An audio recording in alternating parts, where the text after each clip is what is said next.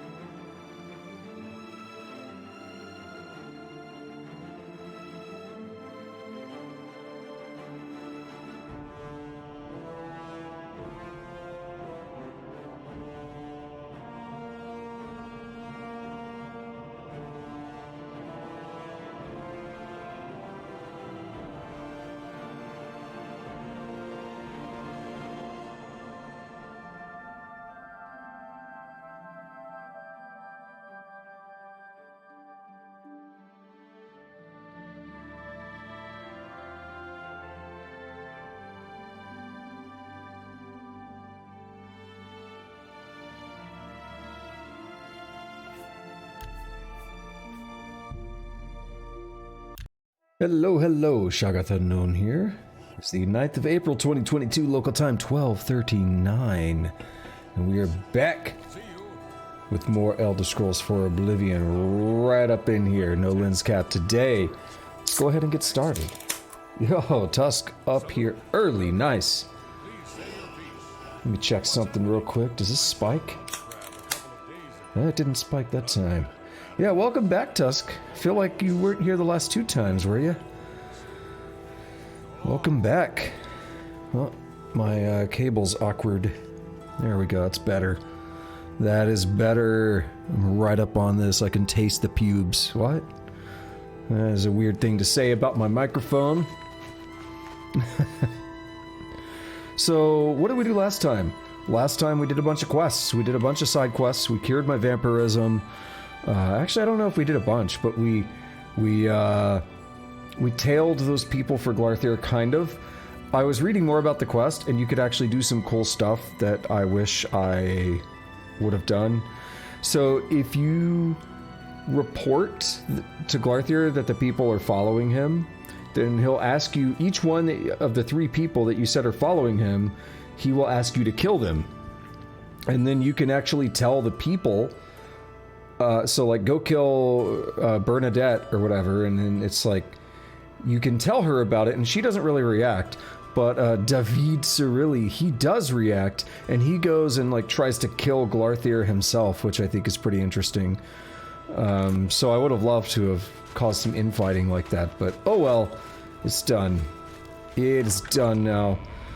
Glarthir is dead because he attacked me because he's a dumbass. Yes. And we are... yeah, so we did that quest. We did the... we cured my vampirism, and we did that Akavir thing, the lifting the veil quest, so that's pretty cool. And now we don't really have anything active. I believe... Yes, I was gonna say, I believe I was gonna go to Anvil for something, and I was considering doing the gang quest line, since we have heard about it, but I haven't done it. Oh, my map zoom isn't working, why? Let me try opening the map again. Oh no, my map's broken. That happens sometimes, like it doesn't initialize properly. Main gate. Alright. How do you reach the last giant now? Sorry it took me so long to respond. That's like the first boss or whatever. I don't know where you're at, but he's just in the forest. Was it called the Forest of Fallen Giants or something? You should be able to... I think there's like an elevator or something that leads down to him. I don't know, it's been... Like, I can get there, but it's hard to explain. I wouldn't go in there unless you have a strong stomach. How have we not heard this before? Leave everything just the way it was until the investigation into the chapel attack is finished. How have we not heard this before? It's like it knows we're about to do the Knights of the Nine quest line, so it's telling me about it. It's baffling. How anyone could have gotten in and out of there without being seen by our patrols is beyond me. Maybe that prophet is right. Some kind of unholy doom visited upon us. Yeah, so we'll check on that soon. We're gonna do gang first. We're gonna do this little quest line. Shouldn't be too bad. An all-female gang of thieves has been recently plaguing Anvil with a very unique method of robbing. They pick on only the men. If you want to help us do something about it, go talk to Gogan and Melona.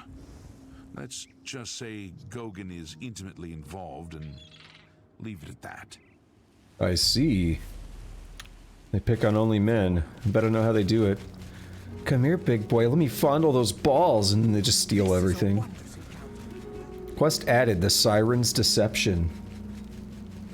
Yeah, the castle is where the elevator is at, in the forest. Hello there. How would you like to get my husband Gogan out of hot water? That'll be fun. What's he done? Believe me, he'll need all the help he can get to worm his way out of this one. To think he'd fall for the gang's scheme. Oh, I could kill him. What a loser. I'm sorry. I'm rambling, and you look confused. Let me explain.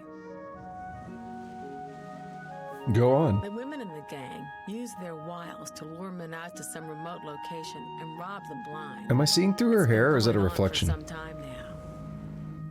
The city guard hasn't done very much about it, because frankly, the men who are robbed are so embarrassed, they don't want to report it. Take, for example, that good-for-nothing husband of mine, Gogan. He cared more about their charms than my own. Yeah, we're seeing through her hair, I'm pretty sure, because I see the lines which match up with the bricks. That's weird. Gang. When Gogan was, with the women, they took something quite valuable from him. No, it's not what you're thinking. His He penis? was carrying a precious family heirloom with him when he was lured out to their lair. It was a small ring given to him on our wedding day. Ah, Prince The Albert ring piercing. belonged Got to it. my mother and has been in the family for generations. I'm willing to give you all the money I have to get it back. 100 gold. Can you help us? Yes, I'll help. Thank you. I'm afraid I can't offer you much help, but I'll do what I can. Okay. All I can tell you is that the best place to start is at the Flowing Bowl. It's a tavern located outside the city walls near the waterfront. Gogan may be able to give you more information beyond that. The Flowing Bowl attracts the worst Anvil has to offer. Always be on your guard. Got it. And no Tusk, like, I mean, the forest is not under the castle. The castle's in the forest. I think it's called the Forest of Giants, or the Forest of Fallen Giants, or something. It sounds like you might be at Hyde's Tower. So the game wants me to go in there, but it's locked. So we'll just do it the only way I know how. Love of Azura. Can't imagine. What do you want? I'm here to help you. Gang. See, my wife couldn't keep a big mouth shut. Yes, it's true. I lost the family ring to those Sirens. I'm ashamed about the whole incident, but not ashamed enough to ask for your help.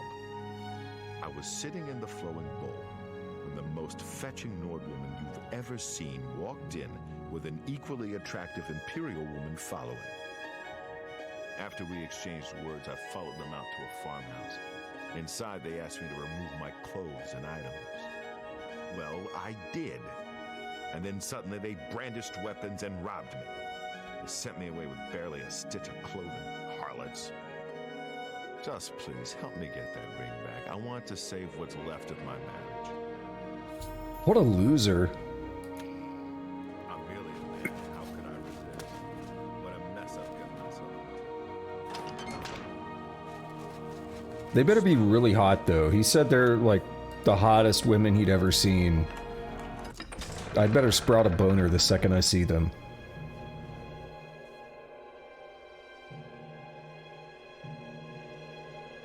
So yeah, Tusk, it sounds like you're probably at Hyde's Tower, which is a different direction from the forest.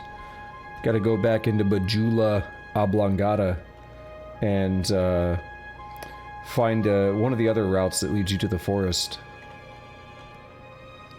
Because there's 4 routes you can take from Majula. And if you're seeing water and it's castle-y, then that's probably Hyde's Tower of Flame. Looks like you're handy with a blade. Timothy LaRouche, it looks like you have a bit of a problem. I'm going to let you sort that one out yourself, buddy. Oh, he did. Nice, good job, Timothy. See? I had faith in his ability to sort that problem out on his own, and he did. Trust in others. Yes, Master. You need me? What the fuck? I'm uncomfortable by that. I'm slightly... I just can't sleep. I lie down and close my eyes, but I can't stop. I haven't seen you here before. Yo, what's up, girl? Oh, damn, I got a boner already. Ooh, I'm uncomfortable. Well, if you're up to it, I think we can solve that little problem. You see, me and Faustina here are lonely too, and we've been looking for someone. Oh, yeah? You look like just what we need. I'll tell you what, we have a cozy farmhouse not far from here where we could, well, get to know each other much, much better. I'll mark it down on your map just so you won't forget where to find us. Meet us there around 11 o'clock. I can promise 2 you boners. a night of fun you won't soon forget. Both my left and right dick are erect now. Do I really have to spell it out for you? You're a man, and I'm a woman with a certain desire. You figure out the rest. Farewell. What is What's it? the news from the other part? Those famous for good deeds. There's too many people talking in the stairwell. Literally all those people standing on the stairs. It's kind of hard to see her, to be honest. What's the news from the other parts of Tamriel? Adoring fan trying to get him some. He's gonna get robbed. Hello. Hello. Hello.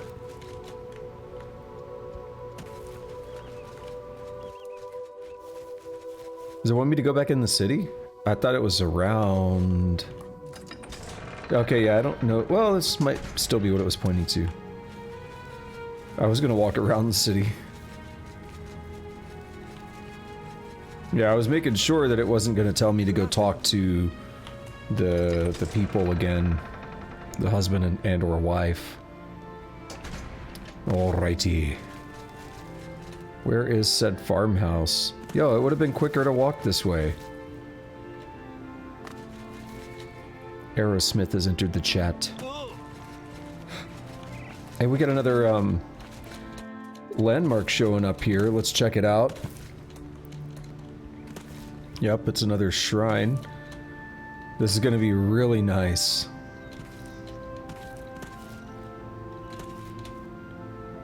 It's gonna make my job really straightforward when we start Knights of the Nine. It's the Way Shrine of Akatosh. Maybe when we activate it, we get a dragon break.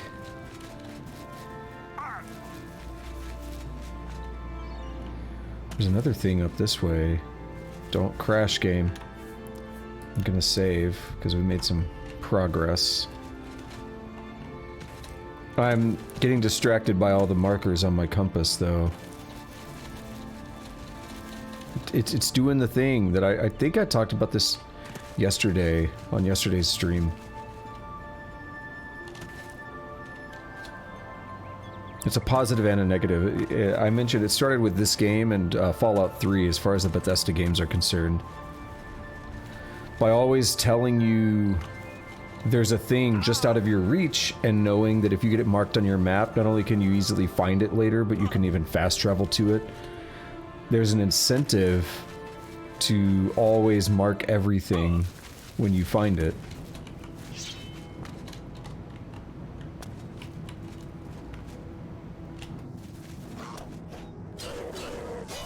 So one thing, the grass is much more lush because of the new mods that I have.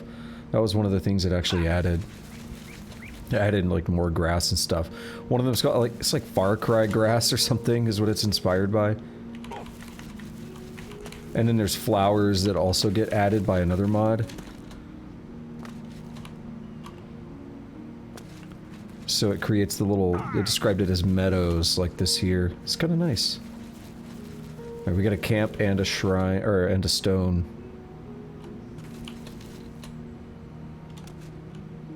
Not only do we have a camp though, we have a treasure chest. Shit, I know what I forgot to do. I was gonna fix that DLL so I could max out my acrobatics and athletics. But I forgot to do that, didn't I? By fix that DLL, I mean remove it. That way there is no code for it to execute. I would like to learn a bit about, you know, game modding and how... So I know what a DLL is as a programmer, but I'd like to know how game modding works with, where people are able to create DLLs and the game runs them. Alright, who did that? You? You're getting console killed, I don't care. Knocking the weapon out of my hand, I'm done with you.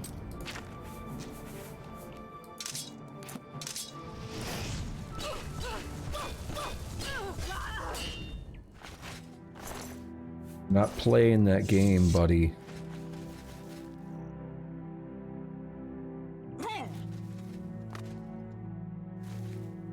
Alright, so we uncovered a couple other things here. But yeah, I'd like to know how it is that the DLLs that are being, you know, that are being provided by like script extender and such, how do those actually get called and executed by the game? I'm very intrigued by that. And this is far from the only game that I've seen, you know, where modding can include DLLs. You know, just for the quick aside, a DLL is a Windows construct called a dynamically linked library. In Linux, the same thing is called a shared object or a .so file. And basically it is when you write code that you want other things to be able to use, you can build a library out of it. And then all they need to know is what I will loosely describe as an interface, but they really need to know like your header files, like what does your code look like? What do the functions in your code look like? And then as long as you have the DLL file, you can call into that file and hit those functions, but without having to actually, you know, build that code yourself. The DLL file is like, you know, it's already compiled into a library. So all you need to know is how to interface with that code. That's kind of the general idea of a DLL or a shared object. So again, I'm curious how the game actually reaches into those DLL files. Need to look into that. I've arrived at Gwedin. I'll need to wait around until 11 in the evening to go inside and find out what Faustina and Signy have in store for me. Hopefully they're gonna fondle my balls a bit. That'd be nice. The forest should be way easier than Hyde's Tower. Hyde's Tower is really... I mean, Hyde's Tower is not terrible, but the dudes there are individually stronger than any of the ones that, in the forest. Well, with a couple exceptions. There's a couple Hyde Knights in the forest. What's going on with you, Jaeger?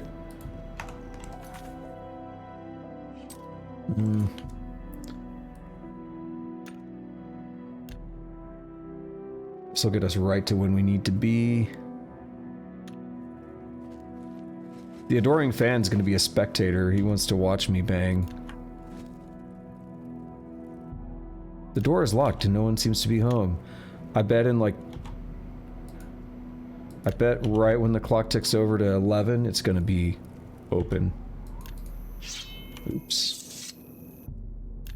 Oops. Ah ha ha, there we go. I see you took us up on our offer. Good. Yo, what's up, girl?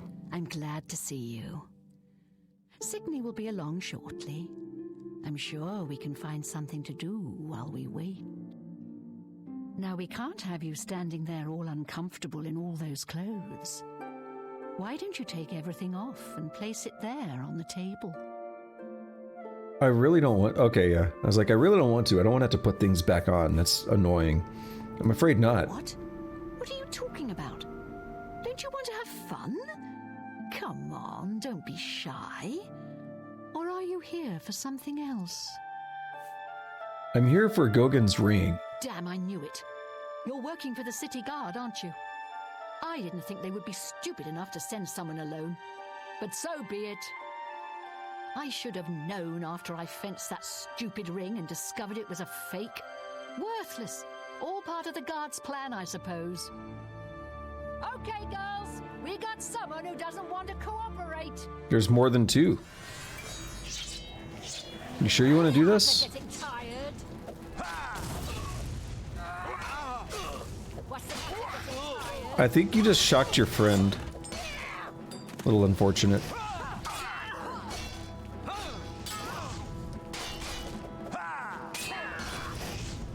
Oh, that's an unfortunate death position. If you so dare, just knock my weapon loose. Dude, that blade went nuts. Alright. After entering the farmhouse, I encountered Faustina, who tried to entice me to remove my weapons, armor, and clothing and place them aside. Knowing this was a ruse, I refused. She yelled out and the rest of the gang entered the room fully armed and ready for battle. I had no choice but to kill them. We had a feeling you'd be surprised when you saw us in our real uniforms. I see you have a puzzled look on your face. Ask away. Alright, yeah, let's talk about it. So the ring really was fake. I see. Gogan and I are really members of the Anvil City Watch. I suppose you could say we work undercover. We've been trying to foil Faustina's gang for months now. Every time we tried to interview a man who was lured there, they refused to talk. The women in the gang picked married men to seduce for just that reason.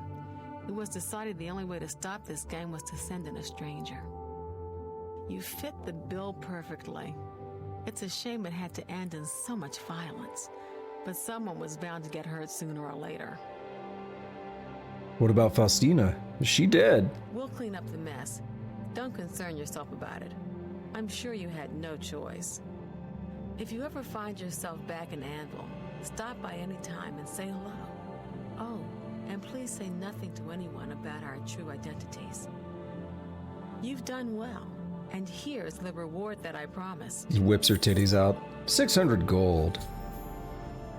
Alright, quest is done. Lady Umbernox has hired a new captain of the guard. I want to look at that dagger that got kicked around. Got a lot to do here. We can talk later. Wit Splinter. It's unique. I didn't expect that. Look at this awkward-ass position she fell in. Oh, it looks weird. Hello. This lady's like spread eagle. How are things? Not bad. Anvil is all in an uproar. First the chapel attack. Dark Souls 2 isn't that bad, Tusk. Just not used to it, probably. No. Absolutely.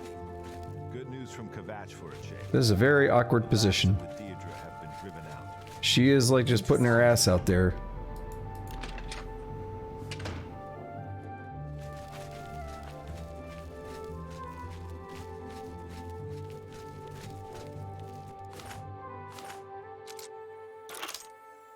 What do we have here? A couple random things that aren't really going to be worth much. Heinrich's shirt, Benares' shirt. Ah, interesting. I can't wait to see you tonight. My every day is spent thinking about when we will next be together. Soon we will be married and we can be together forever. Your true love.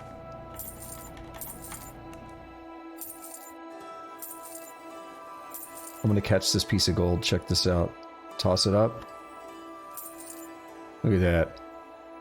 Astia's necklace. Yeah, everything's named because it's all the crap that they stole from people. Remember that time in Morrowind at Nisus when we found that dude who was like, "Where are my pants? I need my pants." Have we read the Lusty Argonian Maid in this game? Yeah, I think we did. Because I know we read it in Morrowind, right? I mean, we can read. Let's read it again. It's so short. The Lusty Argonian Maid, Act 4, Scene 3 continued. Certainly not, kind sir. I'm here but to clean your chambers. Is that all you've come here for, little one? My chambers? I have no idea what it is you imply, master. I am but a poor Argonian maid. So you are my dumpling, and a good one at that. Such strong legs and shapely tail. You embarrass me, sir. Fear not, you are safe here with me. I must finish my cleaning, sir. The mistress will have my head if I do not. Cleaning, eh? I have something for you. Here, polish my spear. But it's huge. It could take me all night. Plenty of time, my sweet. Plenty of time. End of Act 4, Scene 3.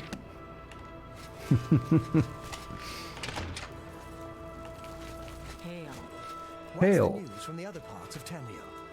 Sounds like the Empire has given up on stopping the skooma trade and elsewhere. And I hear tribal chiefs are supporting the Ren Ridgewick Clan.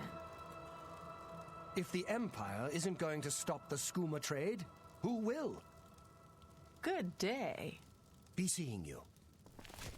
I don't know that I've heard that one in a long time. I don't remember hearing it this playthrough at all, to be honest. That was interesting. A little bit of Elsewhere lore. Just being dropped out of nowhere. You don't really hear a lot about Elsewhere. You don't hear much about it, to be honest.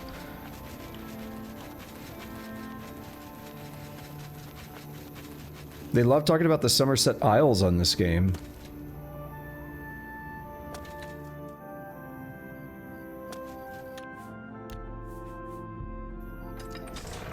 Alright, let's go put some stuff up or whatever. Just clean up my inventory a bit, and then we will start Knights of the Nine. Also, one fun thing to remember is that last time I enchanted my greaves to restore health, so that's fun. Does Wit Splinter drains intelligence, damages magicka.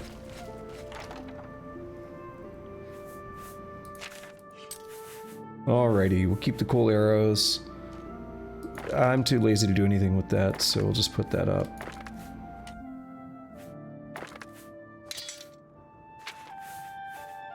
I want to basically drop down my encumbrance as much as possible right now with things that I'm not planning on using. We've had this so long I've never used it. We're not going to use it anytime soon. And I don't need the feather shoes now.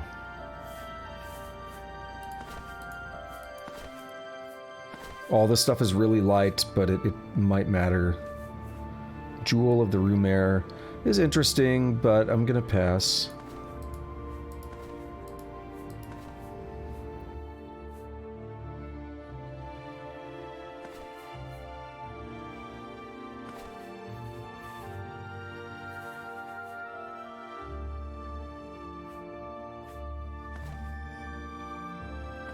Alright, I think pretty much gonna be happy with it. Why is Spellbreaker not equipped? That's a problem, isn't it? Wait, it is? What do I have equipped? Oh, I had the Escutcheon of Coral. What is bullshit, Tusk? What is bullshit that would be helped by a second save? By a new game? Because you're just gonna be... You're just gonna be starting over.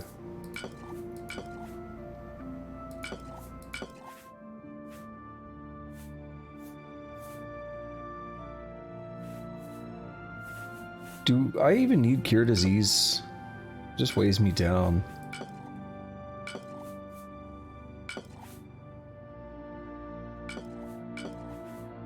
Like, I always tell myself some of these things are interesting and then I don't use them.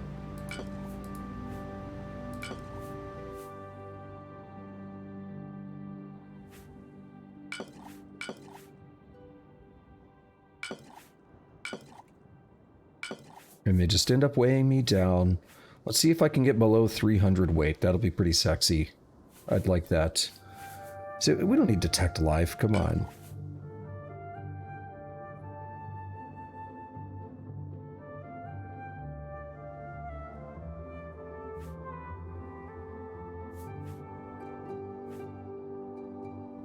Don't need that.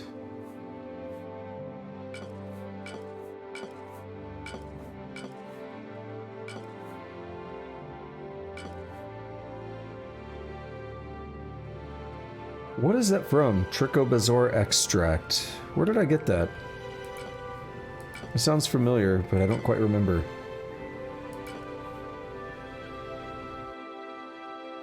That's too shitty to keep. Ha, nipple bread, hell yeah. It's my favorite kind of bread. Nipples kick ass. Yeah, Tarkin Cat with the follow. Thank you, I appreciate that. No. No. Yo, it's been a long time since I've had so few, potions on me. It's kind of crazy.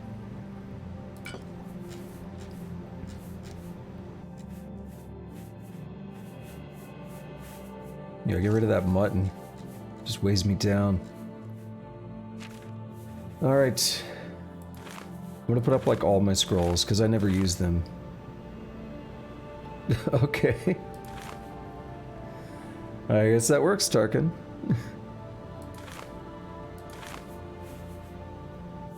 I'm slightly confused, but it's okay.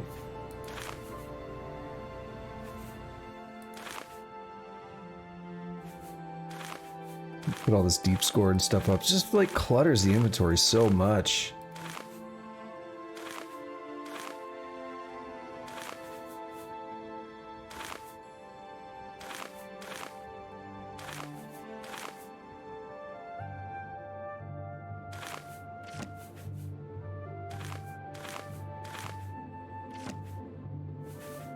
Alright, just about done, I think. We haven't got below 300 encumbrance, unfortunately, but we're doing pretty good.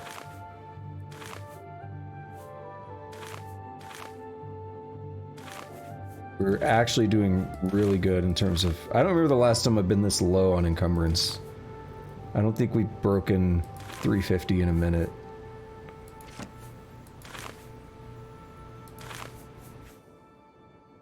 Oh, was it? Okay. Yeah, I was like suspecting it could have been, but I was confused. Ah, I got you. Feather. Yeah, we don't need that. Scroll of trans. That's a thing. That's a thing from Lame. Chameleon. We don't need that. This is my favorite part of the game, is inventory management, like, all the time. Isn't it great?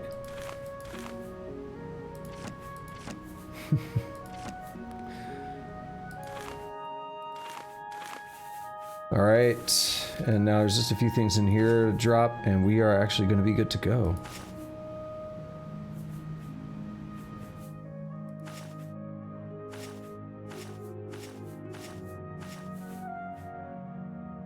Encumbrance of 318. If I got rid of all these arrows, that would maybe do the trick.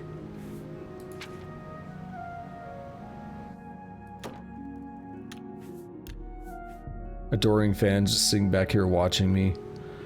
What a weirdo. What a nerd. Alright, so we got Knights of the Nine stuff to check out. I may have done this quest before in the past, but I really don't remember. Like, I feel like I had the armor that's, like, associated with the quest line, but I don't remember doing it. So, let's see what it's all about. And then once we finish it, we head over to Shivering Isles, and we're done with this game. This might be, like, today and tomorrow, maybe one more session. Who will stand for the 8 and 1? Who will complete Helenol's holy mission of vengeance upon Umaril, the Unfeathered? Look well upon this chapel of Debella. Look at the faces of the dead. This is your future. Evil has returned, and the Nine need a champion. Oh, unhappy Tamriel. This guy is nuts. Crusader, in these latter days of petty strife and lesser men. Who will... Oh right. My! To what do I owe this honor? I am but a humble prophet. What business do you have with me? I think usually people calling themselves prophets are probably in it for the money or something. You usually don't... people don't tend to refer to themselves as prophets if they actually are serious. They try to be more humble.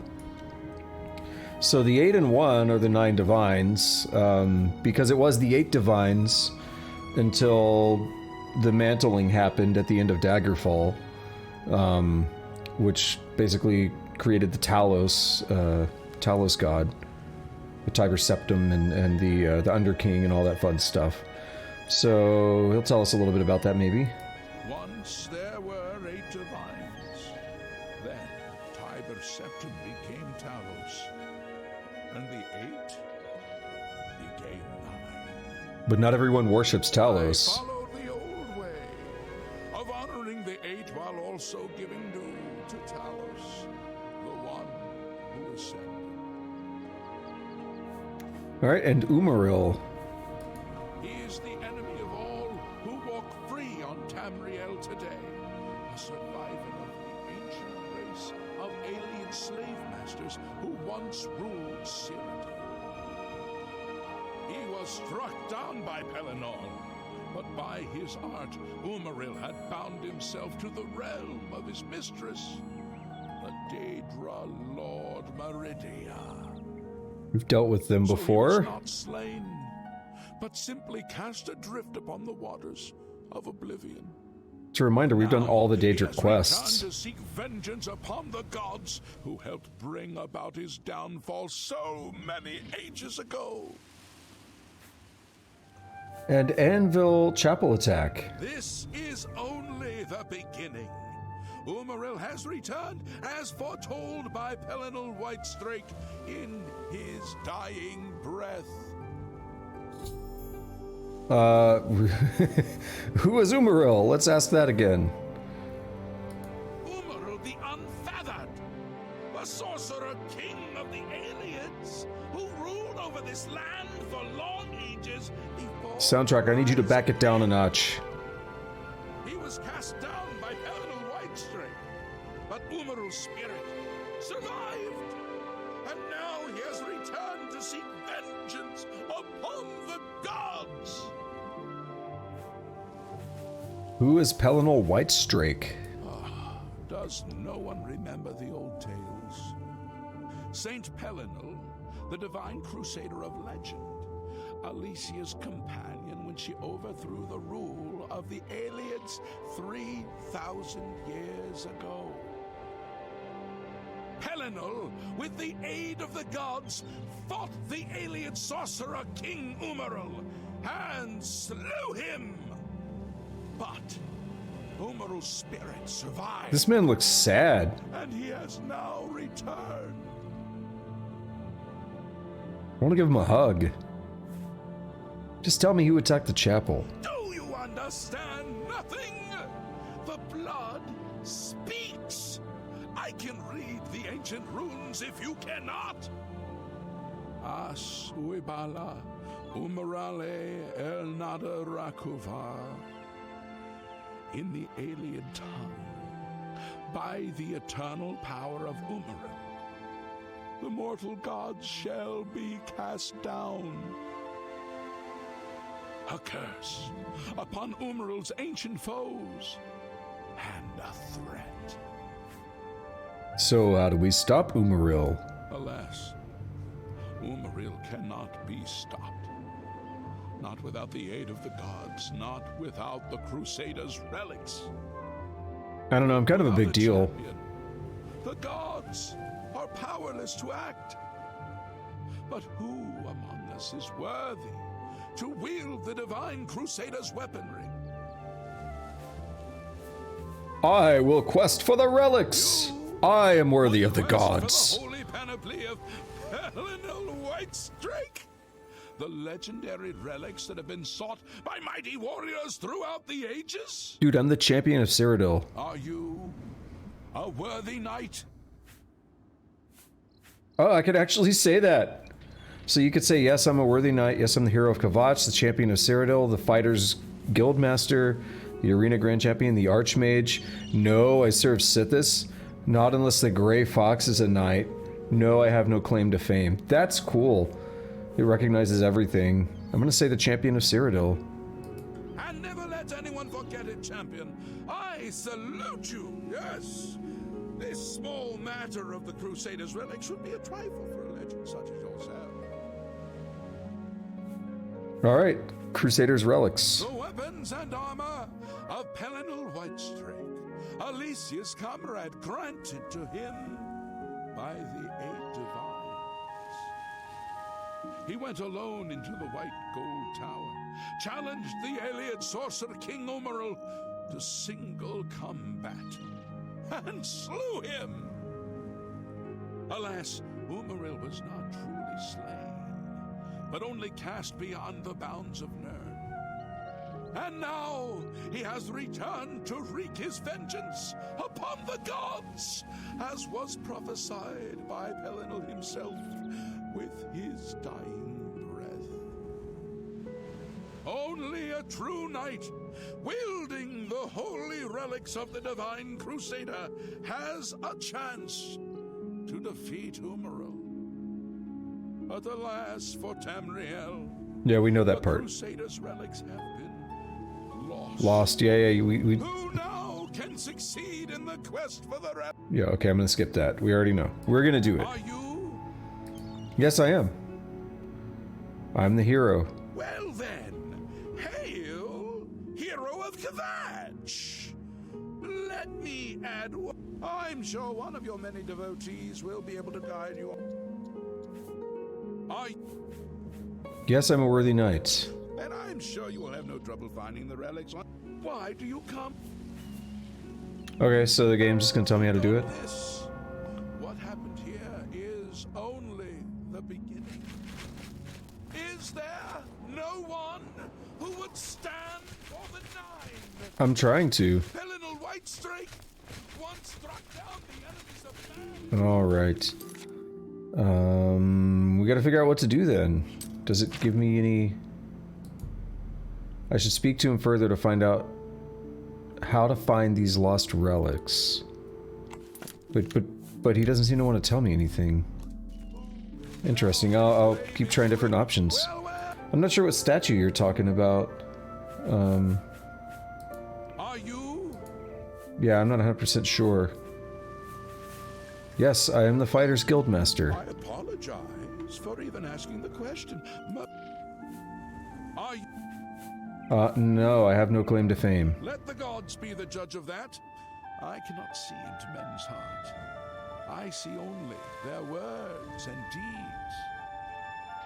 How can I find the The relics? gods grant insight to those they deem worthy. Why and how they act is not predictable. What I can tell you is that, traditionally, knights who wish to quest for the relics... Pilgrim's Way, got it. I mean, I knew I was gonna have to, but... Travel to the way shrines of the nine divines. Pray to each of the gods in turn, and ask their favor upon your quest. If the gods deem you worthy, you will be granted a sign. Go forth with the nine's blessing. Alright. For those who would repent their past deeds, walking the pilgrim's way is a traditional way to cleanse yourself before the gods. So this is important. Follow the map I gave you. Visit the way shrines of the nine. Pray and wait for a sign. Umaril He again. was defeated, but not destroyed by only a true knight.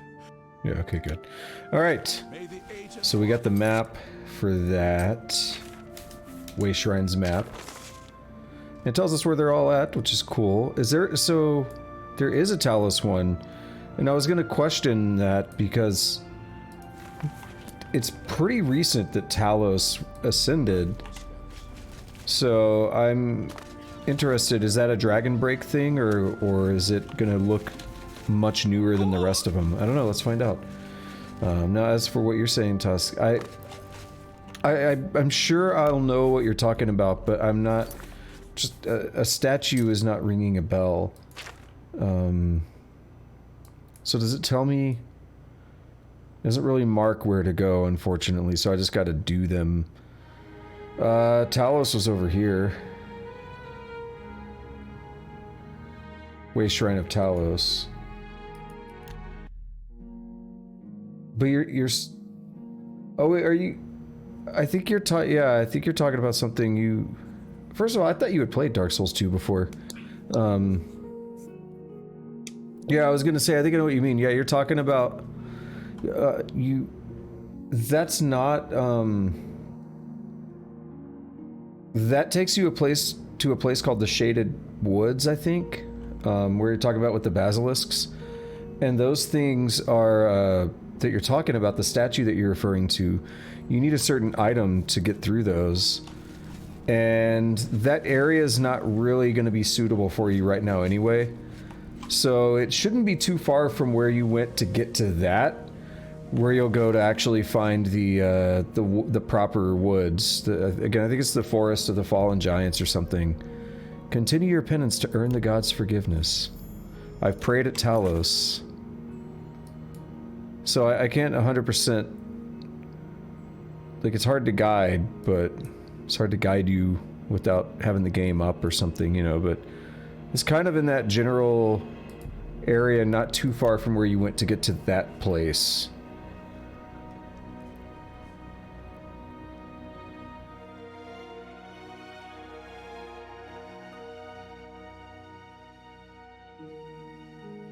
Yeah, not only did you not play Dark Souls 2, but you didn't even see my playthrough of it because it was before you ever got here. It was back in December of 2020. I have prayed at Stendarr. This is going to be way better than it could be thanks to the fast travel options. Akatosh. I might have to go clean up some extra ones. We're just gonna hit them as I find them. Shouldn't be too bad.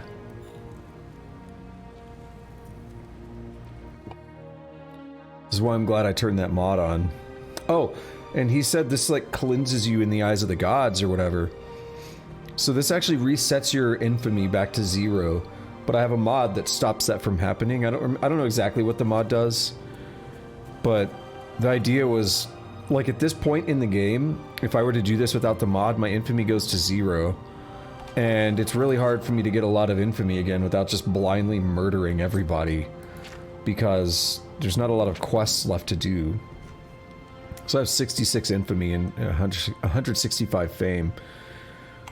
That's quite a lot. And there are reasons you need infamy for certain things. There are certain things where you actually need more infamy than fame. I've prayed at the Shrine of Akatosh. Okay. Way Shrine of Debella. I feel risky by not saving. Crash imminent. Who else sometimes eats and then they, like, you simultaneously feel full but still hungry? Like I know that I've eaten a decent amount of food, I know that I should be full, but I just have this slight feeling of like hunger, like I want to eat more. And I hate it.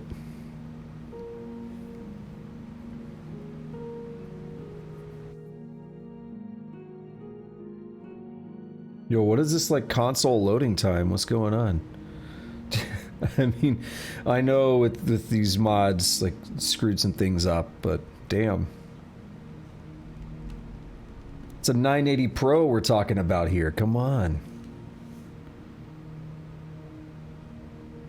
Yeah, and I've said this before, but we're just gonna tough these loading times out for the remainder of the game, because we're really on the downhill slope of Oblivion.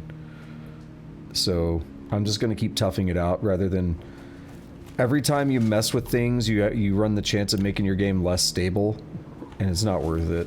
It's not worth it when you've got something that's kind of working.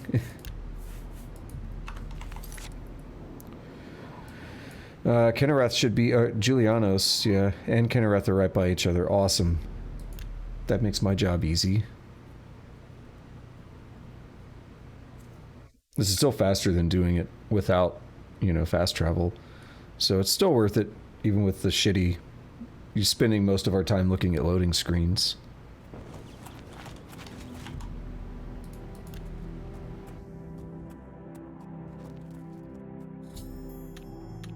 I think I am going to walk to the Kennereth one here, though, because... It's super close, yeah. It's that. Even though fast travel would... Since everything's already in cache, in memory... Probably be fine to fast travel.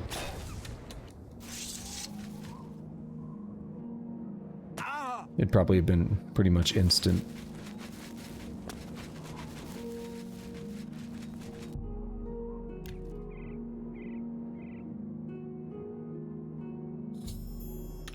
Right.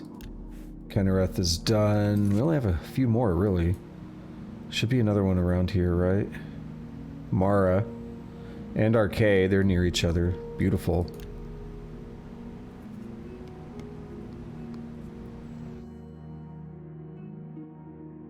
Yeah, we're making good progress. I like this.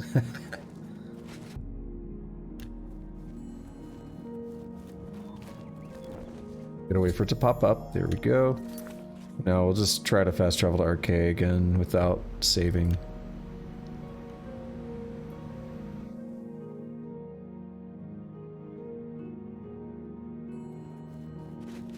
It's a nice view there. I like it. I forgot to pay attention to the condition of Talos' shrine.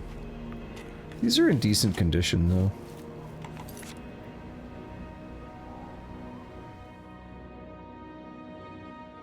Oh, there's another Akatosh one. Yeah, so I was gonna say, I feel like I've discovered more shrines than there are gods. And that explains why.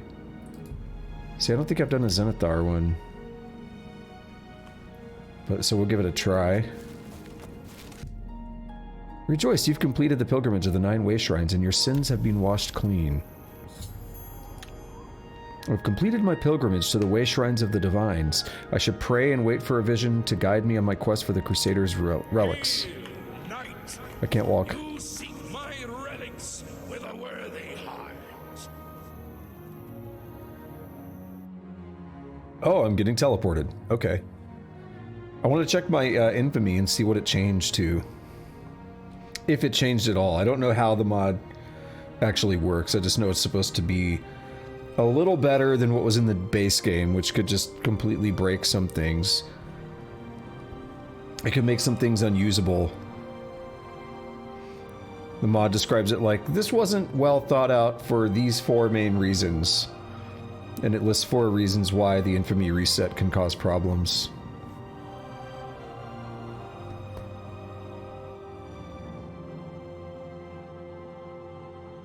And we wait. And we wait. And we wait. Oh, what's up? Holy shit. Have woken me from my endless dream. Bro, I'm flying. Perhaps you have entered my There's Frostcrag. and I still sleep. I think others have sometimes spoken to me. Others like you, but my memory is doubtful. Perhaps the others came after you. Your need must be great for the gods to allow us to speak. Has Umaril the accursed found a way back?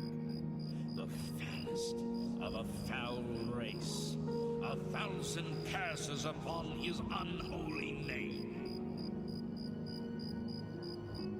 I thought I'd won, but I should have known. The slave masters are a cunning breed. Umaril found a way to cheat death as I could not. If you would seek for my relics, I know little that can help you. All that has passed since my death is like mist that my mind cannot take hold of. My friends built a shrine upon the site of my death, where the elves tormented me in a final act of revenge. I can show you where it once stood. Perhaps it is there still. Alright, we'll check it out. Fare thee well, sir knight. May the gods grant you to destroy. I can't hear you, bro. You got so quiet.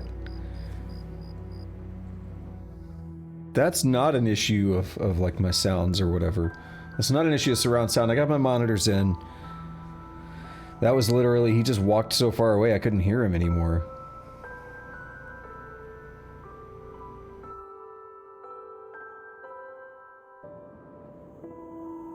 You know, thinking back to the beginning of the stream when we did the gang quest line, you know, we should have just gone guts on those women, just banged them anyway and then killed them.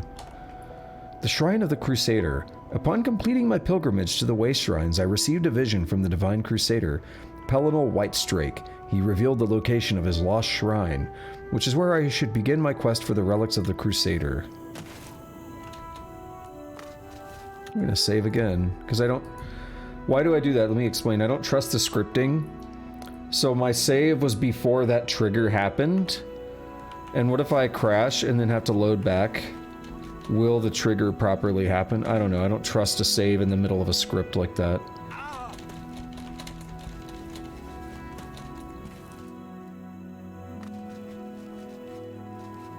And, yo, the Nutsack bros. Yeah, the Nutsack dudes are, near the Shaded Woods still. Where the basilisks are at. Alright, how far are we actually going? Very. Okay. Let's go to, Old Bridge, or...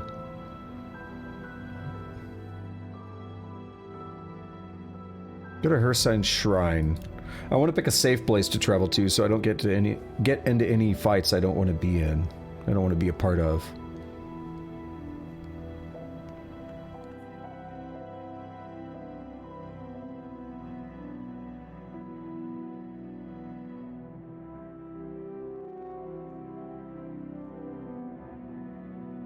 The troll looks goofy. I like it.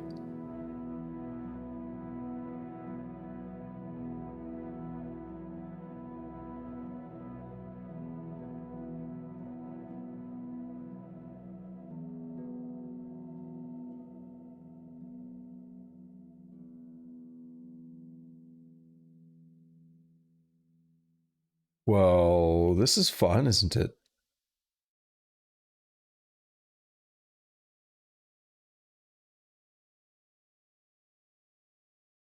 Well, this is fun, isn't it? There we go. Jesus.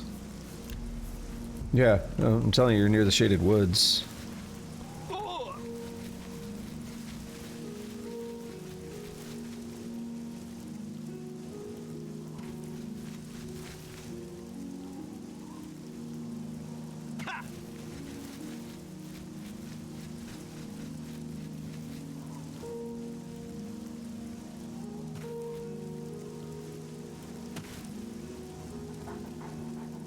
Bark. Bark. You're a good boy, I love you. I would die for you.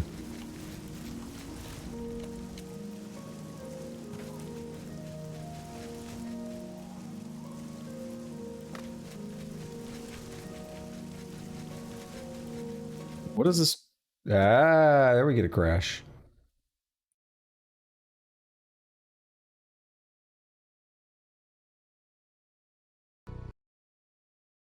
What is this random horse in the bridge? I want to try and find it again. See if it's still there.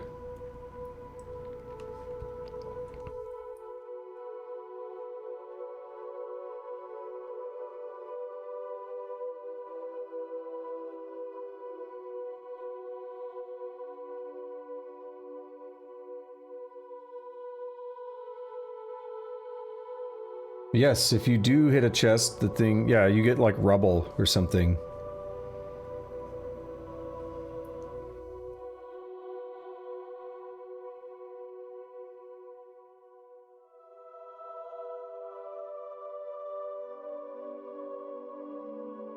Why'd you do that?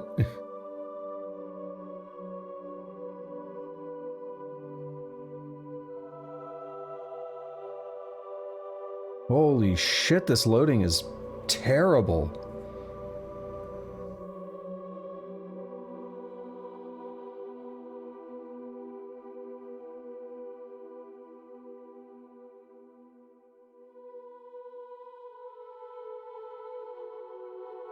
Wow, come on, just let me in the fucking game. This is one of the worst spots in the game, too, because it's right by Old Bridge. And Old Bridge is one of the worst loading spots in the game. I don't know what it is about it.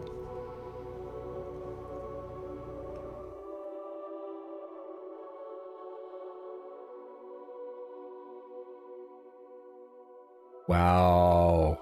Can I play the fucking game?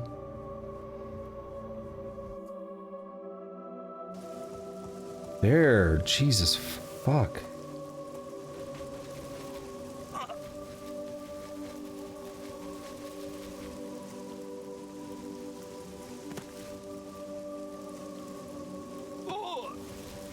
Yeah, that's actually really bothering me. Yeah, just for the recount, or for the recap, hold on. Bark. Bark. You're a good boy, I love you, I'd die for you. Thank you. Just for the recap, game was crashing a lot. I found out about a tool called Wabbajack, which, kind of automated mod installer, that's kind of what it is. So using that tool, I installed it through the Valleys mod list, and then took some things out, added some things back that I wanted, and... Oh my god, dude, I don't fucking...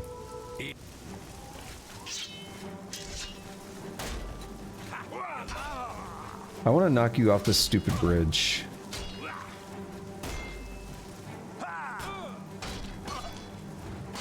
You don't die. There. Oh, that's garbage. Why did he spawn back on the bridge? Wait, who's mad?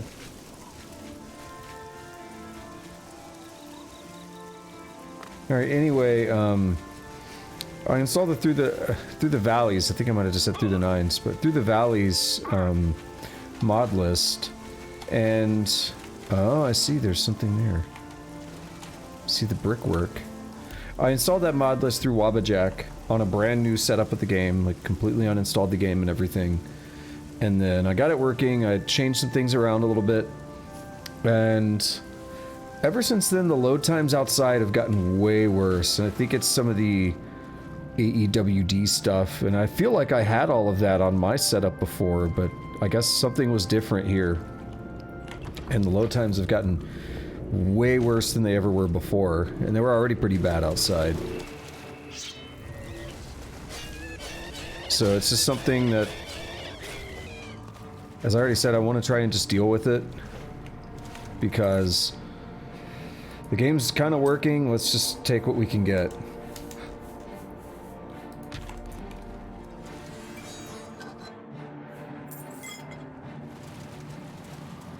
And we're on the downward trend of this game, so take what we can get.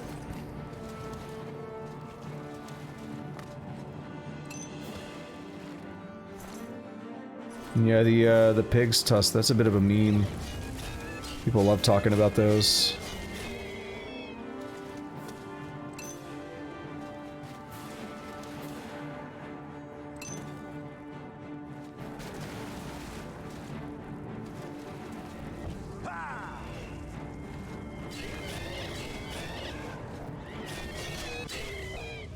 Is that a trap shooting at him, or was that...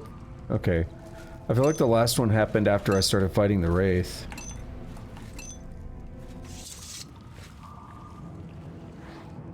What's happening? Something is mad. Probably put my life detect stuff on.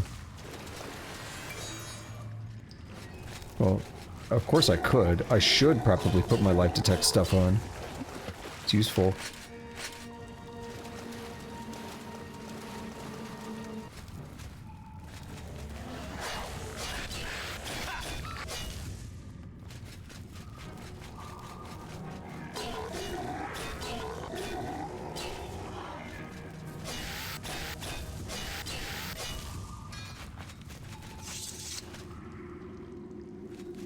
Interesting that it doesn't seem to be pointing me to that. I think it's actually pointing me to something else, which I could probably get myself to with various methods of cheese. We had a high jump a moment ago, yeah, or we could do that. It's opened remotely. But from where?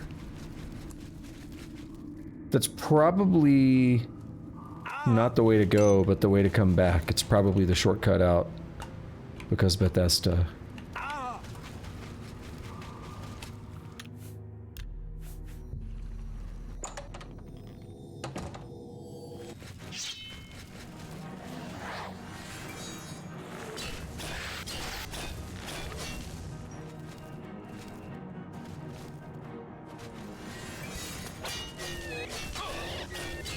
Dude, why is that Wraith taking so many hits? Damn.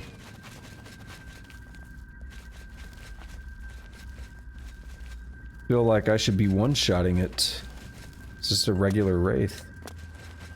Not even a gloom wraith. Yeah, this feels exactly like the Imperial prison stuff. Why does everything need a key? Knights of the Nine Shield. Ah. I found the body of Sir Amiel, who appears to have perished centuries ago while questing for the Shrine of the Crusader. Perhaps I can find some clues on his body that will help me on my own quest. That will help my own quest for the Crusader's relics turn out better than his. Priory of the Nine. Cool. Sir Amiel was a member of the Knights of the Nine, a holy order devoted to recovering the relics of the Crusader. Through reading his journal, I've learned the location of their former headquarters, the Priory of the Nine in the West Weald. Once I've recovered the helm from the Shrine of the Crusader, I should proceed to the old Priory. According to Sir Amiel's journal, the helm of the Crusader is located in Pelinal's Shrine. Okay, cool. So next up, I want to read the journal. This journal is a record of failure, my failure. In the immediate sense, this is no doubt obvious. If you are reading this, you are probably standing over my body, slain in the depths of the shrine of the Crusader. Perhaps the gods granted me the gift of at least glimpsing the holy helm before I died, undeserving though I am. I must believe that you are indeed a holy knight, following in my footsteps in quest of the Crusader's relics. It is to you, Sir Knight of my hopes, that I direct these words. May the account of my failures help you avoid my fate. Know that my failures encompass far more than my own death, which is of little account at the end of a long life. The high ideals of the Knights of the Nine, of service to the gods rather than men, of dedication to a higher purpose, these are my failures, as I shall record here. As I write this, the scratching of my pen, the only sound in the empty priory, I am preparing to embark on my last quest for the helm of the Crusader. I know that my chance of success is small. I am too old for such a task. This quest should have been taken up by the next generation of Knights of the Nine, while Sir Caius and Sir Beric and the rest of us stayed behind and spun tales of our days of glory. Alas, there is no next generation. Sir Beric is my embittered enemy. The rest of my old companions are all dead. There is only me, the last stubborn knight of a failed order. For many years I blamed Sir Beric for the dissolution of the Order, but in my old age I have finally come to recognize my own part in those tragic events. I now believe that the seeds of our destruction were sown early, although the fruit did not ripen until late. Even in the first heady days, questing for the Cuirass with Sir Caius and Sir Torluf, I set the pattern of personal glory. The cuirass was mine, and although it resided in the Priory, I wore it into battle and accepted the acclaim of my fellows and the people for its recovery. And so it went. The sword and greaves recovered by Sir Beric became his personal arms, and the gauntlets to Sir Casimir. Why not? Should the holy weapons lie idle while there was evil to be vanquished? Should the holy weapons lie idle while there was evil to be vanquished? And who more fitting to carry them than the knight who had proved himself worthy by their recovery? So we told ourselves, so I told myself, but all that flowed from this. When Sir Beric wanted to take his relics with him to the war, who was I to forbid him? I who had jealously considered the cuirass my own and none others. Sir Beric was wrong, but I was wrong first, and the blame for the dispute over the relics falls first on me, the leader and founder of the Knights, who should have set a higher example, but was instead first to claim a relic for my own. Sir Beric's later actions I will leave for others to judge, but let it be known that I do not blame him for the dissolution of the Knights. If he would speak to me, I would tell him so myself. He and I are now all that are left of the original Knights. The others are all dead, and I have dedicated myself to recovering their bodies and interring them in the Priory Undercroft, as is fitting for such holy warriors. Alas, they did not have the leader that they deserved. Now it is time for me to depart on my quest for the helm. If you would follow in my footsteps, Sir Knight, know that the Priory basement, at least, will remain inviolate. I have sealed the stairs, and only my ring will now open it. My brother knights will sleep in peace, in company with the cuirass, the only relic that remains in the Order's keeping. I say that, although the Order is officially dissolved, hoping and believing that the Knights of the Nine will one day be reborn. Perhaps you are the one to restore the Order. If so, go to the Priory in the West Weald. Use my ring to enter the vaults beneath the Priory house. There you will find the cuirass and claim it for your own if you are a true knight. May the Nine guard and guide you. Farewell. Sir Amiel, Priory of the Nine, the West Weald, County Skingrad, year 153 of the Septim Era. 153. That's before Daggerfall, though. So it must be a Dragon Break thing or something. Because there was no 9 back then. It was 8. Am I confused about something?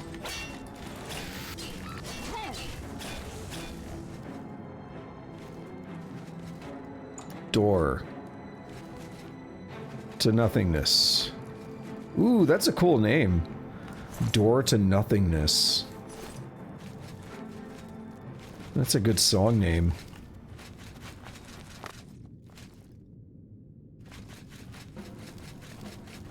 Alright, you want me up here, and I'm not really supposed to be able to get up there, because I'm not supposed to be able to jump this high. But what if I can?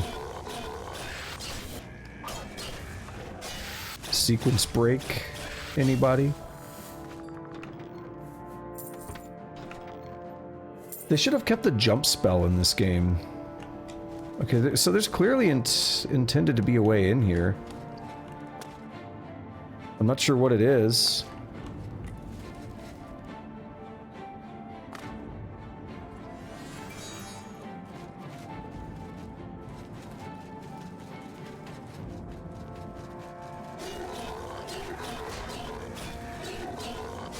Oh, I contracted astral vapors. No. Sucks.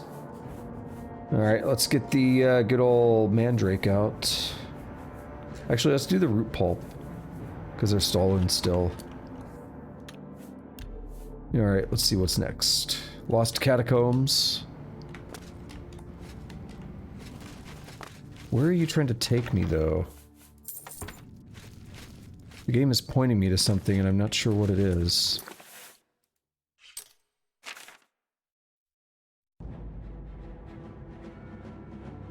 The Catacombs is going to loop back around and take me there. I see. So it's going to be a really long roundabout way to do something that's probably not that difficult.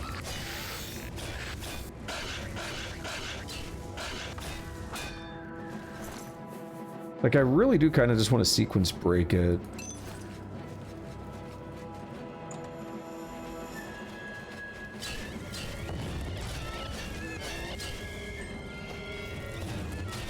But I'm also afraid I'll miss a key item or something if I do that.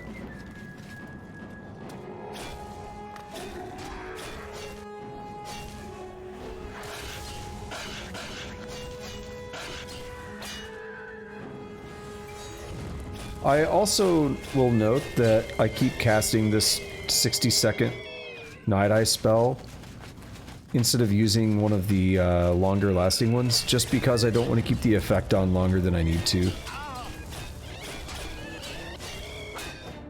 So check this out. I'm a little hurt, but I'm gonna naturally heal over time. It's pretty sick.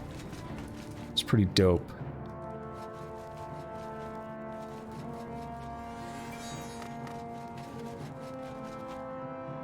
It might take a little bit, but it's gonna happen. You the one causing all these problems? Fuck off, dude. Shrine of the Crusader. Is this not where I just came in? I need to go the other way. That dude was just causing problems. Making things annoying by being in perpetual combat with me. We need to go through here, and then we'll end up back in that other area where it was leading me. Where I could have just jumped to. The Helm of the Crusader. See, we can't even see the helmet properly because of the Night Eye effect, so I'm gonna wait these 9 seconds and check it out.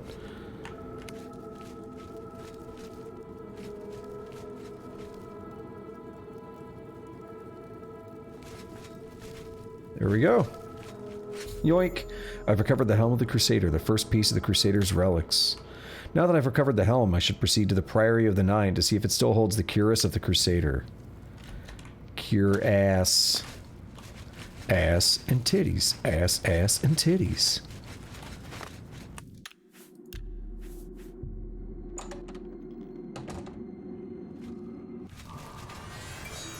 You guys weren't here before. Did I take a different route?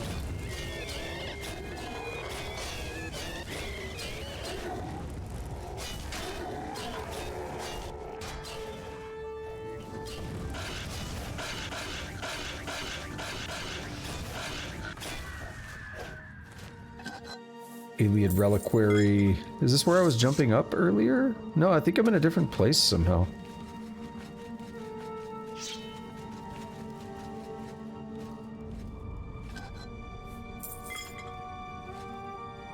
This is it. Yeah, okay.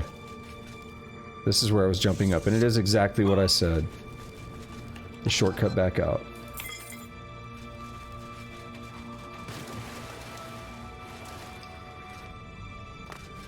Can't go that way.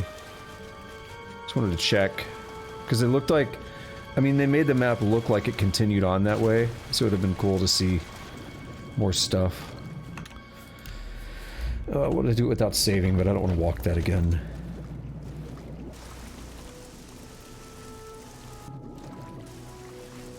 Looks like we got a slaughterfish or something down there. Alrighty. Is that an urn root? Could have used that yesterday.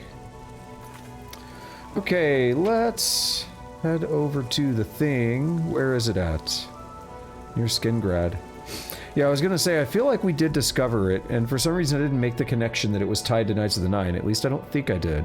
But I remember jumping down this big cliff and being like, whoa, look at this place. Thinking it was pretty cool, and then we just kind of wandered on and didn't do much else. Like, I think we went inside, though. I don't remember if there were bandits or anything. There might have been. It's been a while. I think that was during the main quest still.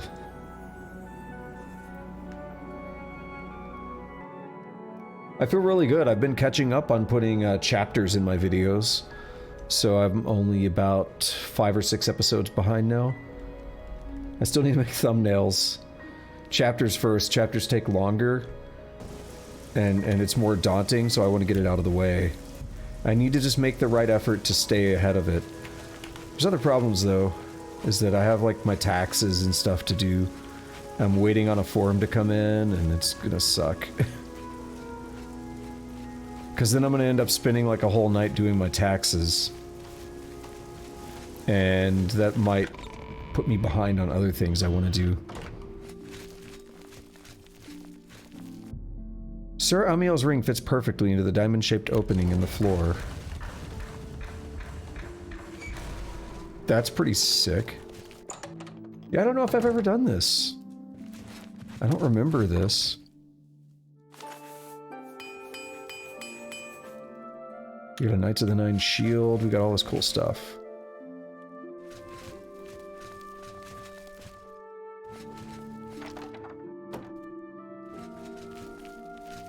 Is that it? No? I didn't actually see a cuirass on it, but I was wondering if it was equipped on the training dummy. That'd be weird.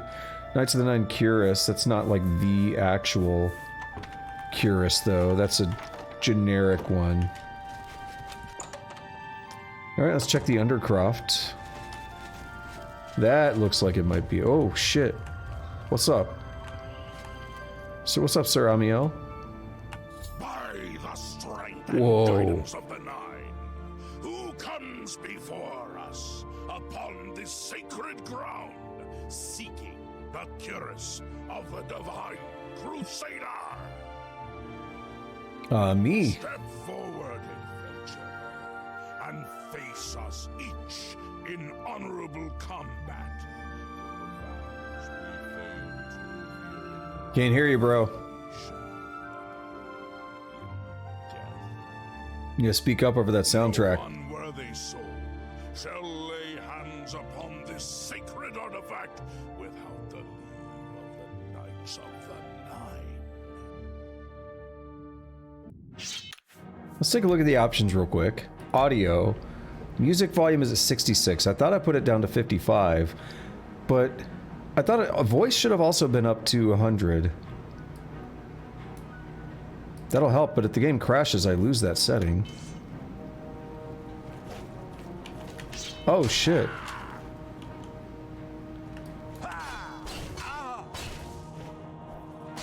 Yo, why is... Oh my god. Stop fucking blocking every... Oh my god. I'm just gonna start console killing them. This is annoying already.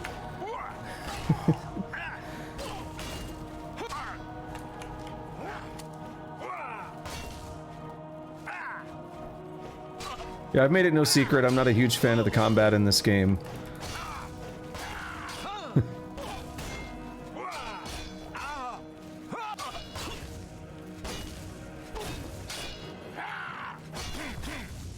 Yeah, can you just not?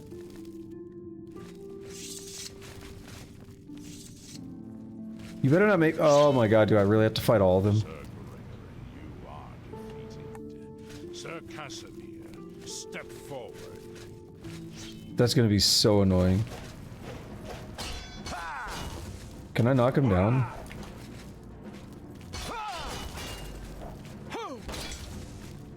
Alright, yep, this one's getting console killed. He did that bullshit.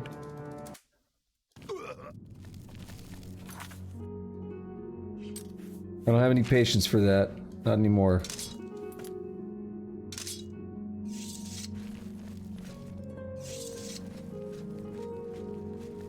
Dude, they're so annoying. You have bested Sir Casimir. Sir Ralphus. Do I really have to? Why?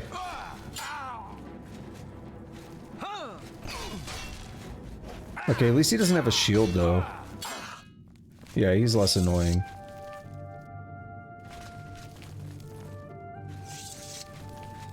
Sir Ralphus, you have fallen.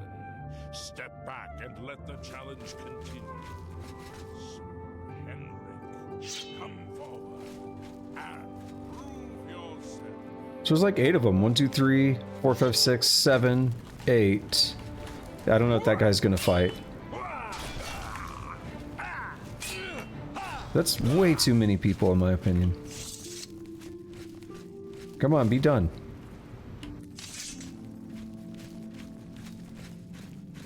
You have overcome half of us, and yet you remain standing. Perhaps Sir Caius shall test your true mettle.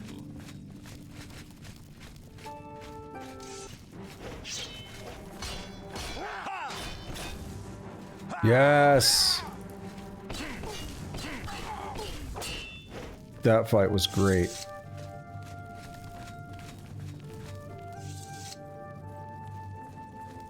Can I not just walk around? You show a fury of faith that I have not seen in centuries, but now you face Sir Jokin.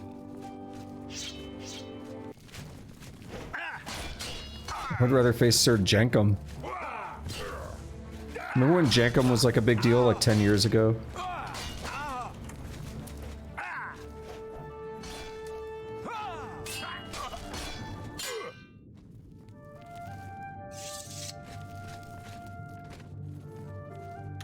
I'm gonna save, because we've fought way too many of these and I don't want to crash.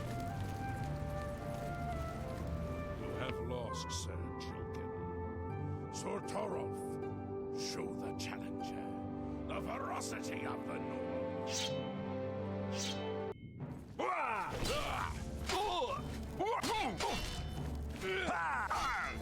You better not do some bullshit. I see you spinning. I know what that means.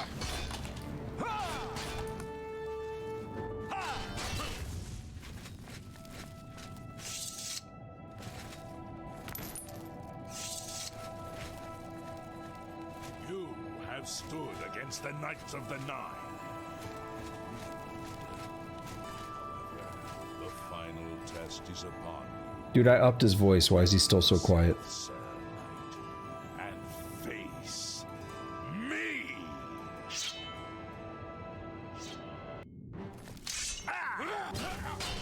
Every time I hear sounds behind me, I think... I don't know, it's weird. Like, it feels like they should spawn in the arena in the center here or whatever. Sir Knight, in 300 years, none have stood against us and lived. Step forward. I'm not moving the mouse like that, by the way. What is yours by right?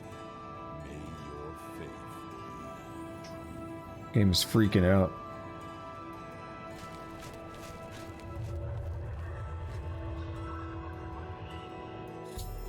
I've defeated the ghostly guardians of the cuirass of the Crusader. I can now claim it for my own. I've recovered the cuirass of the Crusader. I should talk to the ghosts of the former Knights of the Nine to see if they can aid me in my quest for the remaining Crusader's relics. Let's take a look at it. Actually, let's repair it.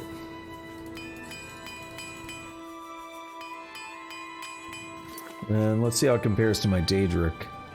It is equivalent to my Daedric, but it's actually better than the resist poison. I'm gonna end up switching to that. I might just do it now. Yeah, it's equivalent to my Daedric. It's the same weight, same defense, but it fortifies health, which is meh, don't care. Resist normal weapons is good. I don't care about fortify restoration either because my restoration is maxed.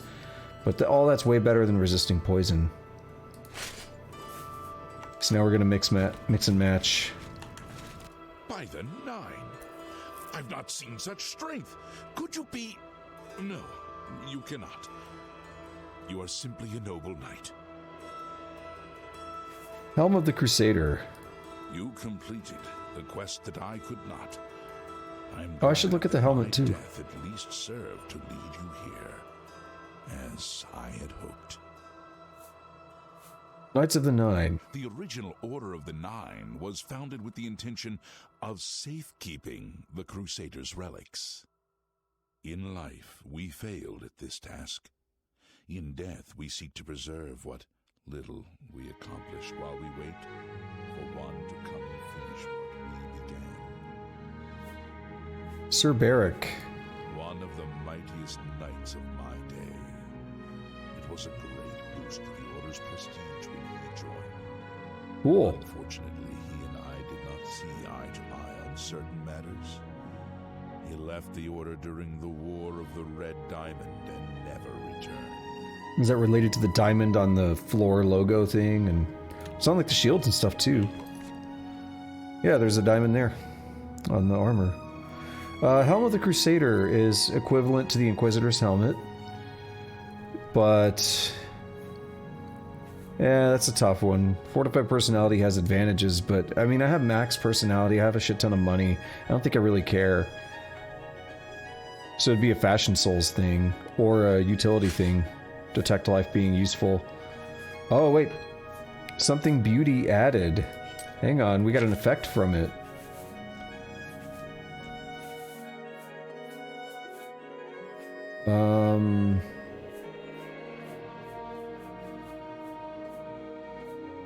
I thought we did. Do I get like a spell or something?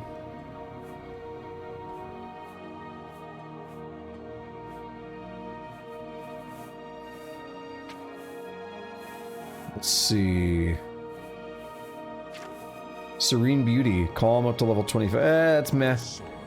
Level 25 isn't a very common thing I'm going to see at this point in the game. Alright, Casimir. I know where you may find the gauntlets of the Crusader, for I was the one who lost them. Though many know where they are still lost. I believe there is something you must do in order to retrieve them. Would you listen to my tale and learn of the gauntlet's fate? Sure. When the Order fractured, I followed Sir Barrick into war, taking the gauntlets with me. When it was over, I returned to Cyrodiil. I attempted to return to the service of the Nine, but the war had changed me. I no longer had sympathy for the weak or pity for the suffering. In the brief time I was there, I did more to hurt the chapel than help it. It was there that I was cursed. Alright, what do you mean by cursed? Also, can you speak up over the soundtrack? Jesus. Options. Audio. Voice is at 100. Music is going to go down to 55. And what do you mean cursed? A beggar who came to the chapel each day for help tried my patience one too many times. I lost my temper and struck him. My blow landed harder than I had intended, and he fell to the floor dead. Arche? Killed in the very chapel of the God of Mercy. Is that Arche? I left the chapel at once, of course, but the damage was done. I was weak, constantly weary, and lacked the energy to do almost anything.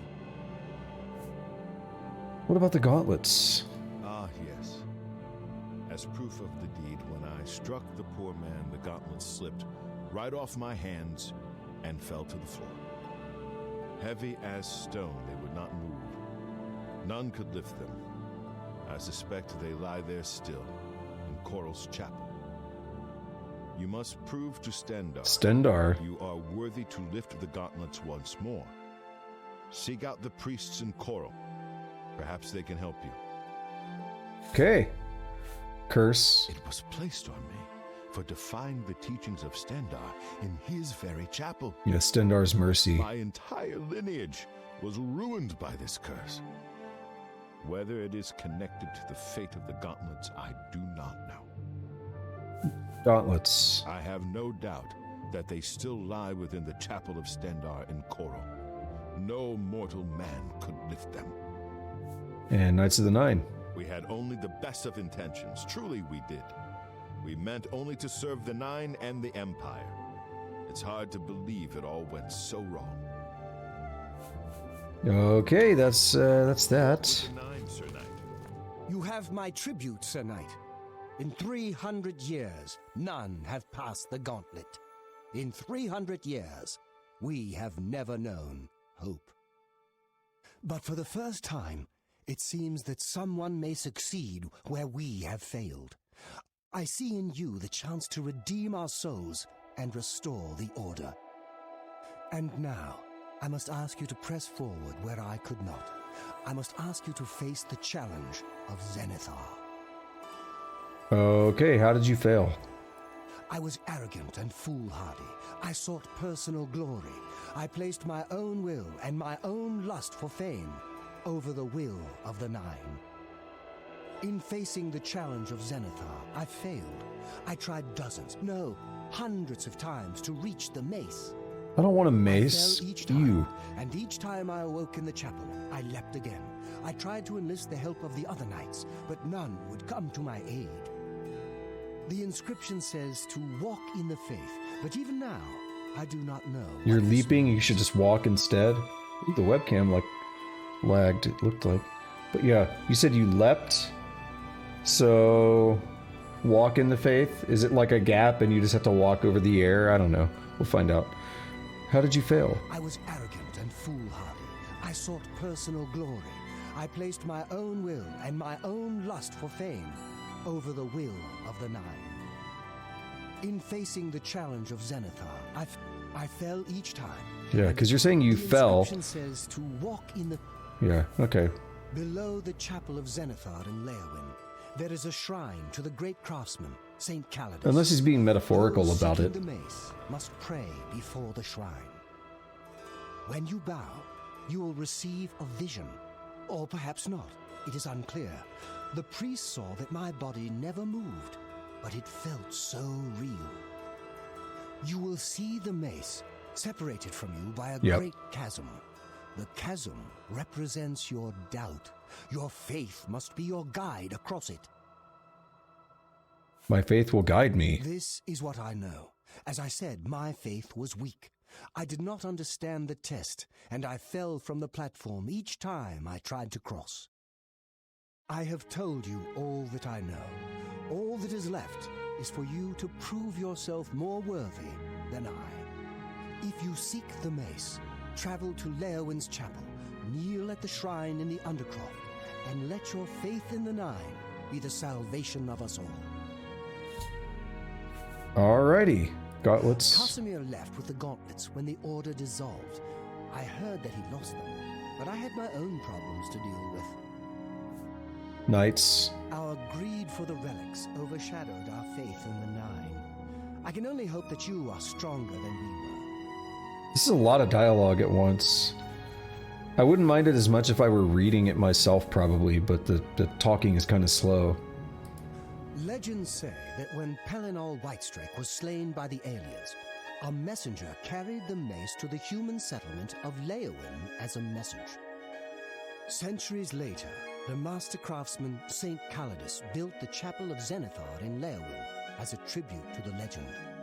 Because this is only the third guy, Talos was and there's laid 8. to rest, those who prayed to Zenithar at his tomb began to receive visions of the mace of the Crusader. Of the original divines, Zenithar is thought to be the most in touch with the mortal realm. Some legends say that Zenithar has close ties to Kinnereth, an idea that is supported by the manner in which the two gods' realms interact. Craftsmen devoted to Zenithar are able to create and profit from the materials provided by Kinnereth's natural world. The two work in harmony, the natural world providing for the craftsman. One cannot revere Zenithar without acknowledging the power of Kinnereth. Okay, good for you. May the Nine guide your way.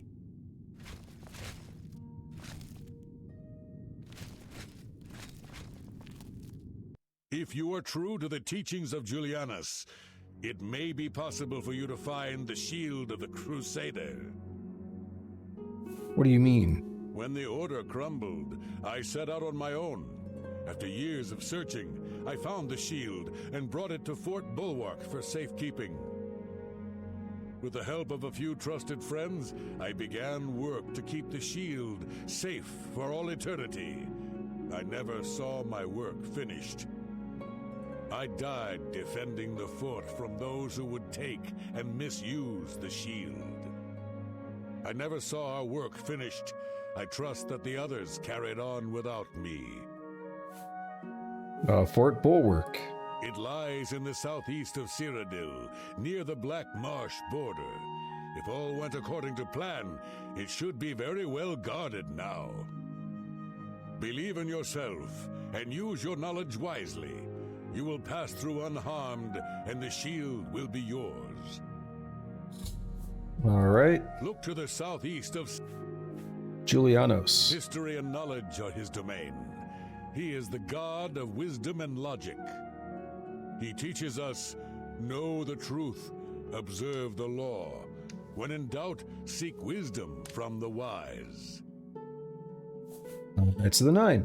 Though we went our separate ways when the Order fell, we all served the Nine in our hearts. All but one. Mace of Zenithar. Sir Ralvis quested for the mace after Sir Beric's betrayal. He believed that with the mace, he would be able to bring the rest of us together. He stayed in the Chapel of Leowen for months, attempting the test over and over. He hardly ate, hardly slept. In the end, he failed. He left the chapel broken and beaten. Sir Emil found his body and laid him to rest here at the Priory. Shield of the Crusader. The shield is safeguarded within Fort Bulwark. It is protected, and care must be taken when attempting to find it. All right, that's 4 down. May the Nine guide 4 to your go. way. I am at your service, Commander. Oh, maybe you'll be easy. Good. In matters of faith, one cannot be bogged down in the affairs of this world. Learn from us. Cast aside your treasures and serve the Nine. Sir Henrik wasn't drawn into the war as so many of us were. His mind never left the shield. Cool. Go He was easy. with virtue. I thought that dude started floating. Greetings, Sir Knight. Gauntlets. Complacency Well, we'll do proved knights to because be I our misclicked. greatest enemy. The service of the Nine requires eternal vigilance.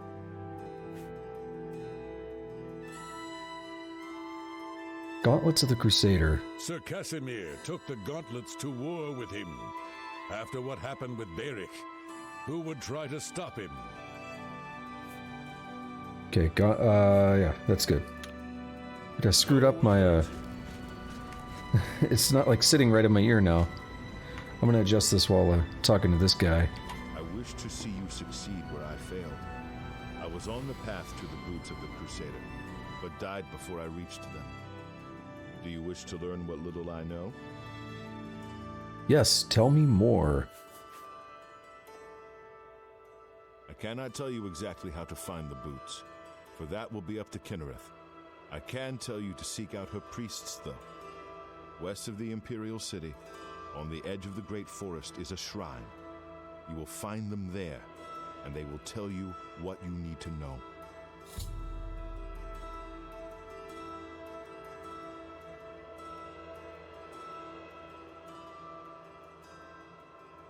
Alright, I guess that's as good as I'm gonna get right now. It just feels weird. Like I adjusted it a tiny bit, now it's not sealing. Boots. The boots are safeguarded by Kennereth herself. You must be tested and prove yourself worthy to acquire them. Knights. The wars of men undermine the service of the Nine. Do not follow in our mistakes. And shield. Sir Henrik spent his days looking for the shield. He was so determined. We all were in those days. Okay, cool. Next up, I've spoken with the ghosts and learned where several parts are hidden. I should return. So this guy's... Sir Caius is useless then? That's what they're telling me? How may I serve? Yeah. The gauntlets were recovered by Sir Casimir. One of our few victories during our time. But then... Alright, you talk slow, I'm done. In death, we continued the work that escaped... The relics must still be guarded for some day they shall be needed once more. Sir Barrick. Alas, my old comrade is not among us here. We do not know why his spirit did not join us here to guard our last relic. We were estranged in life. I hope that in death we could be reconciled. For my part, I now know that I am largely to blame for the ruin of the old order. Sir Amiel takes too much upon himself. I will say no. Alright, good. Walk with the Nine, sir. God, they talk so slow and there's so much. Can read the subtitle like multiple times before they get done speaking. Oh, they each have tombs, I guess. Which is, okay, that's kind of interesting. I like it.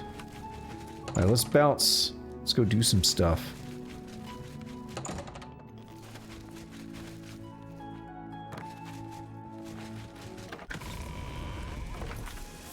Here, what are we gonna do? That seems like not as much... What? Oh, that's right.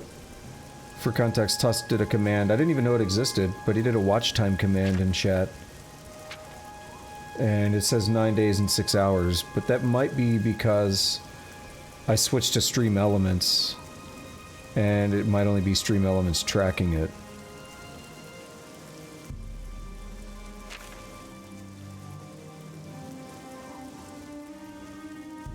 So you're probably not catching the, all the stuff you did before. And then followage is actually a Twitch thing. But yeah, I don't know if... I don't think Twitch tracks watch time. So I think you're getting that from just Stream Elements. Because 9 days and 6 hours seems too low, especially considering that you've been there for 2 24-hour streams.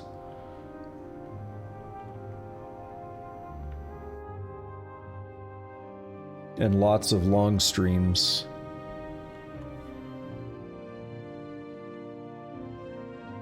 Yo, this loading is ridiculous. I don't like it.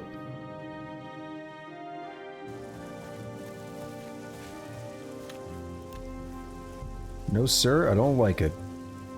Speaking of, because that's a Ren and Stimpy reference, I learned some very interesting things about the creator of Ren and Stimpy.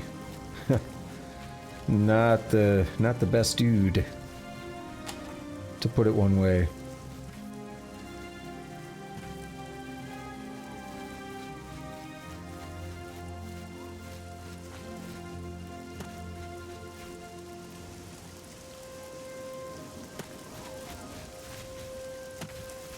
Right, so I don't even know which one we're covering first. This isn't the shield. I don't know what this is. The boots. We have a thing up here. We have a couple things showing up on the map. Always nice.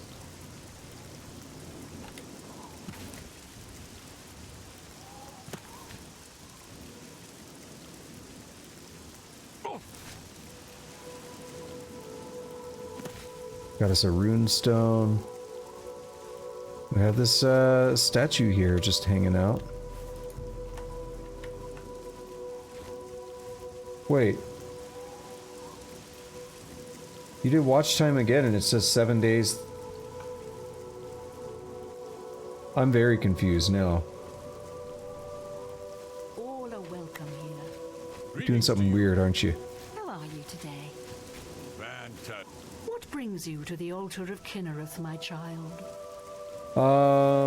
Nothing. I forgot to check something. Didn't I also have... Oh no, I already checked the helmet. Yeah, never mind, I'm dumb. You welcome again. Boots of the Crusader. You would seek the holy relic Kinnereth has bestowed upon the world. Then you must prove yourself worthy. Kinnereth's creations guard her relic, and you must pass the test before you may be granted the boots. Oh, I was thinking I just like whip my dick out and that'll prove me worthy or something. What test? I cannot say what it will be, for I do not know. Kinnereth herself will decide in what manner you shall be tested. All I can do is direct you to the Grove of Trials, and remind you to heed Kinnereth's teachings. Fear and respect nature and all her creations. Where is the grove? Not far from here to the west, nestled within the great forest, it is a place many would overlook. It might be why there's like I the warn you that it is unwise to West take Wheeled anyone Bears with or you. something. You should go there alone. Fear and respect nature. Indeed. Nature itself is Kinnereth's domain. All its creatures are her wards. You would do well to remember this when it comes time for your test. Very well, I shall take the Then test. proceed directly to the grove, as your test has begun. Kinnereth may choose to guard you along the way. That is up to her. Good luck. You said go alone, but I'm gonna let Adoring Fan try to follow me. And yeah, the weird thing about that command tusk is I don't know why you did it a second time. But the second time I noticed you tagged yourself. You did like an @ Oh, no, I see what it is now. You did the other username on the @ I actually misread it as you doing an @ Tusk Knight.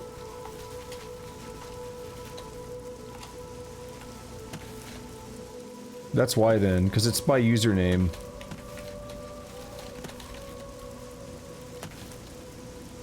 So how far is it?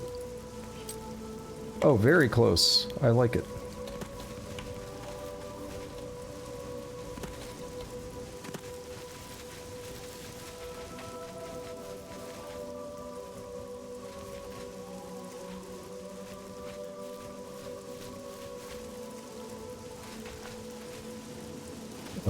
What am I doing?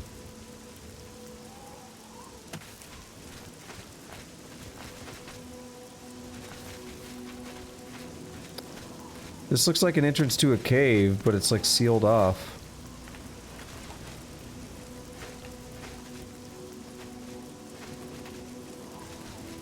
Is this bear tied to the quest?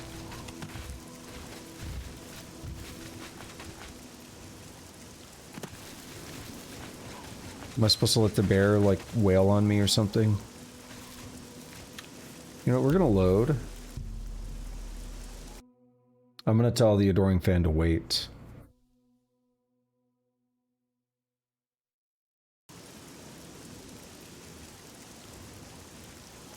Where is he? Good to see you. Are you well? Fantastic. Thanks for asking.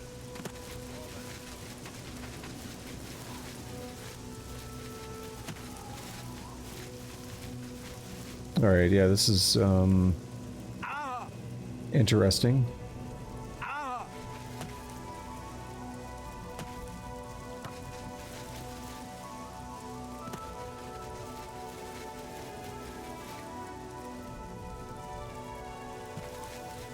You follow me. Wonder why it's not fighting me.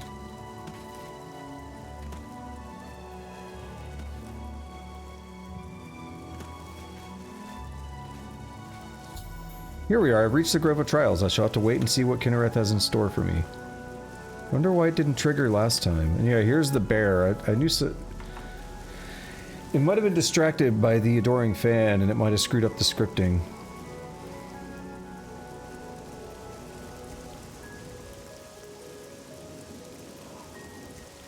No, that was the other one was just called Brown Bear.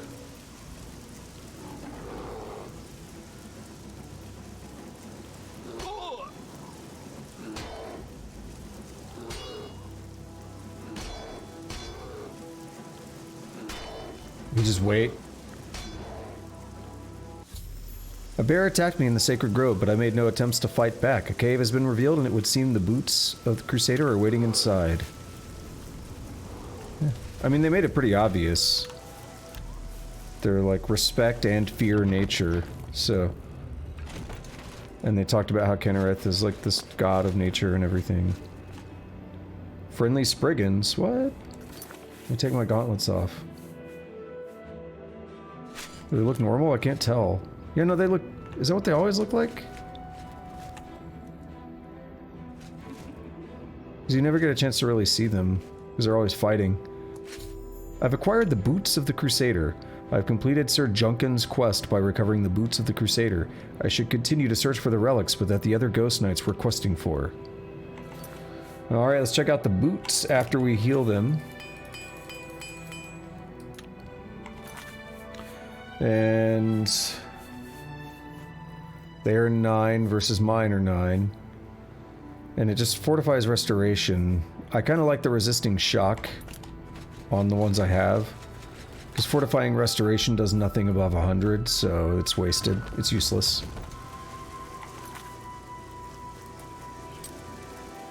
What quest is it pointing me to? Priory. Fort Bulwark. I feel like I've seen it. No, I haven't. We'll go to the Way Shrine of Debella, and then we'll just head down that way. I feel like I need to take a bathroom break and a drink break, because I'm empty on... I drink both of my drinks within an hour, and it's been another hour since then, so I'm pretty thirsty. Pretty parched. We'll look into this quest real quick and see. I might do it before I take my break. But those drinks have definitely caught up with me, and I need to take a bathroom break.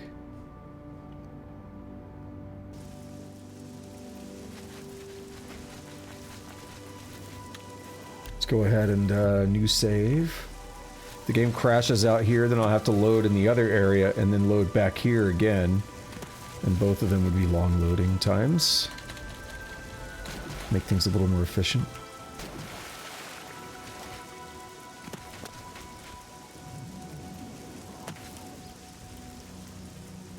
I mean, a fort's usually not too bad, but it makes it sound like this might have something interesting in it. So we'll see. We will see, right?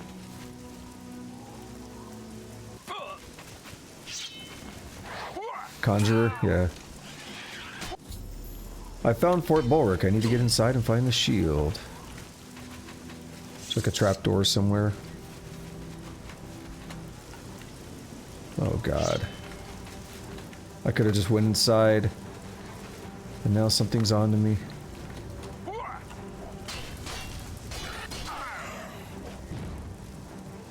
Personality has been... Did that person die, or did they just take a bunch of fall damage?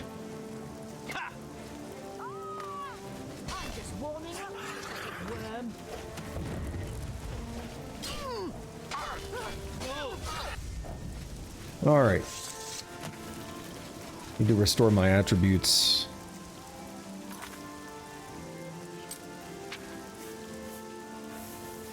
That's, where is it? Decurse, decurse, decurse. Am I blind? There it is. I'll get the Night Eye one back out, because I'll probably want it. Alright. New save, boom, let's load. And new save, boom. I guess the Adoring Fan died at some point, because he hasn't shown up in a bit. I'll put my gauntlets back on. That Night Eye will be helpful.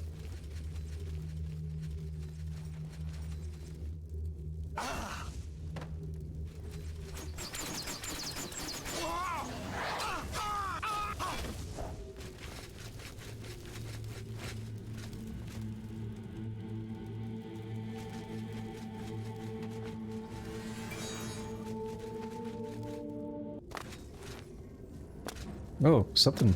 Oh, the bridge. It's like something lit up.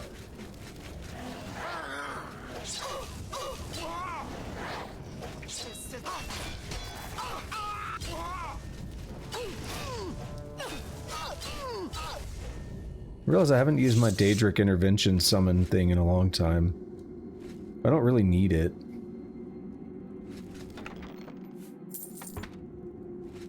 But it's kind of fun, summoning in like 3 Daedra at once.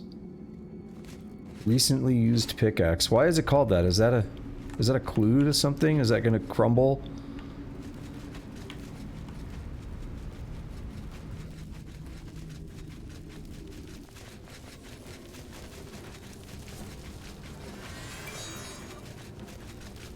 Yeah, I don't see where to go over there, so let's check out another route.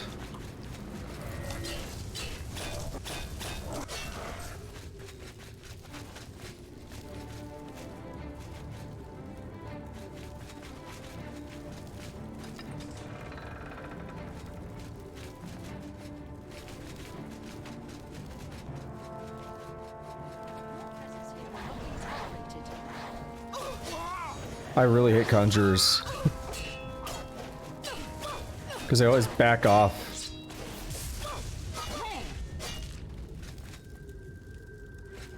Wonder if that's for the drawbridge. Conjurer's note. Acolytes, the shield is here. We know this, and yet we have not found it. The fort has been cleansed, and yet still eludes us. No doubt it was hidden from eyes such as ours, hidden with the intent to keep it from those who would learn its secrets. The gate to the lower levels no longer halts our progress. Make note of the candles along the walls if you would pass through. The fort must be held at all costs if we are to succeed. Let none enter, leave no foes standing. Alright. Make note of the candles. So there's a gate.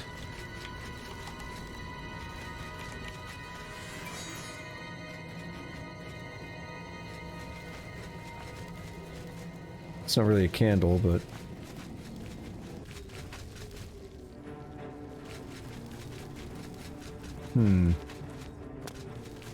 Let's head back over here. Because there are candles. I actually thought about checking these candles when I was here. I was like, that's a little odd, though. I don't think so. They're recently used.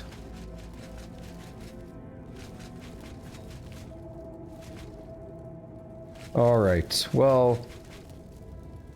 I would like to have finished this, but I really do need to take a bathroom break. I'm not gonna have a pleasant time if I keep waiting now, so... Let me go ahead and take my break. I'll be back in a few minutes, and we'll continue on, alright?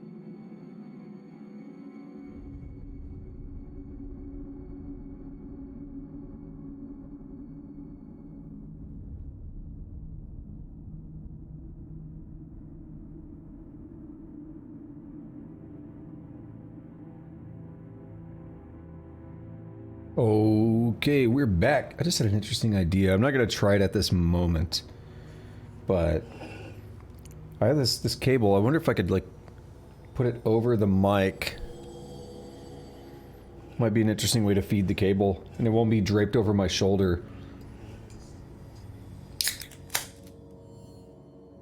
That peaks the mic super hard. It's crazy.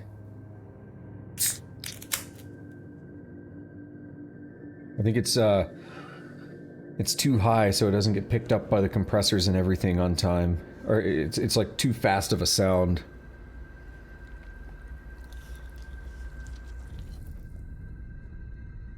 Okay. Let's go.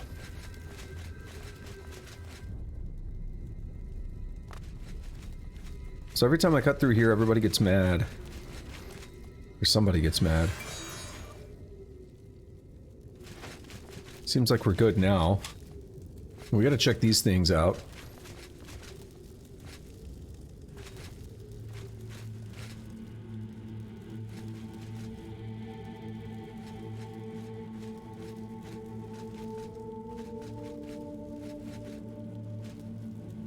I just had a shit ton of almonds. It's amazing. Big fan of almonds. I talk about them from time to time.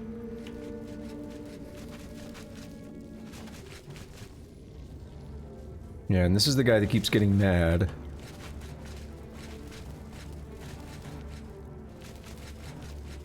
So there's like, pay attention to candles, is what they said. Yeah, did I not go this way? That might be the problem.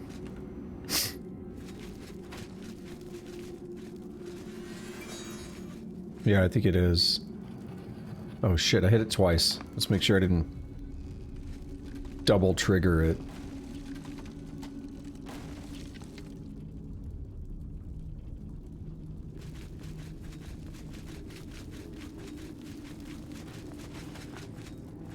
The only thing I hate about almonds is then you get like almond stuff in your teeth.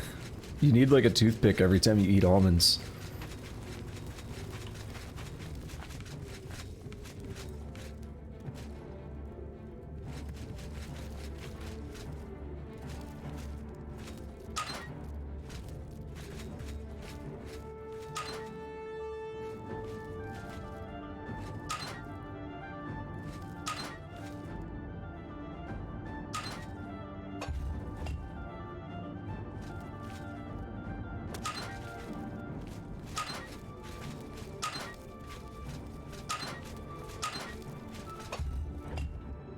Oh, wait. Candles.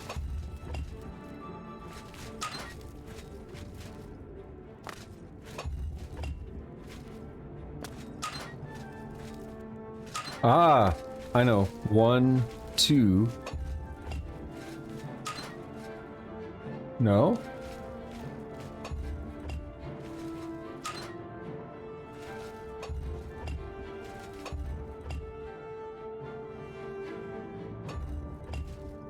Shit.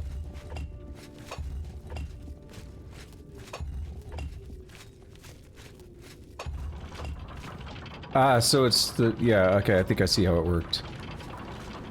3 candles says hit number 3. Hit number 1. Okay, yeah.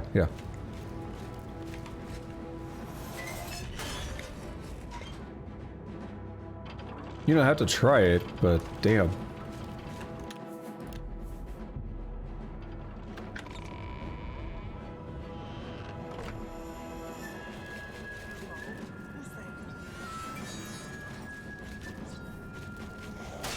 You're prepping before you even saw me.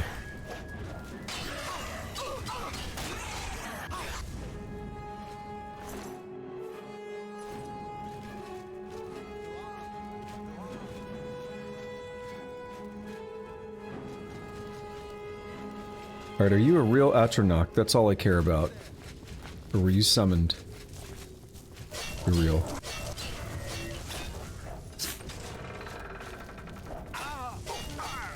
Did he actually not see me? You'll never take me down. See, conjurers are fast and annoying. I don't like them. Help me! Dude, I'm working on it. Thank you for rescuing me. I've lost track of how long they've held me here. Who are you? I am Sir Thedred. I came here seeking the shield of the Crusader, and was ambushed by these cowards. They've held me here since. What are you doing here?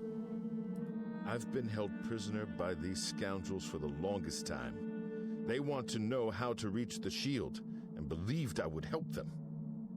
When I refused, they locked me here, and only let me out to torture me. They got nothing from me. Can you help me? I can't go with you if that's what you mean. I'm too weak. I need to rest. Once I have my strength, I will certainly join your cause. You'll have to go on alone, but the knowledge I've gained may be of use to you. All right, let me know. What's up? Before finding What you got? this place, I learned a bit about those who created it. It's designed to keep the shield hidden and safe. Phrase kept coming up in the writings I found. When the eyes of the Guardians are upon you, Statues. Julianos will show you favor. I'm not sure how, but I just know it's a clue for making it safely through these ruins. You're the only one I've told. I hope it helps you.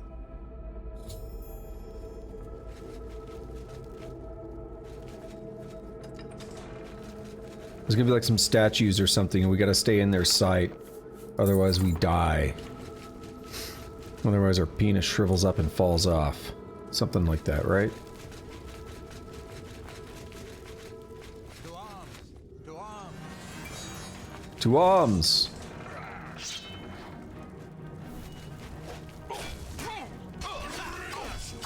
Conjurers like to do this thing, and it's what I was complaining about a minute ago when I was saying like they're too fast. I think I said it. No! I was just literally gonna save after I looked, and that box was empty anyway. It was open. But the thing I was gonna say about conjurers is that they do this thing where they like back up, and it looks like they're rotating around you. And if you watch, almost every time I fight them, they do that. And I end up spinning in a full circle. And they seem to always stay in the same spot where they started. It's just like they kind of trick me. You know, that was crazy lag there. Thank you for... If you were paying attention, like, I spun, it just froze, and then I spun 180 degrees because of the lag.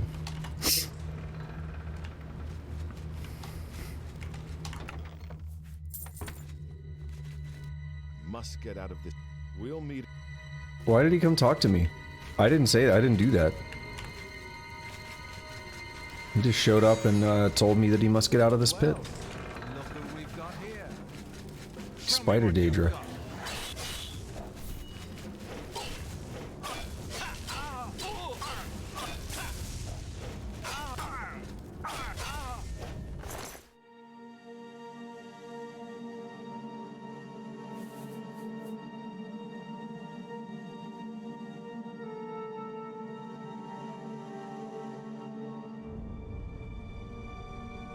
That is one of the best weight to armor, or weight to value ratios I've seen in the game. I mean, it's like 1500 to 1, right? Or value to weight ratio, if you're going to put them in that order, I guess. It's pretty good. I think I already have one of those. But it's just commenting, that's pretty good. I'll never use it, because I don't really use robes.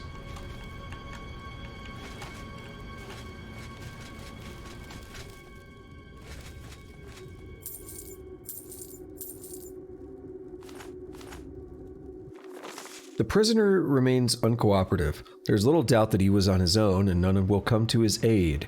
It has been made clear to him that unless he reveals what he knows, he shall pay most dearly, and yet still he holds out.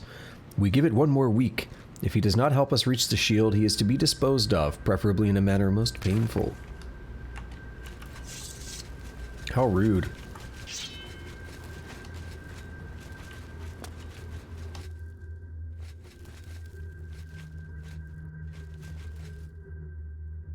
Oh, we've read that. Galarian the Mystic. I think we did. We read some book in the Arcane University a while back that I think was Galarian the Mystic. But I feel like there was another book talking about Galarian as well, where he was a character but not the central focus of the book.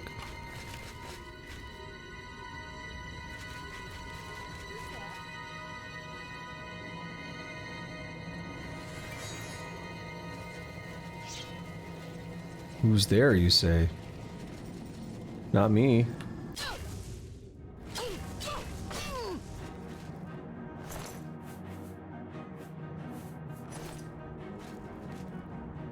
Why are we in combat mode?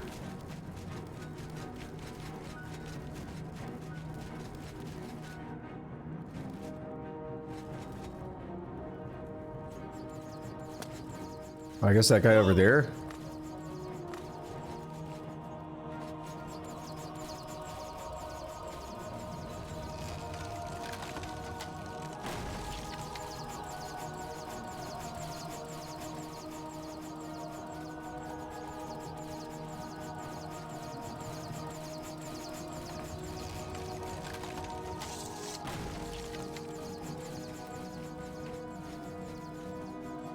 Was this supposed to be the eyes watching me or something? I have no idea. I just kind of didn't care about it, I just walked through it.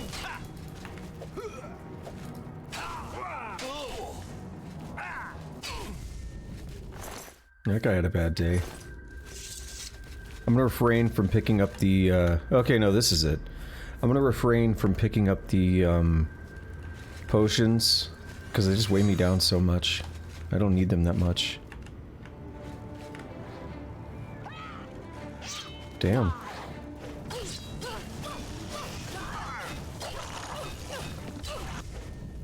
You double summon too.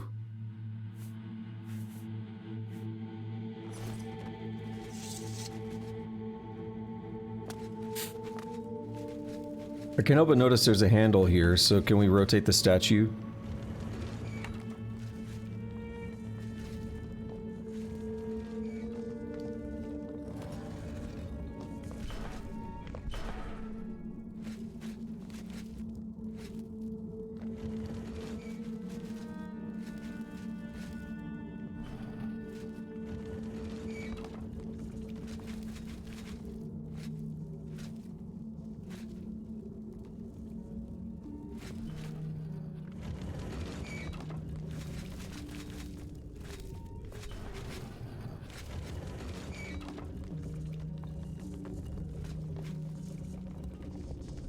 Oh, that's a bomb-ass statue. I like that. This should turn it right towards the center, right? And then if I stand here... Actually, you might need to turn one more time. I'm gonna save, because these statues take way too long to rotate. And if I screw up... Stop. Okay, good. The fuck?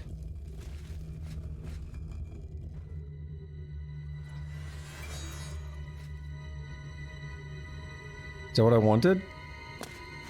I guess. I thought I was supposed to stand in the middle. Hang on, what happens if I do?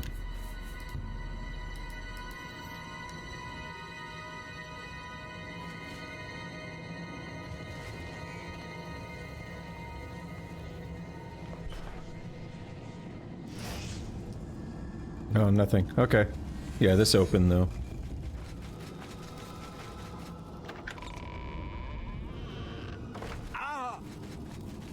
Did I take fall damage?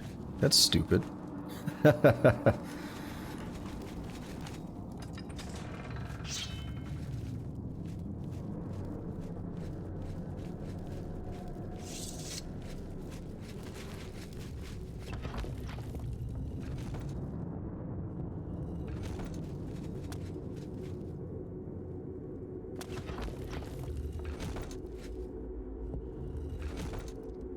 Do these turn as well? No? Because I can't help but notice none of them face the middle. They all face away to the wall.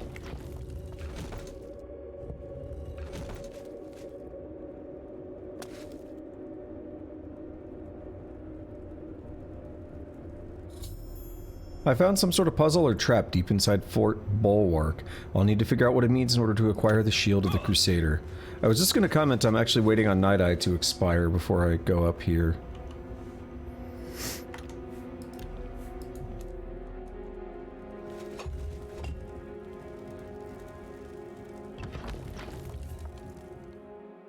Rodgar's hammer.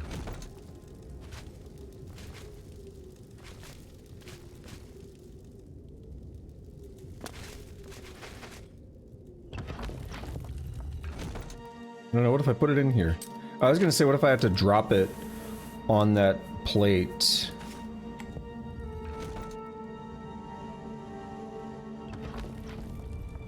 What? Wait, did it?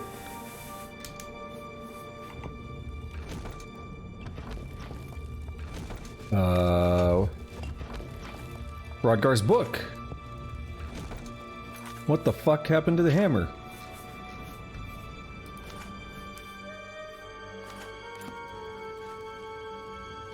You? I am very confused right now.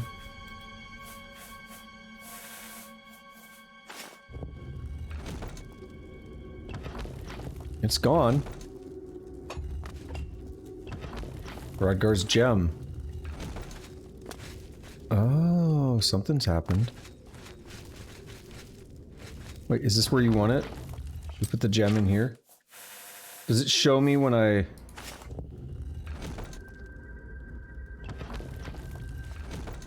Why did that pop up? That's when... So we have the stone. Hammer is over here. Okay, yeah. This was the stone. Because it's like a welcome stone.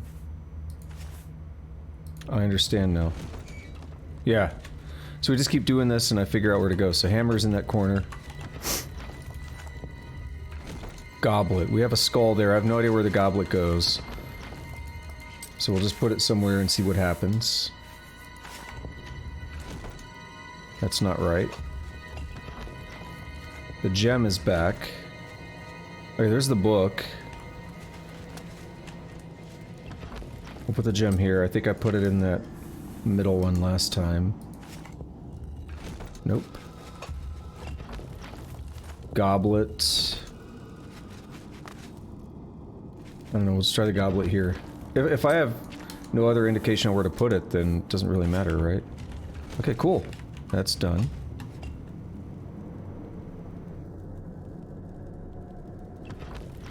Sword. I feel like I saw it already. That was the hammer. I don't know, we'll just put the sword here and see what happens. Like, I felt like I kind of caught just a glimpse of it. Okay, it's not there. The gem. We haven't tried the gem here, and I don't think I've seen it pop up yet, so... Nope.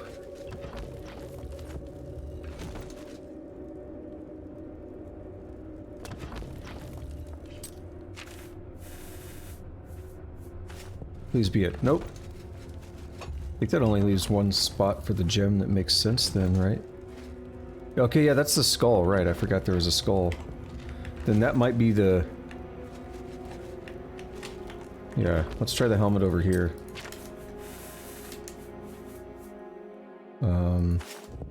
Yeah. Sword. I don't know where I tried the sword before. So we still have the skull there. I just heard something move. I don't know what I've tried here. I don't know if we've seen what goes here. Okay, good. So I think this is the only valid place for the gem.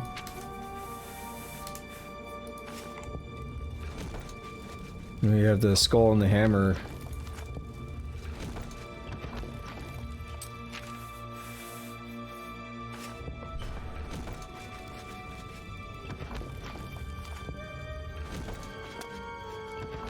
And it looks like there might be one more even.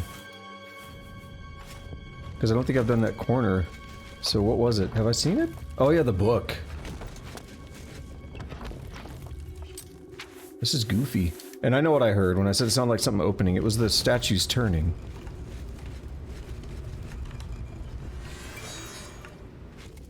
Let me walk.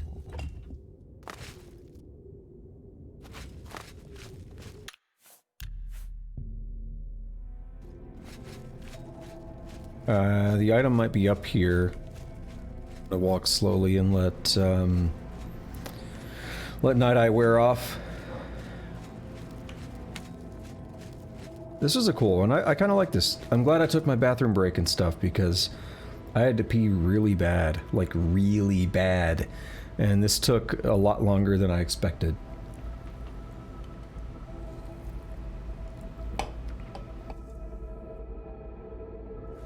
Also, it let me eat almonds. And almonds kick ass. So this is the actual shield.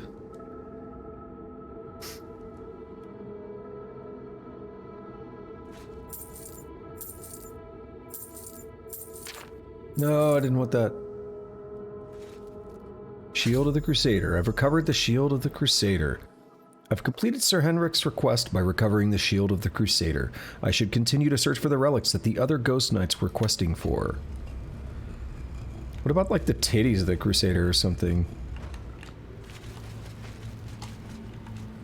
Just put on, like, a pair of rubber titties or something. So there's a game called, I think it's called Queen of the Amazon. I feel like there might be a slight variation on that name, but... Or no, it's like Flight of the Amazon Queen, I think. And it was an old point-and-click adventure game. And I think I had the shareware version of it. It came with one of those discs that you would buy in the 90s at, like, Kroger or, like, a grocery store. And it would be, like, 200 games! And... Okay, so that's that way, so we don't want to go that way. We go this way. They'd promise you like 200 games or something like that. I had one called Game Empire, and I had another called Galaxy of Games. And on one of those, Flight of the Amazon Queen was there, and I think it was like... Usually what they were big compilations of shareware things, so it was like demos, if you will. But... You know, it'd be like 100 or a couple hundred of them. And that's where I learned about games like Heretic and all that, so it's cool. But that game, the reason I brought it up, is it was a point-and-click adventure game. And, you know, us being kids, you know, this was like the mid-90s, so I was like 6 or 7 years old. And, I mean, maybe, I don't know exactly when, but... There was an item in the game called Comedy Breast. And we thought it was the funniest thing ever, because it was literally like just a rubber titty.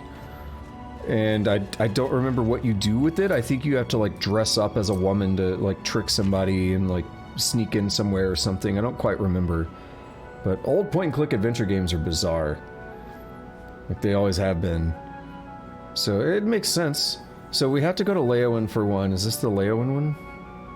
Yeah, this is Leowen, and we're actually close to Leowen anyway.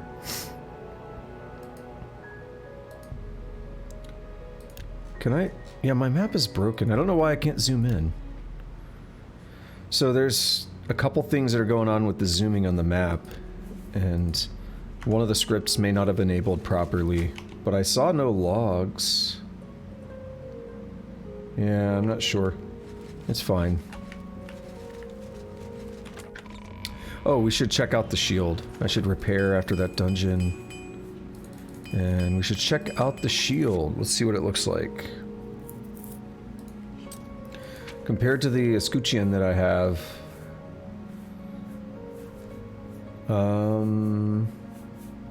reflect spell versus reflect damage.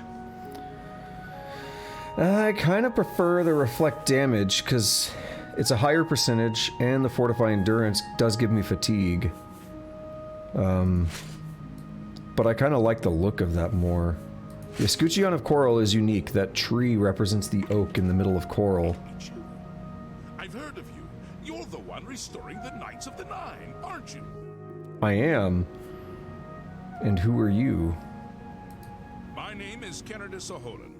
Like you, I am a servant of the Nine, specifically of Zenithar. I came here seeking his mace. However, I could not pass the test. I'm no Crusader, but that doesn't mean that I cannot serve Zenithar. Okay. In light of recent attacks, I've signed on to protect the chapel. I'm fair with a blade, and by my honor, I'll serve the Nine in any way I can. You don't really need a follower, but I guess. See what happens. Tell me about your views on Zenithar. Of the original divines, Zenithar Hey, we've is heard thought this. to be the most in touch with the mortal realm. Some legends say that Zenithar has close ties to Kinnereth, an idea that is supported by the manner in which the two gods' realms interact. Craftsmen devoted to Zenithar are able to create and profit from the materials provided by Kinnereth's natural world. The two work in harmony, the natural world providing for the craftsman. One cannot revere Zenithar without acknowledging the power of Kinnereth. Okay. What can you tell me about the mace? Legends say that when Pelinal Whitestrike was slain by the Aliads, a messenger carried the mace to the human settlement of Leowen as a message. Centuries later, the master craftsman St. Calidus built the Chapel of Zenithar in Leowen as a tribute to the legend. When St. Calidus was laid to rest, those who prayed to Zenithar at his tomb began to receive visions of the mace of the Crusader. Okay, Mace of Zenithar. Legends say that Yeah. centuries later, Same exact dialogue. I had like another option, it looked like, and it didn't let me say it. the original craftsman, Weird. he seems to be different than your usual self-proclaimed holy man. Maybe what he says is true, that the attack on the Chapel of Debella is just the beginning of an assault on the church itself. That'd be brutal. Take care. Alright, let's check it out. It's in the Undercroft, right? Yeah, let's check it out. I was actually, just before he spoke to me, I was going to take my Inquisitor gauntlets off. Just because I didn't want Detect Life interfering with things down here. Is that going to be hostile? Sanctified. Is this normal? Like, people just go down here to, like, see their ancestors and there's just freaky bearded ghosts and stuff hanging out? Like, what the fuck?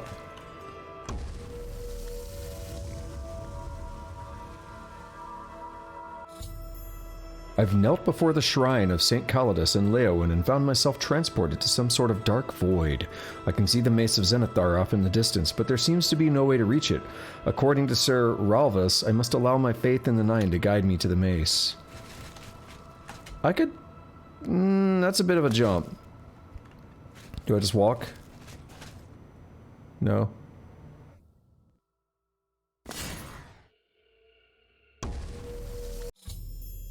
I stepped into the void to try and reach the Mace of Zenithar, but my feet met nothing but air and I fell into the darkness. There must be a way to walk between the platforms and reach the mace.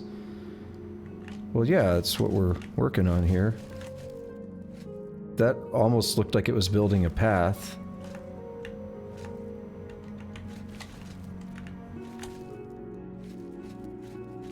Nope. Yeah.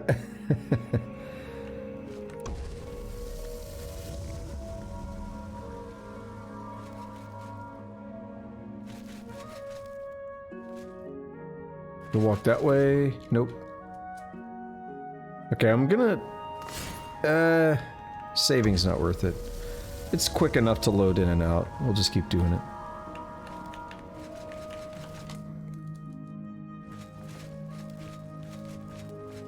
And so there's some trick to it. I thought it was gonna be that that idea of like an invisible path. I actually can't... I actually can jump, but there's invisible walls.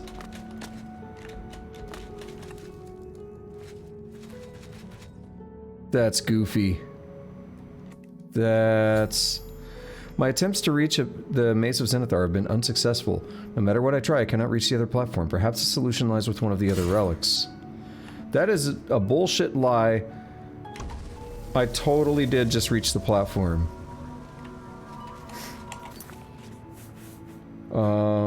So what does the shield do? Reflect. I might need to go check on the gauntlets then. We'll put on the... Oh, the boots might make sense. Woodland Grace added. Yeah, the boots. Thank you for telling me, journal, I guess. Mace of the Crusader. I've recovered it. I've completed Sir Ralvus's quest by recovering the Mace of the Crusader. I should continue to search for the relics that the other Ghost Knights were questing for.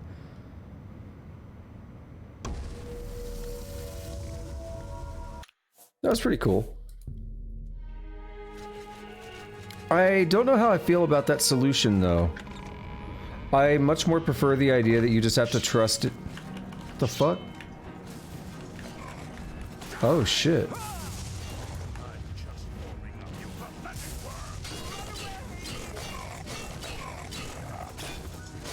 Aurorans. That's cool.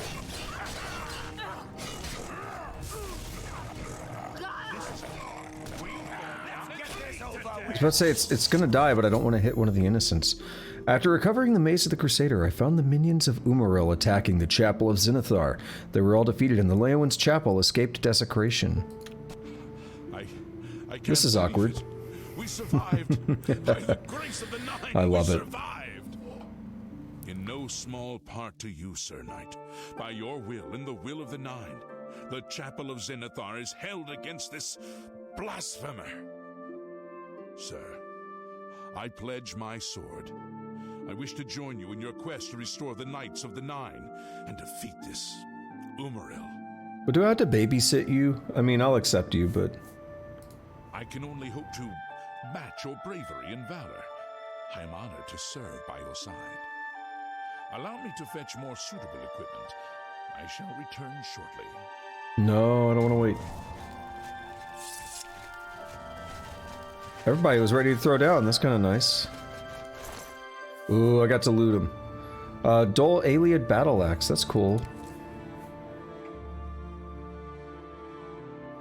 You think for an Aliad artifact, though, it'd be... Well, I mean, I guess it's an artifact. I don't care if it's dull. You'd think it'd be worth a bit more, right? Well, the position amuses me.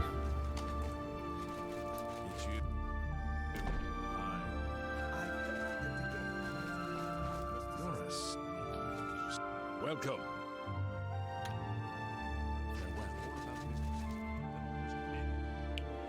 Is he stuck? I'm not gonna wait around for him. If he's glitched, that's his problem. Alright, so next up is gonna be Coral, right? We had to go to the Coral Chapel, and they talked about the gauntlets being too heavy. I'm curious how heavy they are, and I'm curious if we can just hold Z and like drag them around the world, or if that's not even gonna work. I'm just curious, like, I'm curious, no, I'm just curious because they say like no man would be able to lift them, and I just want to see if that can kind of break the lore, if they'll let me do that. But I expect if I were able to pick them up, they'd weigh like 1,000 pounds or something. Have they just always been here the whole game? Oh, okay. Yeah, they won't let me do it. Cool. The gauntlets are too heavy to move.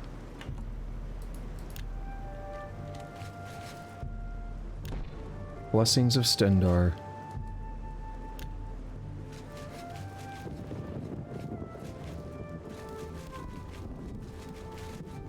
So he killed somebody here, right? He killed that beggar here, and that's what kind of made the curse happen. I'm wondering if we'll see signs of... Wonder if we'll see signs of that down here. That's... Motier Zombie is from that quest a long time ago for the Dark Brotherhood. I say a long time ago, I think it's literally been like a week, if that. Yeah, no, I think it was last Saturday, so it's been a week.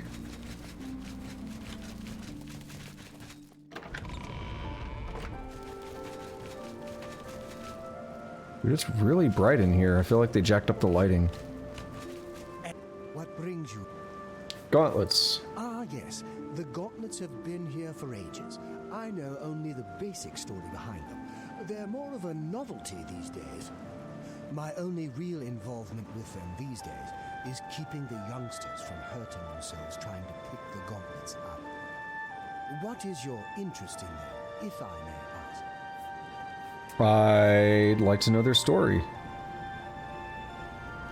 Yes, well, I don't know the whole thing.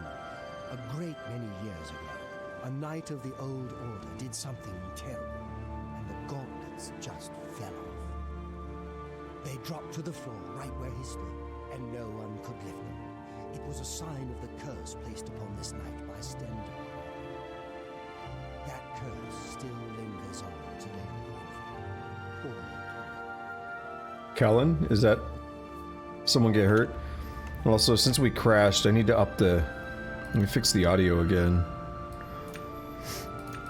I need to find where this is in the INI file because that's a more reliable way to fix the audio. Oh, why? He's a descendant of that very knight from so long ago. The curse has affected his family all these So that's who we years. talked to. He suffers from it now. He came here from Hammerfell seeking a cure, but... well, there's really nothing that can be done for him, I think. He may know more of the story than I. Perhaps you should speak with him if he's feeling well enough.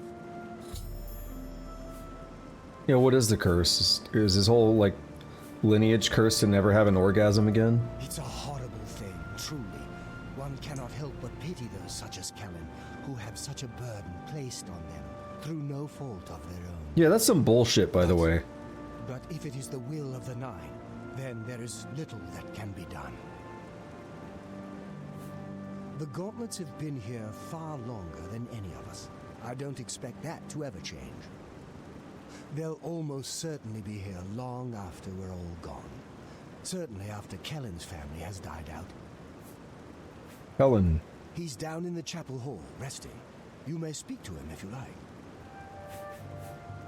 The church has taken no official position on his teaching yet, but from the reports I've heard, he may be truly inspired by the divines. Yeah, that's some bullshit. Anything that's like, oh yeah, because of what someone else did in the past, because of your parents or whatever, or their parents, or however long you want to go back, you suffer. That's bullshit. The Song of Pelinal, huh?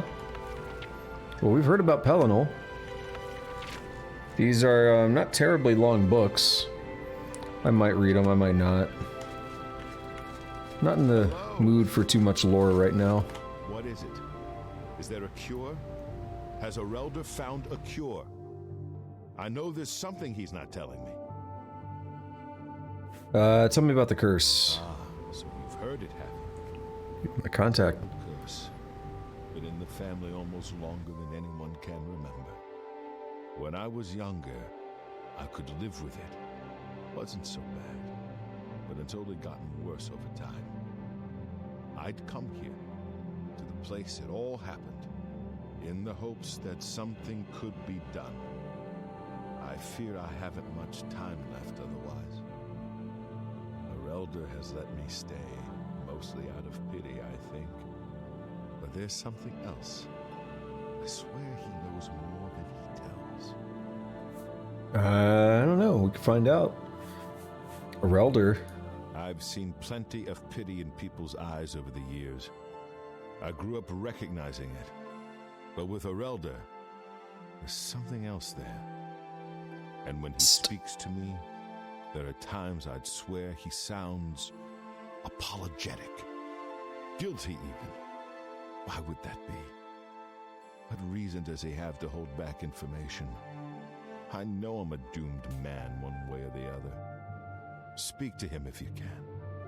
Convince him to tell me what he knows as a dying man's last wish. Alright, I'll do that.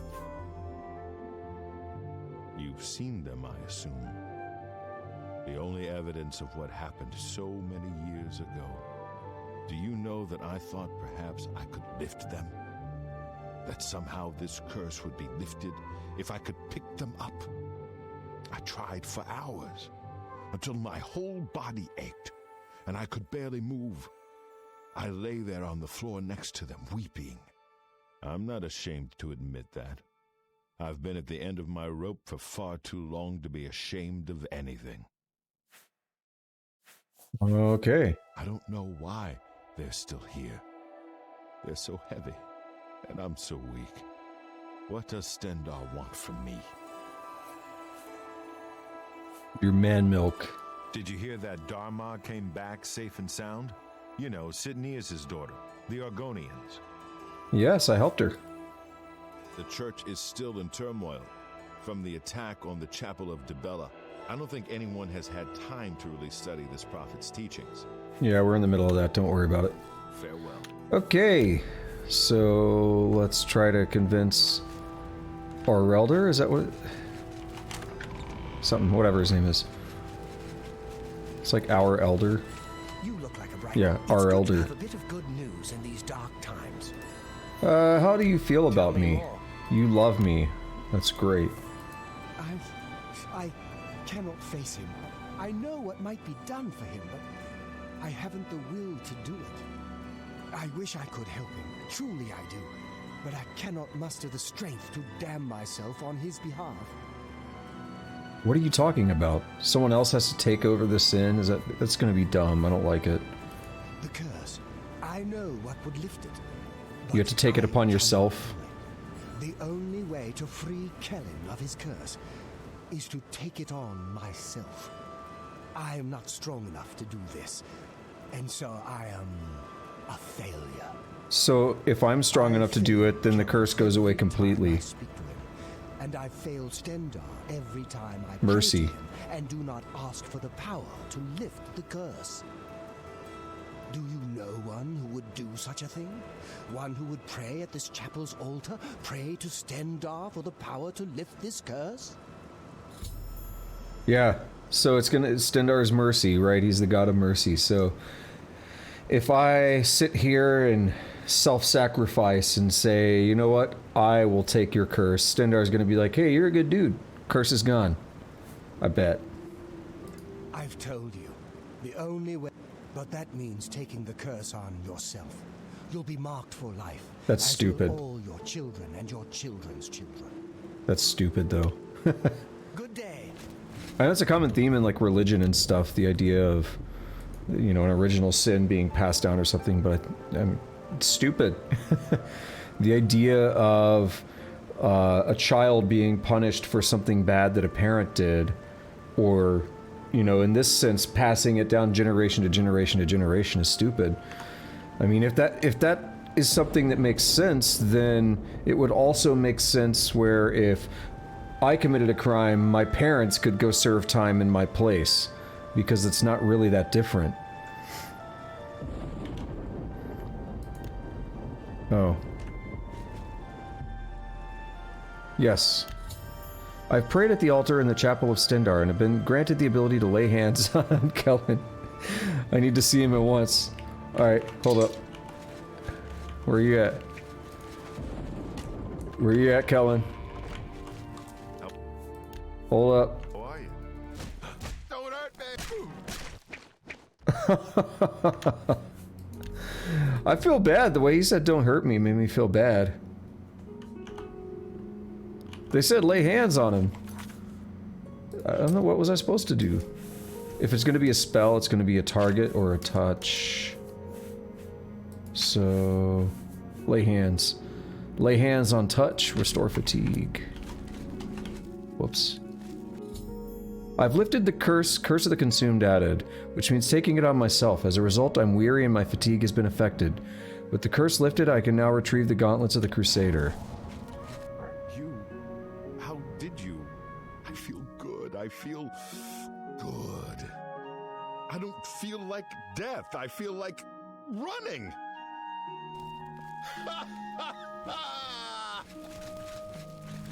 He's literally running in a circle. Now, do we want to talk again? I can't believe it. I feel normal. Thank you so much. You have no idea what this means to me. finally have a chance to get out and see the world. I'm not wasting another second of my life, and I'm forever indebted to you, friend. Farewell. I don't get like a reach around or anything. I just took a curse on your behalf. We're all in your debt for closing. Hey, you're in my debt for closing the Oblivion Gate. You're in my debt for lifting a curse that was killing you. I don't even get a reach around or anything. That's lame. Damage fatigue, curse of the consumed. I don't think I saw it anywhere else. If I actually have to keep the curse, that's stupid, but also it's not even a bad curse. Like 5-hole fatigue is not a big deal. Unless it gets worse over time.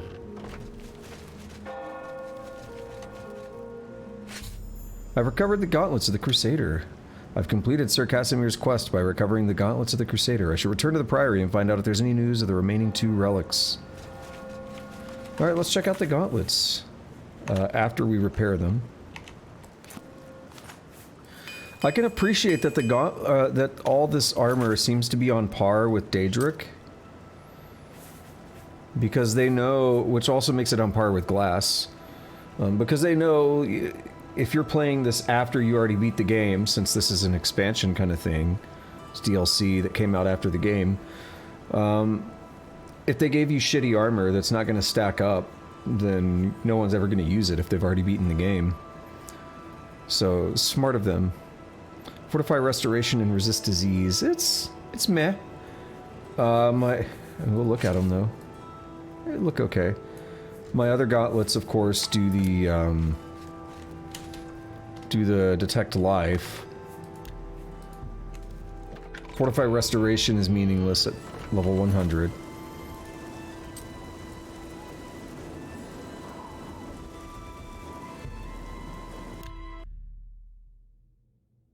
Is that? No, I thought it was a crash. Alrighty. I think we're making good progress here. We're 3 hours in. I don't know how long this is going to be. No spoilers, please. I don't know how long this is going to be. But I feel like we're making good progress.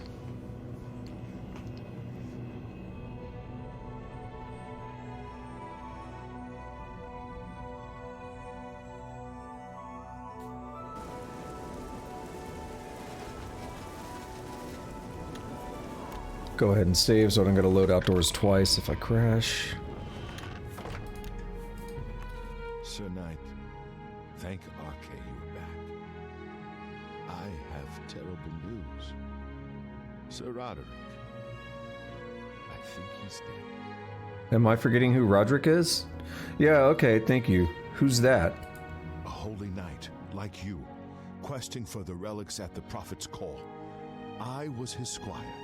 I believed he was chosen by the gods to reclaim the relics. You were obviously wrong. What happened? At first things were going well. He prayed at all the shrines and received a vision, a disturbing vision.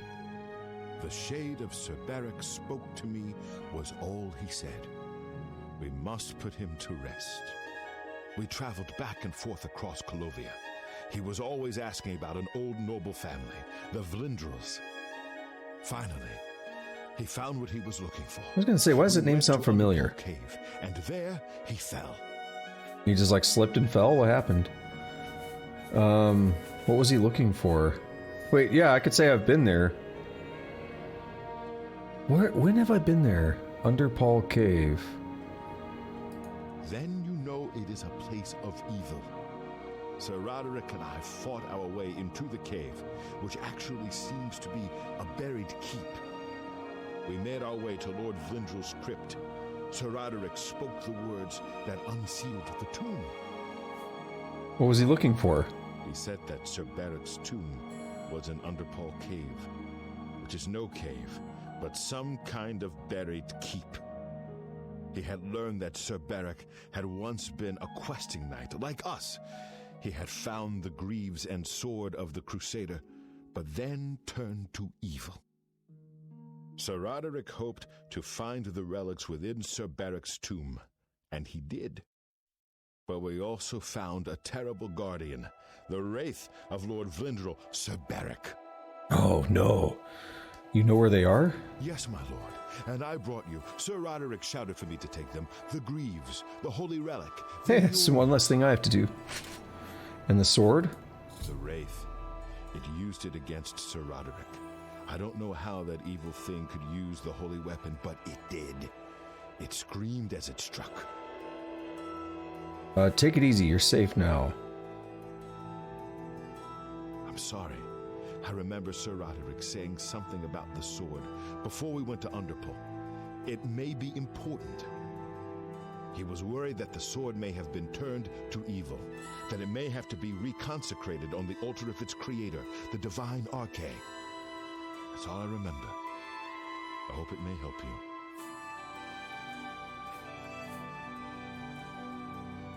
You did well, Lathan. Thank you, Sir Knight. I would ask a boon if I could, although I know I do. Does that not mean deserve money? it. I'll give him money. Make me a knight of Oh. the Nine. I want to dedicate myself to ridding the world of evil. I owe it to Sir Roderick. I guess, sure. Okay, so I could tell him they're not ready. I wonder if it's possible if he dies or something, if I tell him he's not ready. If I tell him, like, join, and then, oh, he is actually not ready. Because the other guy gave me the same option. Interesting. Thank you. I mean, thank you, Sir Knight. I will not fail you. Give me a moment to arm myself, and I will accompany you to Underpaw Cave to destroy the foul wraith. Oh, he got loud. Oh my god, the AI sucks. So, where the fuck is Underpaw Cave?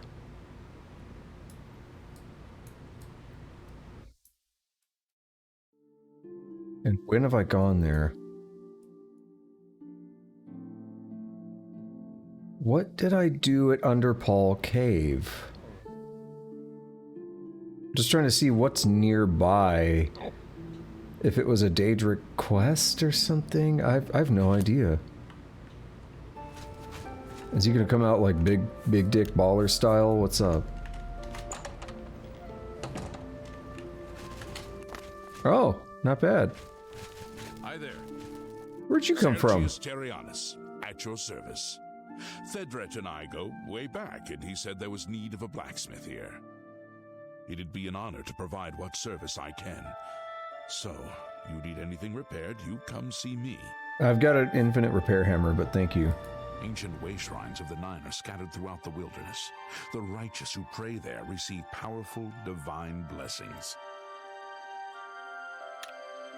Goodbye.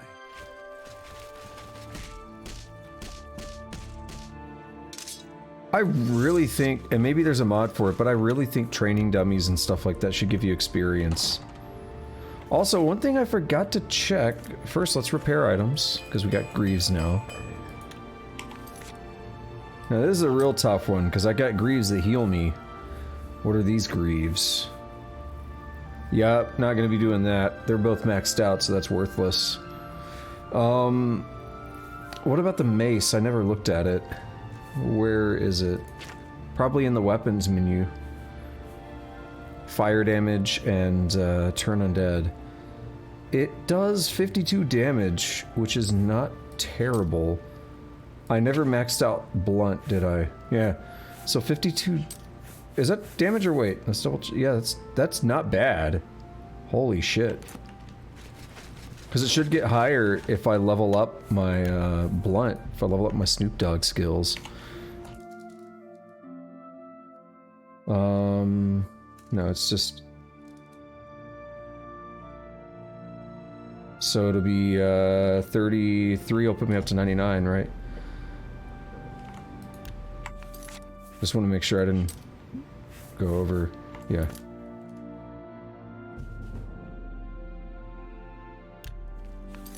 Let's take a look at the mace now. Went up to 59 damage, but that's actually really good.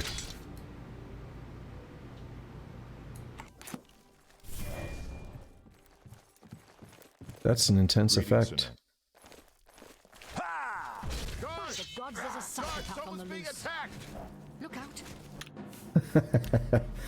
Alright, yeah, we're not gonna cheat my stats like that.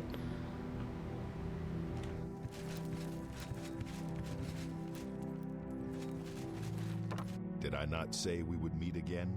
You did. I am here and ready to serve. I will join your order, and together we will fight this new threat against the Nine. Glory to the Nine. Glory to the Nine! Who's this lady? We meet again. I am here to join your order, having received a divine vision from Kinnereth herself.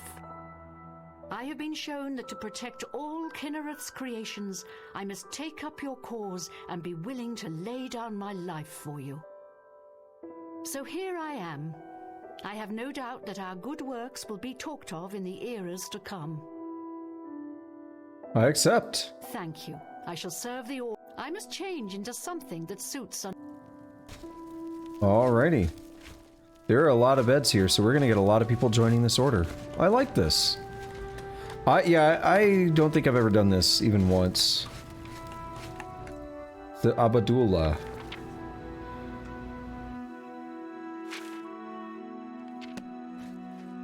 Song of Pelennor goes up to 8 volumes. Damn.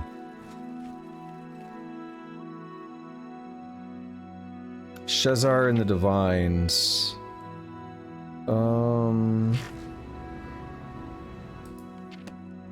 Oh, wait. The Dragon Break. Memories of the Alessian Order's follies. The Dragon Break. The War of Righteousness. The defeat at Glenumbria Moors would only damage his campaign. Interesting. So interesante.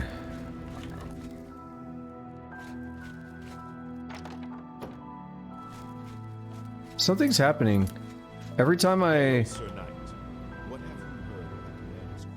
Watch this. I'm gonna open the menu. I'm gonna close it. My effects happen. I open this. I come back out. My effects happen again. That's weird. When did that start? It must be one of the new things I have equipped. Affecting things in a strange way. Alright, let's go to... was it Underpaul or something? Yeah, Underpaul Cave. Let's check it out.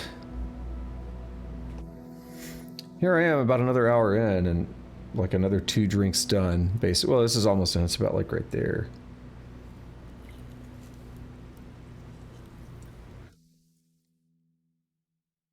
And then I wonder why I have to piss like every hour, hour and a half, because I drink too much. I mean, that's Dr. Pepper, Dr. PP Zero, and LaCroix, you know, water. No alcohol here. Yo, why is it so quiet? Play some music, game. Let me get some music. Hold up. There we go. It's too quiet.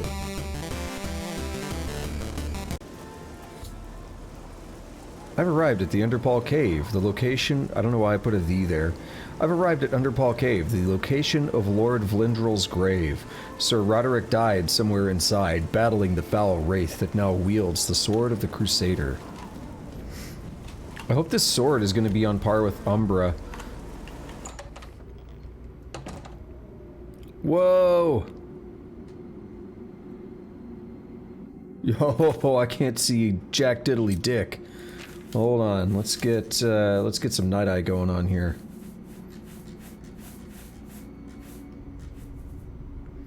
We're gonna use a slightly better one.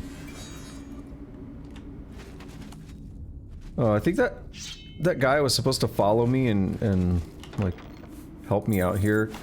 And I kind of didn't want that, because I didn't want to babysit him. So, yeah, I don't know where he's at, but he's not here.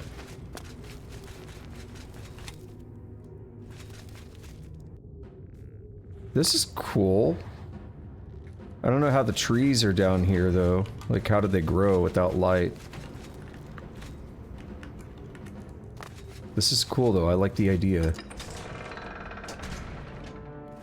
Like an underground graveyard thing.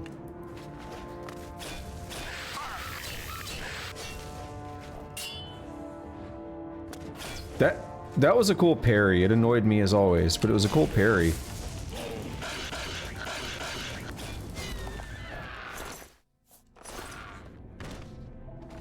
Yeah, I might start using less detect life. I'm also thinking I might switch off of Night Eye. I might switch to light. Oh, he made a shambles.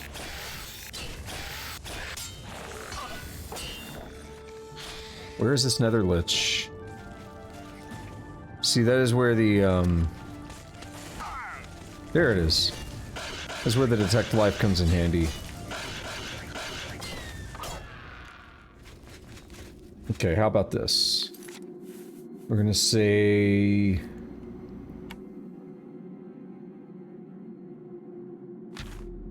Night Eye, and we're gonna say... Light. And then I need to decurse my attributes.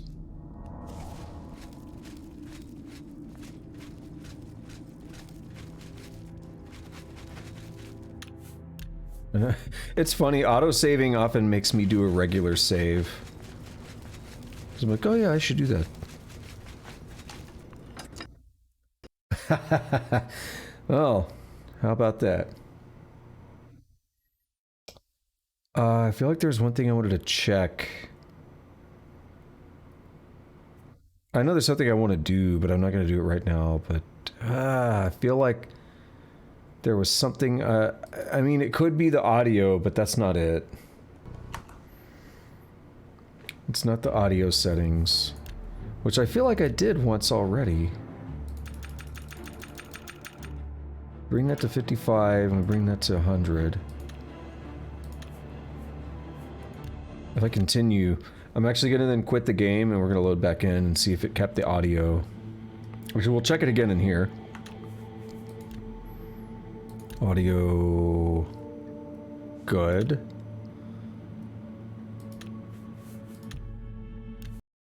Yeah, I've never actually noticed the audio settings in the INI file. Maybe I just missed them.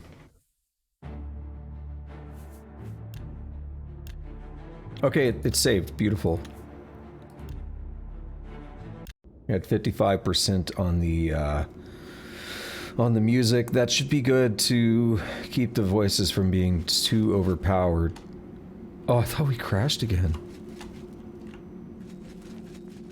I'm gonna go in here? No, I don't buy that. That's where the trees and stuff were at. You want me to take some other route, don't you?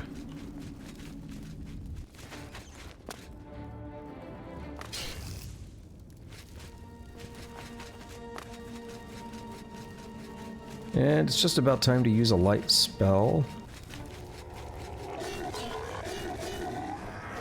Let's see how dark it is in here first.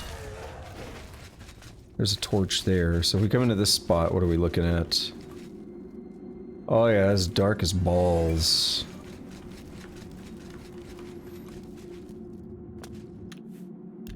It's pretty cool though, it makes the spell feel useful. It's not super useful in the vanilla version of the game, because dungeons don't get all that dark.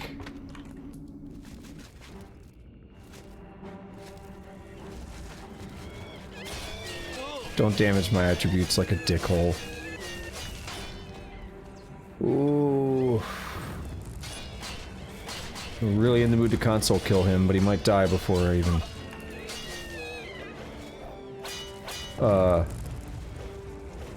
That was weird.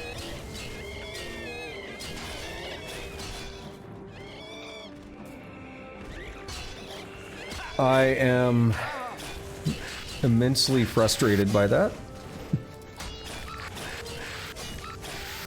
I'm making no secret that I absolutely hate when enemies do that. I've gotten into a habit of often killing enemies when they either disarm me or knock me down. Or did I just say killing? Console killing. As punishment. Because I hate it that much. I thought about seeing if I could disable it.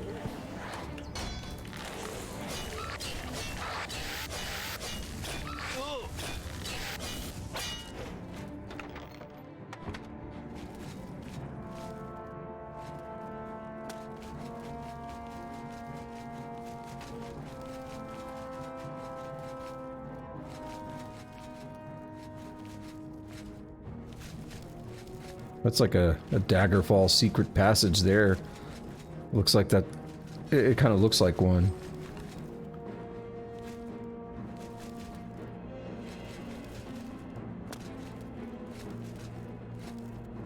Okay, so I've kind of ran a circle here. There's no way they want me to jump into the spikes, is there? I mean, I could do it. There's probably another route.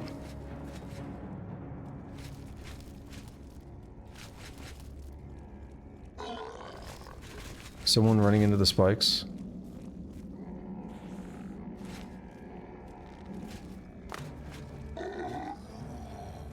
There's something up with this. And I'm too dumb to figure it out, so we're gonna jump into the spikes.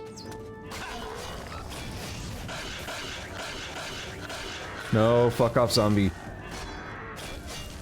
I don't want diseases, they're annoying. The biggest reason I hate diseases and damaged attributes, I mean, damaged attributes are pretty bad, but what I really hate is, at this point I can easily cure both of them, but it means I have to open my menu up. I hate anything that makes me, after a fight, have to go mess with menus.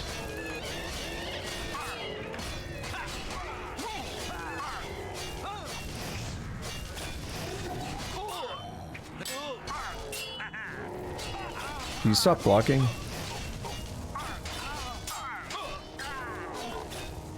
I thought that was a fake zombie. No. Dude, the staggers are so bad. They last so long.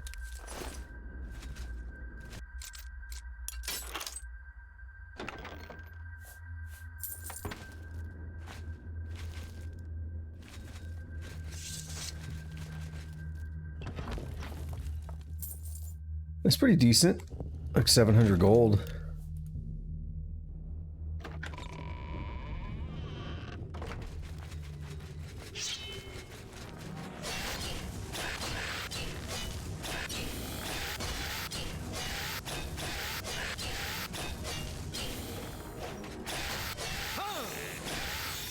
What a nerd. Why were you facing the wrong way? We got some arrows in me. Yeah. Did it already run out? No. Something broke. There we go. It's a glitch. I don't know what's going on, so we're just gonna jump down here. We're gonna hope this place has better lighting. No? But I have... This is stupid.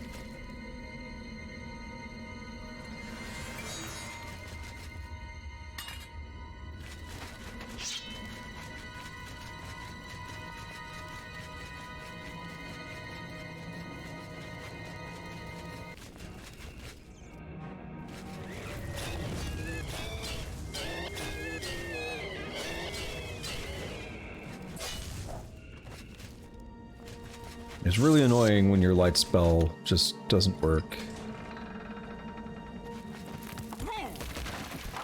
That almost killed me. Okay, yeah, I probably will die if I don't heal, so... Let's do it. Do I have some other healing? No? I'm just gonna assume this is enough.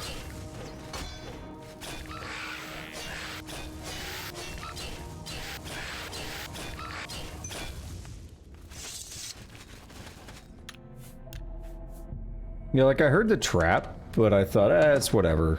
But it straight up, like it pretty much killed me.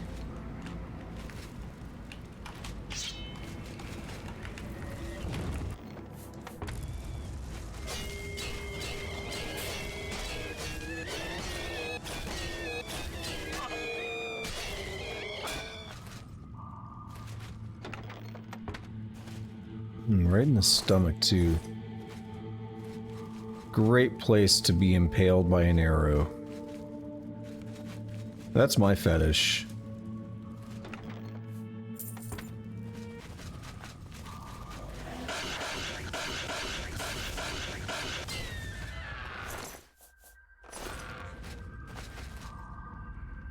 That's a sword. It's a long sword of the Glacier. Cuirass of the Bloody Legion. Fortify heavy armor. That's worthless for me. These greaves. Fortify fatigue. That's not that great. I'm just gonna leave it all. Why is it dark again? Something... I don't know enough about the workings of the engine. There's some baked-in lighting sources, or not sources, but there's something baked in about the lighting that's interfering with the light spell. And it could be due to mods as well. The Wraith of Lord Vlindrel is destroyed. I need to reclaim the Sword of the Crusader that he somehow twisted to his evil purpose. Dude, it's like on the floor right there. I've recovered the Sword of the Crusader, but it has been desecrated by the foul wraith that wielded it.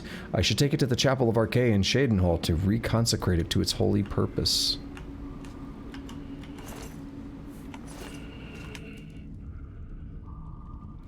Yeah, I'm tired of not seeing.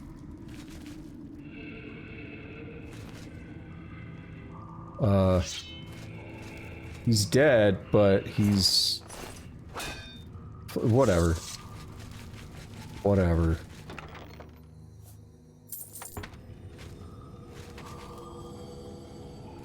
Dark Souls 2 is not... Dark Souls 2 is not that bad.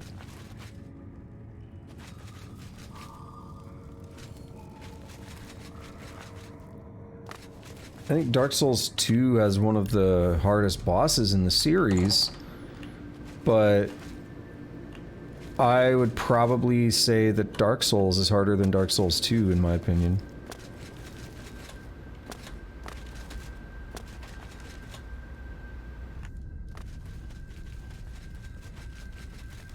Yeah, the Giant's not so bad.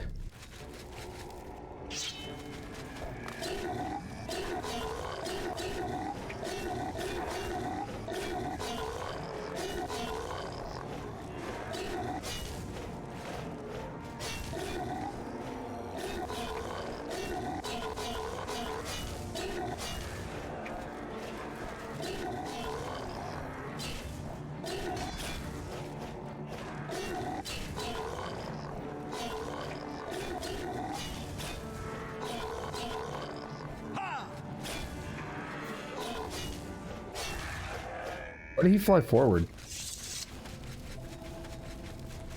Yeah, and I make no secret that I like Dark Souls 2 probably the most. I used to say 3. I think 3 has better gameplay, but 3 does a lot of stuff that pisses me off. So 3 went down in my list after that last replay.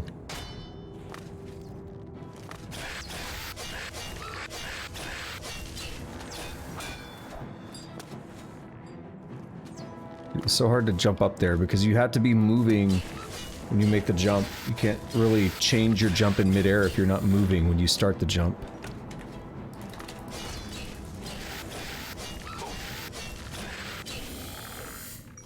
There we have it. Why? I've seen this part of a dungeon before.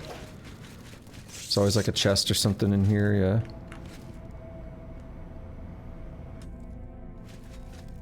Not the first time.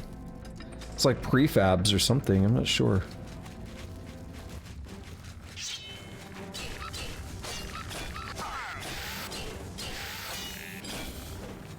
I have no idea where I'm supposed to be going. Because the arrow seems to be pointing me... Like, when I went through a door, it seemed to be pointing me somewhere else earlier. Rather than where I actually went through, so I hope... Hopefully this is actually leading me out.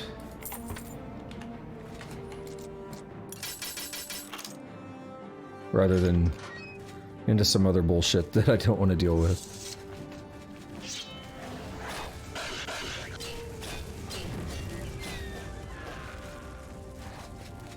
We're back into regular vanilla Underpaw Cave, so that's good. Alright, yeah, if you guys... Why are there so many of you?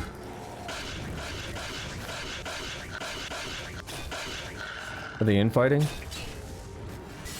Oh, hell yeah.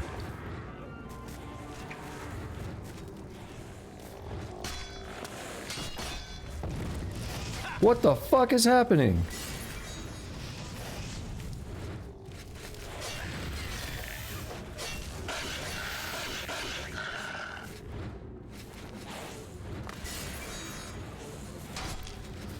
Did I make them hit each other?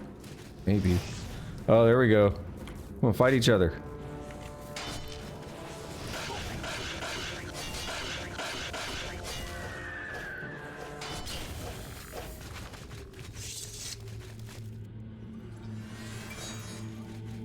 Yeah, I was really excited about the prospect of using light spells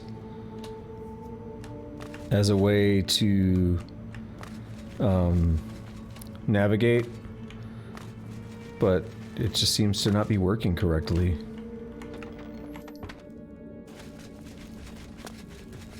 Alright, let's lead back out into the forest. So I am gonna have to take another break because I drink too much, so I'll be back in a couple of minutes and then we will go fix this sword up and keep going on One Nights of the Nine. See you on the other side. I'll be right back.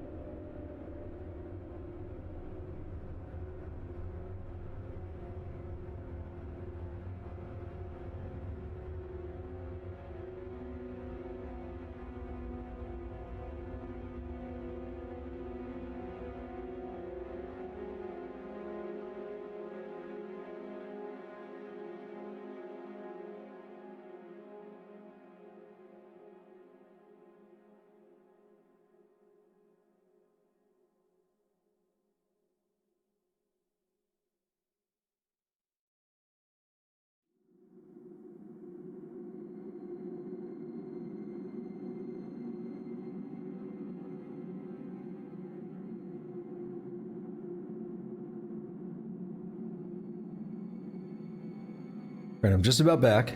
I'm gonna try adjusting the cable as I alluded to earlier. And hopefully this causes no issues. Like, I'm gonna have to unplug, and the webcam issue that happened yesterday happened when I unplugged. So let's see. Or rather, it happened when I replugged. So what I'd probably like to do is... yeah, this might be a terrible idea. Scooch that in there. We're not frozen.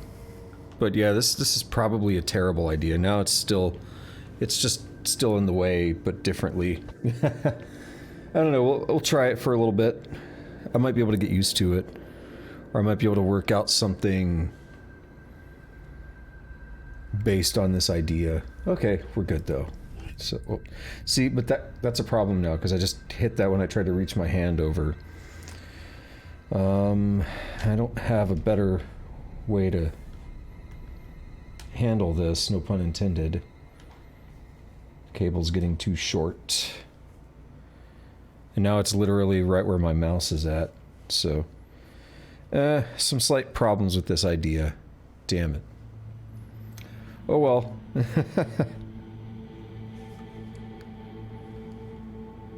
Yeah, I don't... Again, if it wasn't for this, I have an idea I can do later, and I might actually try this, but for now it's a bust. So we'll plug back in, and let me just move my cable back to where it used to be.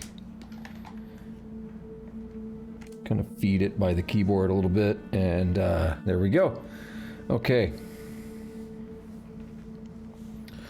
So let's get back into it.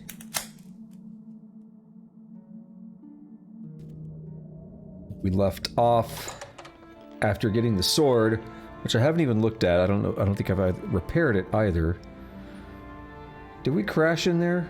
I think we did. I think that's why the loading's taking so long.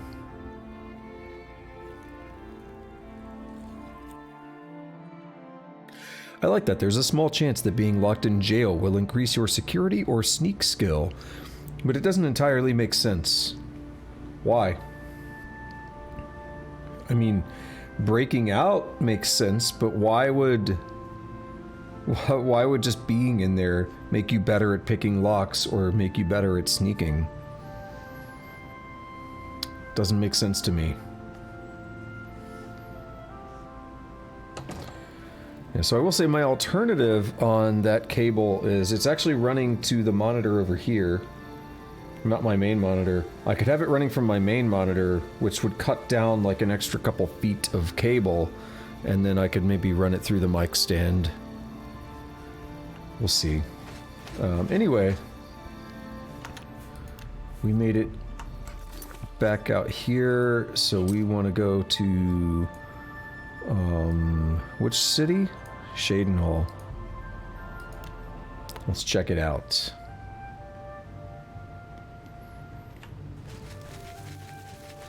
There's a landmark nearby. Straight to the south. Kinda want to see what it is, but it doesn't really matter anymore. Hello! The main reason I was marking all of them, getting all of them marked, was so I could easily do the pilgrimage stuff. We'll rip that guy. Hill the Tall. That sucks. Umaril's Aurorans have been destroyed. Shadenhall Chapel is safe for now. I can now reconsecrate the Sword of the Crusader to Arche on the High Altar. I really hate that he died. I hate when people die on these games when they don't need to. But I'm gonna live with my consequences. That's what like cool people are supposed to do, right? You just let things happen and just don't be bothered by it. Can't always have perfection. The Sword of the Crusader has been reconsecrated. I now possess all 8 of the Crusader's relics. I should return to the Priory to consult with my knights about how to attack and destroy Umaril. What if he would have been a knight? Ooh, we're gonna live with it. We're still gonna live with it.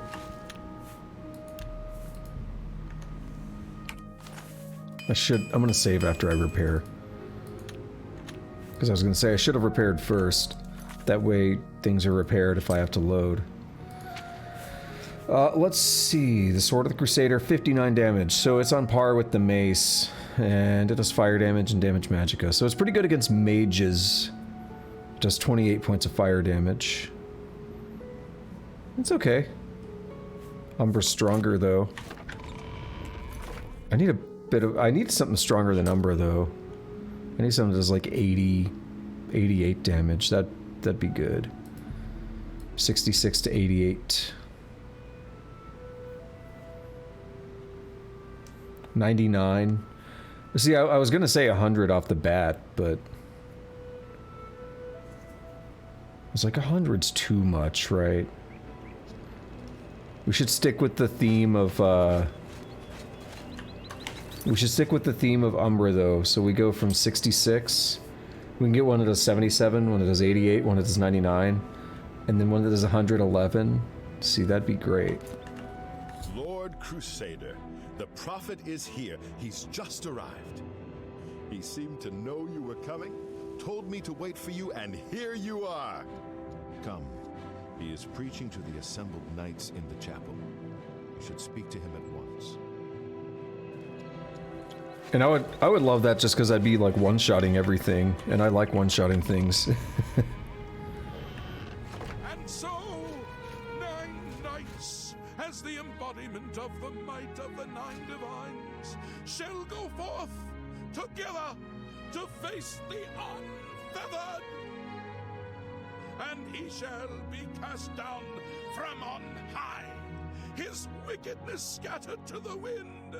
He shall end his days as dust in the void. Go now, knights, face the beast. Fear not death, for the 9 shall be your shield, and they shall bring you to rest, should you fall. You have stepped from We have 8 people here, not counting the prophet. And into legend. No feat you have accomplished in your life compares to what you have become. You are an embodiment of Pelinal Whitestrake, the bane of Umaril the Unfeathered. The time has come for you to fulfill your destiny. Umaril lies hid in the ancient fane of Garlus Malatar. You must go there. I think Malatar's on the edge, near Morrowind. It sounds familiar. I'm ready? No.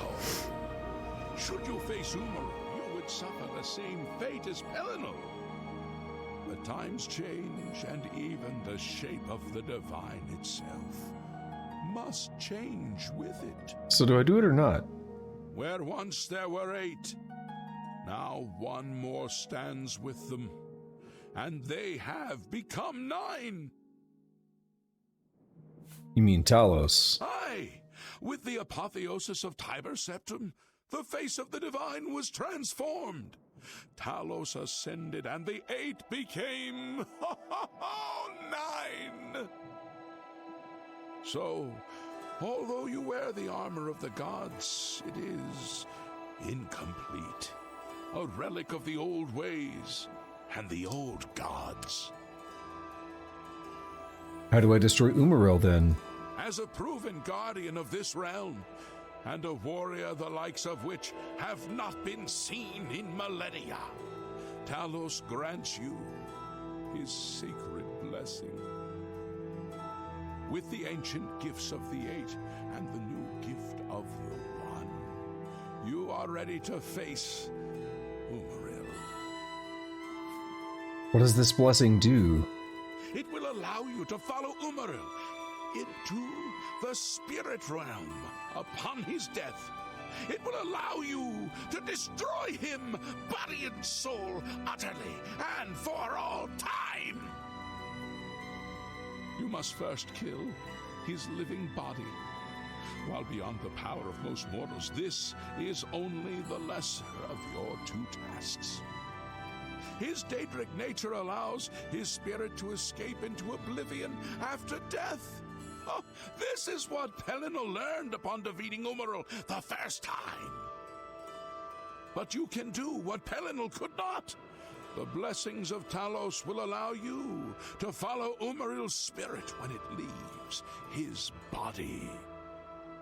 This you must do, and you must not fail. You will not, because the Nine fight with you.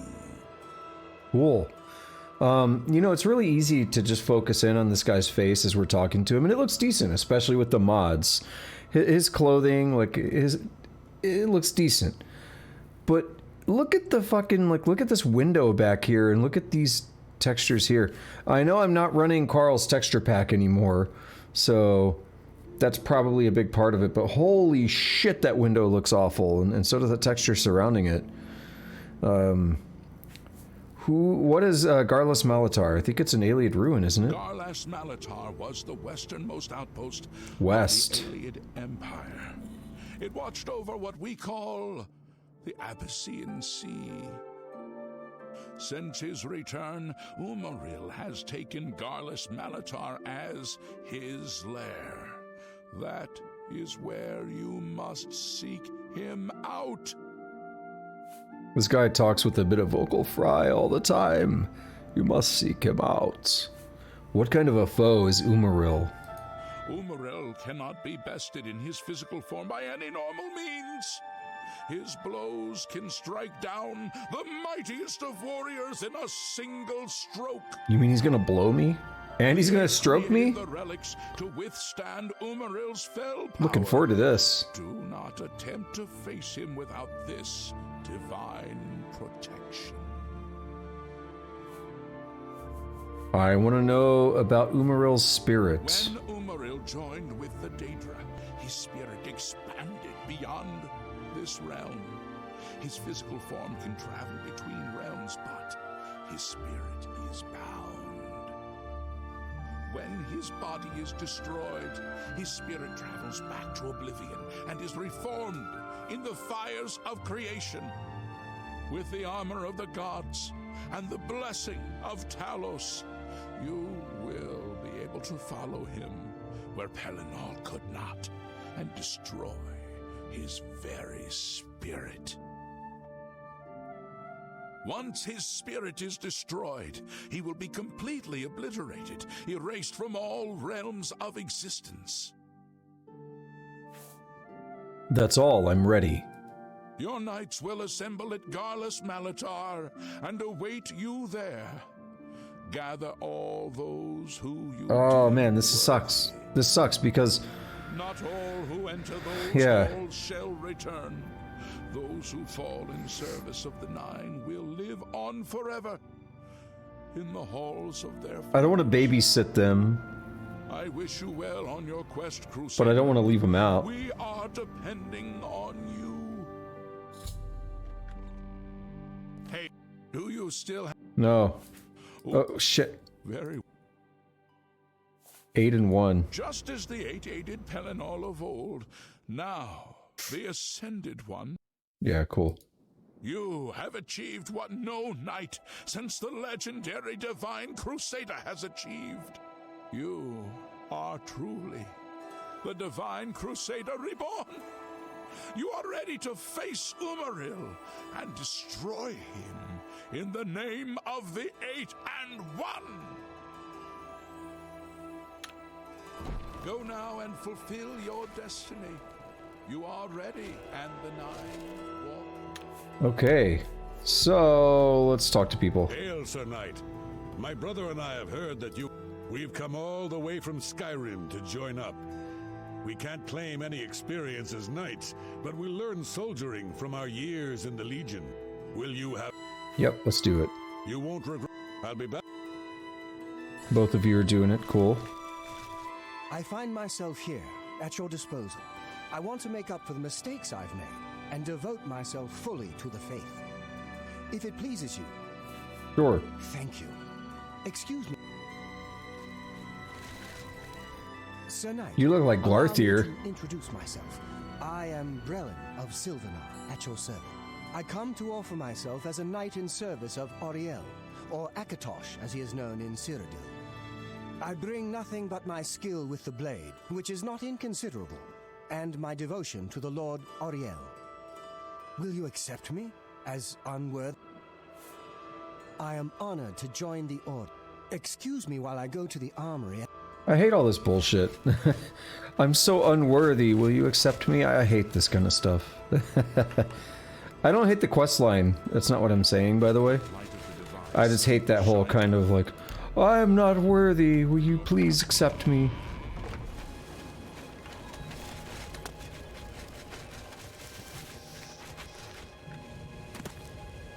Look at that's cool. Look at that. Ooh, big fan of that. Alright, we will,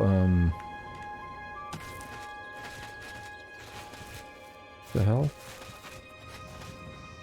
Yeah, he got some, like, dimples on his cheeks. Let's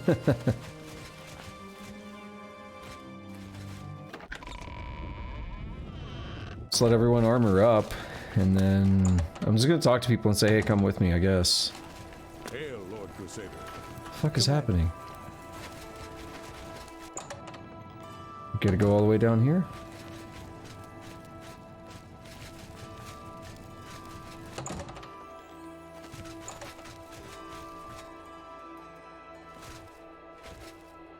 I still don't know what happened to the Adoring Fan. I feel like it's been long enough for him to have respawned. Anyone up here?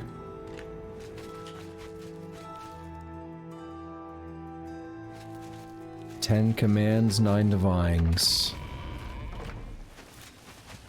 Oh shit, they are booking it. Greeting. Umaril. Now that he has attacked Leowin, it is clear that no... Yeah, that's cool. It is an... Umaril. Leowin has been attacked. Okay, I don't think I can really do much.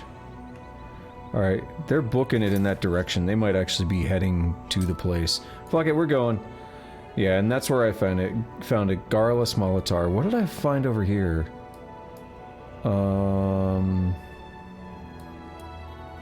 Malata, I think that's the one. I just found that the other day, I think like yesterday or the day before, I don't know. It's pretty recent. Garrulous Molitar we found yesterday when I was looking for Nirn roots and I was running up the coast.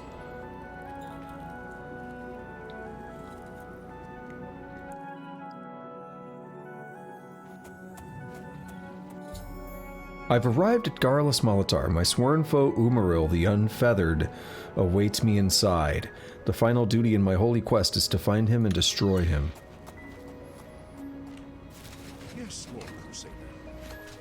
Do you guys want to join, I guess? I'll talk to him. I stand ready. Launch the attack. Knights of the...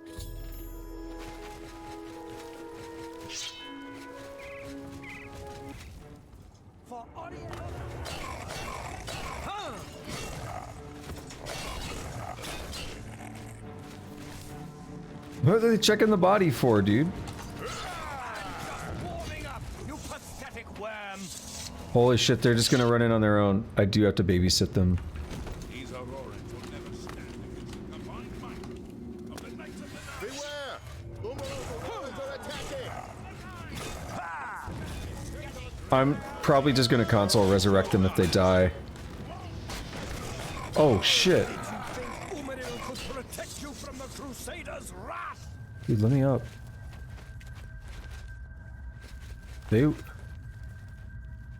Someone booked it up here. Okay, they're like healing themselves a bit, so at least one of them is. That's nice. It's opened remotely. Okay, they don't know what to do. That's good.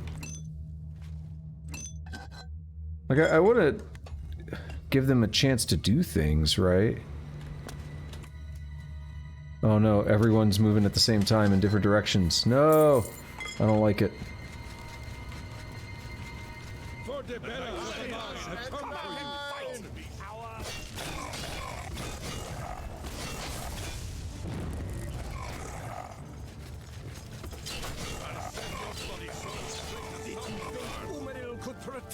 from the Crusader's wrath! Ha! You'll never take me down! One thing I really like is you could actually hear about Sovngarde a bunch in Morrowind.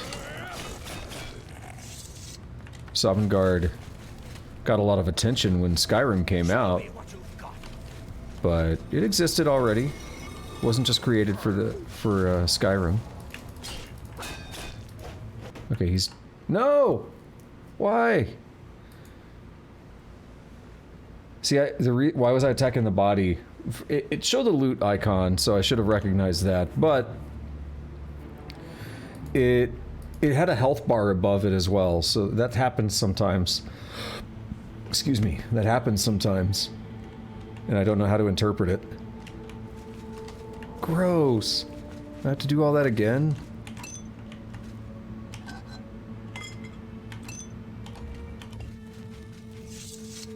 We're gonna do it.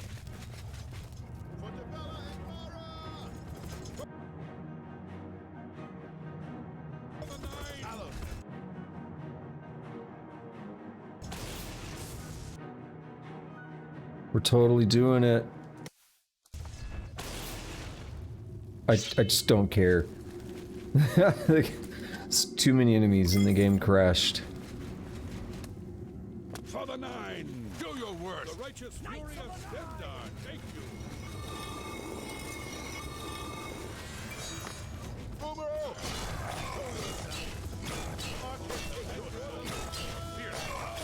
Fine! I wonder if Umaril will care. Right.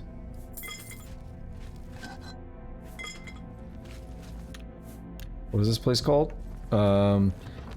Cecil. Let's keep moving.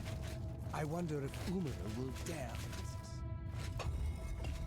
Looks like it opens. Looks like a sigil stone thing from the Oblivion gates.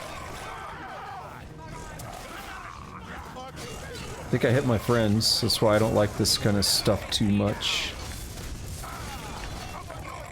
Dude, don't walk in front of me then. He said I'm on your side. For Oriel and the Nine! For Talos and the Nine! For Talos and the Nine! I'm just warming up, you pathetic worm! I have no idea what's happening.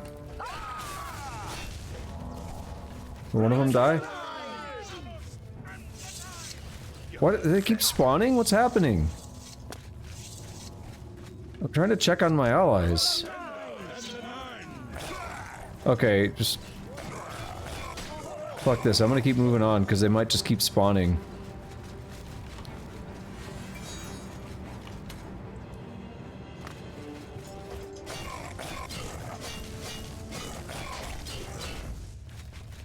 I might have to grab this thing.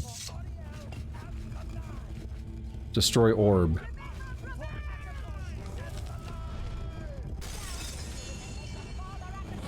That's...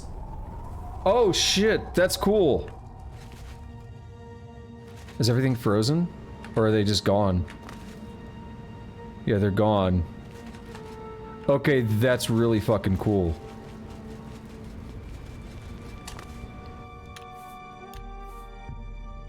So they're still doing their thing in their own world, I guess, or time is frozen or something.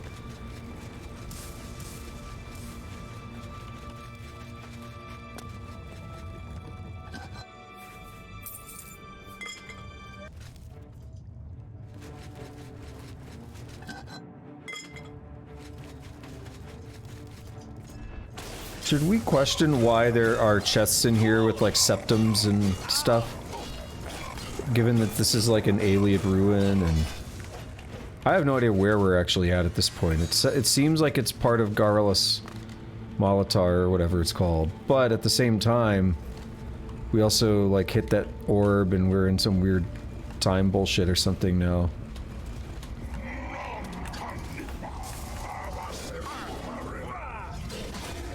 Well, that was weak. I know we're not done yet, but I destroyed Umaril's physical form. If the prophet told me true, I must cast the blessing of Talos on myself, and I will follow Umaril's spirit to a place where he can be destroyed. Umaril's sword added.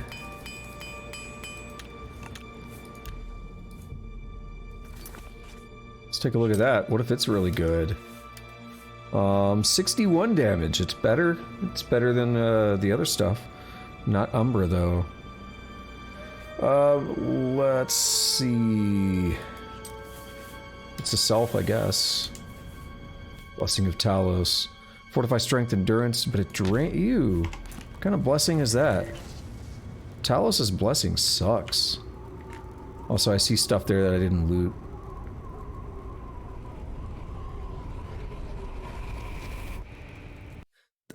They're really proud of that effect, though, of that warping effect, because they've done it like 3 different times now.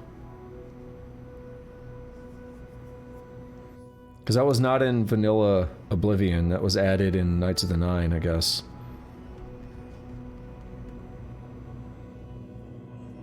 What are we loading? Teleported up Umaril's butthole, and now we're stuck loading.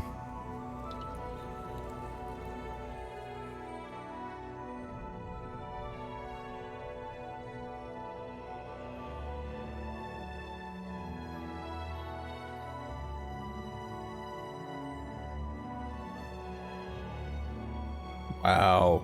So we'll talk. I meant to talk about this, though, and of course it starts loading now, but I meant to talk about this, the idea of Umaril's soul or whatever going here and being intertwined with Daedra.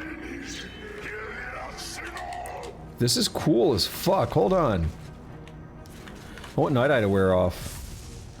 It's daytime, so I want to get a look at this here in the light, because we didn't get to see it last time. It was super dark. It's kind of cloudy, but look at this. This is awesome. There's Frostcrag. I think I hit an invisible wall. Yeah, it's a pretty small arena. So Daedra don't die. No, what if I wanted that? Wait, no!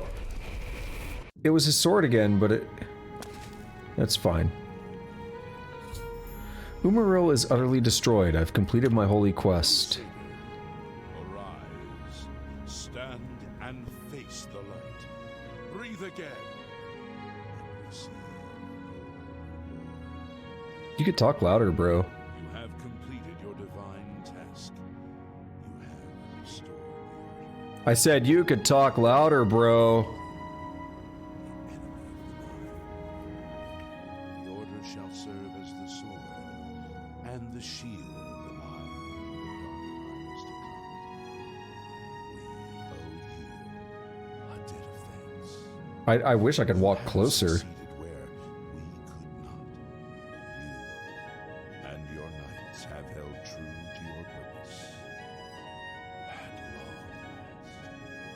Our purgatory is at an end. We go to the glory of the night to serve in their host in the life beyond this world. You may call upon our spirits when you need us. Simply pray at our tombs, and each of us will grant you a blessing from the Nine. May your sword serve the Nine all the days of your life.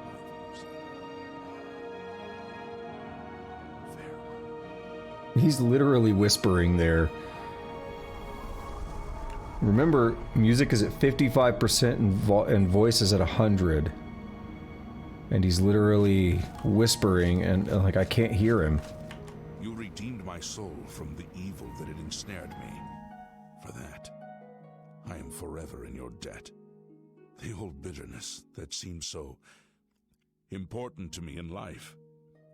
What is that now? How to weigh that against my very soul? Sir Caius. The evil took hold of me the day that I slew Sir Caius on the Priory steps. I baited him, knowing his temper, and then I killed him when he drew against me. I killed him in cold blood with the holy sword itself. I could have disarmed him or wounded him, but a cold pride had taken hold of me, and so I slew him and went to war and never returned. The evil grew upon me until I became cruel, a tyrannical ruler, a terror upon the land. In death, evil held me even tighter than in life. Thanks to you, that all is behind me. Sir Caius and I will go to Etheria side by side, as of old. The gods are truly merciful. Sword. I took the sword down with me into evil. You have redeemed us both. The gods smile on such deeds, noble knight. Knights of the Nine. Knights of the Nine stand together once again. Okay. I would not have thought it possible. We owe you a great debt.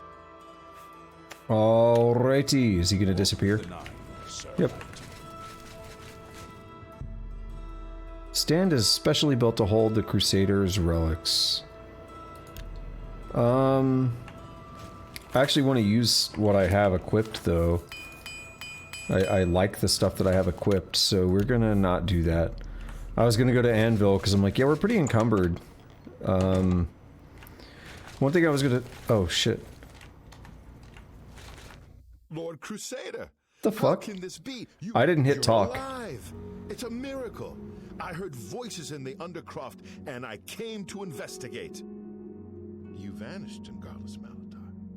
After the battle, we searched further into the ruin and found you next to Umaril's corpse. You had no wounds on your body, but you were dead. I saw it with my own eyes. You did not draw breath. We laid you to rest in the Undercroft. We kept your death a secret. We feared what would happen if our enemies thought you were dead. Even death cannot stop the Crusader. Hell yeah, let's do that. This is a big dick mode, this. I can see that. You'll have to excuse me. I need a moment to collect my thoughts. We found Umaril's body next to yours, but it seemed that you had met the same fate as Pellinor Whitestrake. We didn't know. Tell me, Umaril, what happened? Did you succeed in pursuing him into the spirit realm as the prophet said? I did. I destroyed him utterly. I never doubted you, Crusader, but I must tell the others that you're alive. Oh, he's booking it. Hello. You know, I saw... That's lame. Take care. You're gonna tell me about the Grey Prince after I just did that? Anyway, what I was gonna say before I go through the door and something else happens. Daedra, don't die, basically. There's something about the souls and everything, and there's different kinds of souls, and Daedra have a certain kind of soul that, like, when something dies, it goes back into, like, somewhere in Oblivion and reforms back into a creature. So when you kill, like, a scamp or something, it doesn't really die, ever. It's not like people.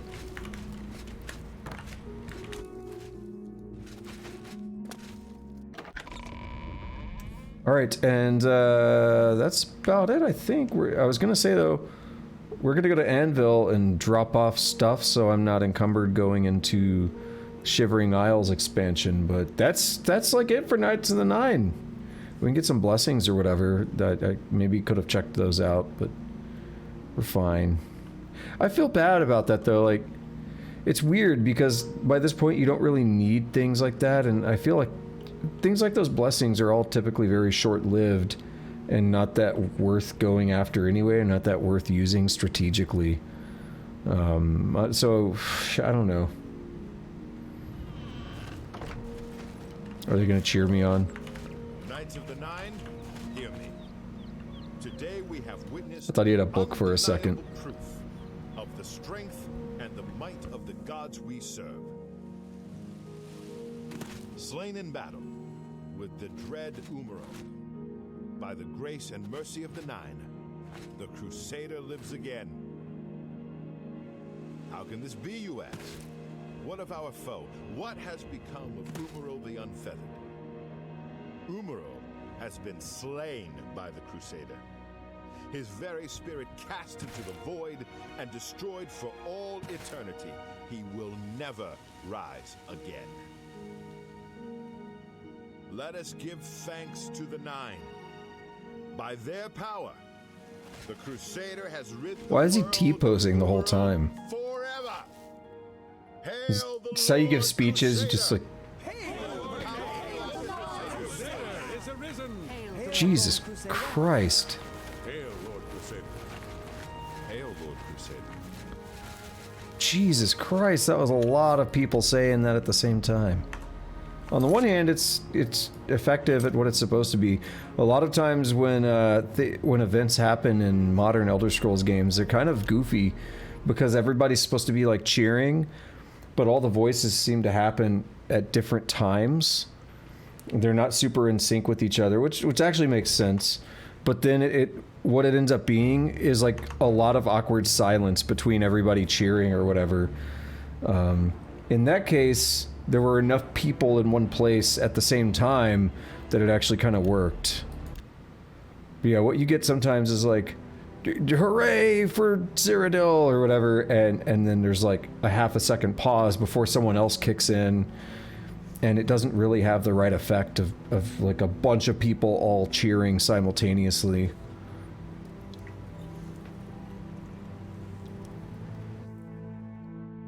It actually happened in Bruma one time. I think it's when we went to Bruma to try to do the Great Gate or something.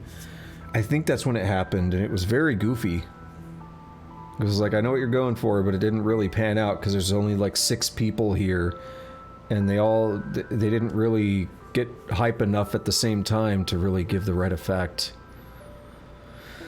I think I just saved after the speech. I hope I did. Because, you know, crashing. See, this sucks because we're having to wait so long just to load for me to immediately then go fast travel to Anvil, which is just, what's the point?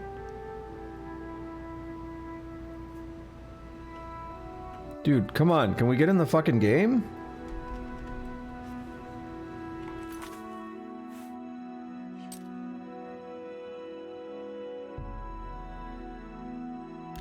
Alright, let's try to get into Anvil. Okay, we're still good. Your horse is stabled outside the city gate. Yeah, we gotta drop some of this stuff off. I'm assuming the Adoring Fan got left somewhere.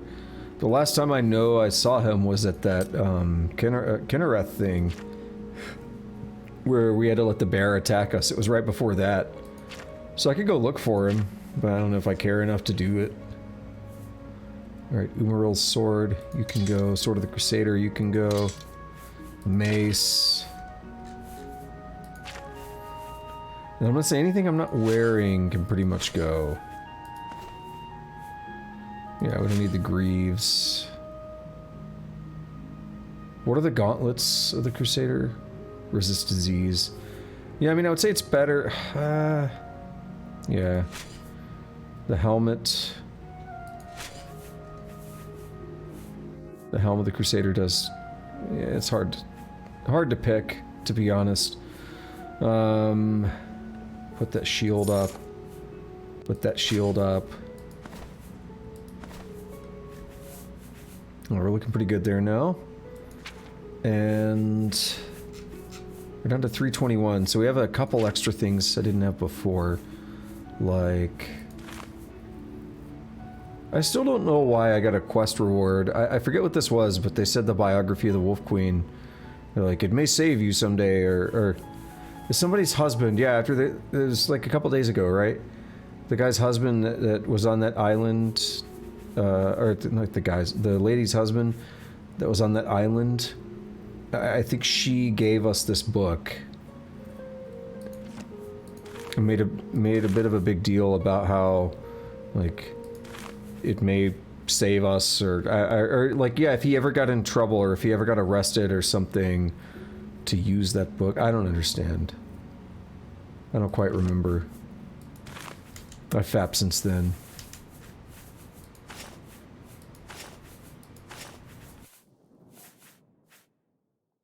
Put these Varla stones up.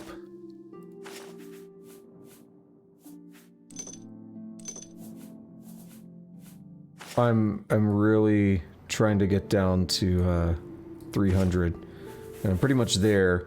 I want to check alchemy ingredients, see what kind of garbage I'm carrying, because we all know I'm going to be carrying some garbage, like drag wax is heavy, human heart. Why do I have that? That puts us down below 300. Beautiful. I don't need the lettuce. I thought I put the painted troll fat up earlier. Maybe I thought about doing it, but I didn't.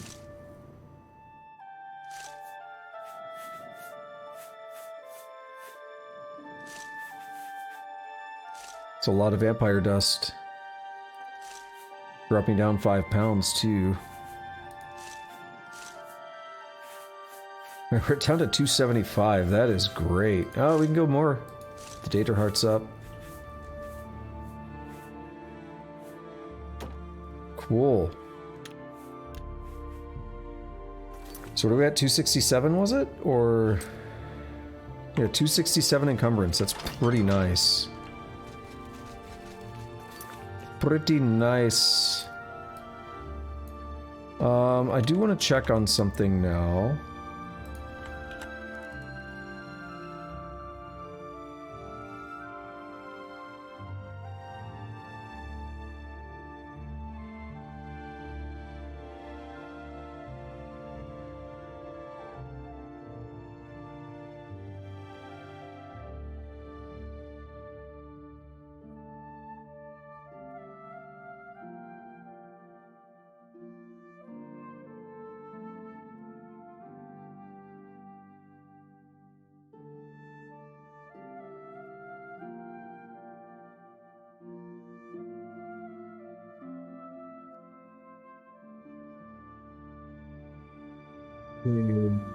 This is not... okay, here's where it is. Nope. Yeah, okay, yeah. Let me double check something. Okay, it's not a big deal. I wanted to double check something I remember reading about. I'm also curious, is my map zooming correctly? No. No, it's not zooming anymore. It's broken. Alright, well... that means... it took about 3 to 3.5 hours to do the Knights of the Nine questline there. Not bad. I think we started about 45 minutes into the stream, and it's 4 hours and 15. I don't belong. Not my place. Shouldn't have gone. Cool. So we are here. I don't know how Shadowmere got here. I guess horses can swim, though. So we are here at the... strange door to the Fringe, it says. And this is the entrance to the Shivering Isles expansion. It has been a very, very long time since I've been in here. Many, many years. So, let's go ahead and check it out. Should be fun.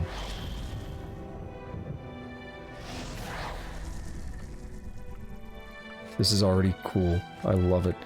This expansion's really cool. Another mortal. Please, have a seat. I want to read this book. The Madness of Pelagius by Sethenus. The man who would be emperor of all Tamriel was born Thoris Pelagius Septim, a prince of the royal family of Wayrest in 3rd Era 119, at the end of the glorious reign of his uncle Antiochus I. Wayrest had been showered by much preference during the years before Pelagius' birth, for King Magnus was Antiochus' favorite brother. It is hard to say when Pelagius' madness first manifested itself, for in truth the first 10 years of his life were marked by much insanity in the land itself. When Pelagius was just over a year old, Antiochus died, and a daughter, Kintira, assumed the throne to the acclaim of all. Kintira II was Pelagius' cousin, and an accomplished mystic and sorceress. If she had sufficient means to peer into the future, she would have surely fled the palace. The story of the War of the Red Diamond has been told in many other scholarly journals, but as most historians agree, Kintira's II's reign was usurped by her and Pelagius' cousin Uriel by the power of his mother, Potema, the so-called Wolf Queen of Solitude. The year after her coronation, Kintira was trapped in Glenpoint and imprisoned in the imperial dungeons there.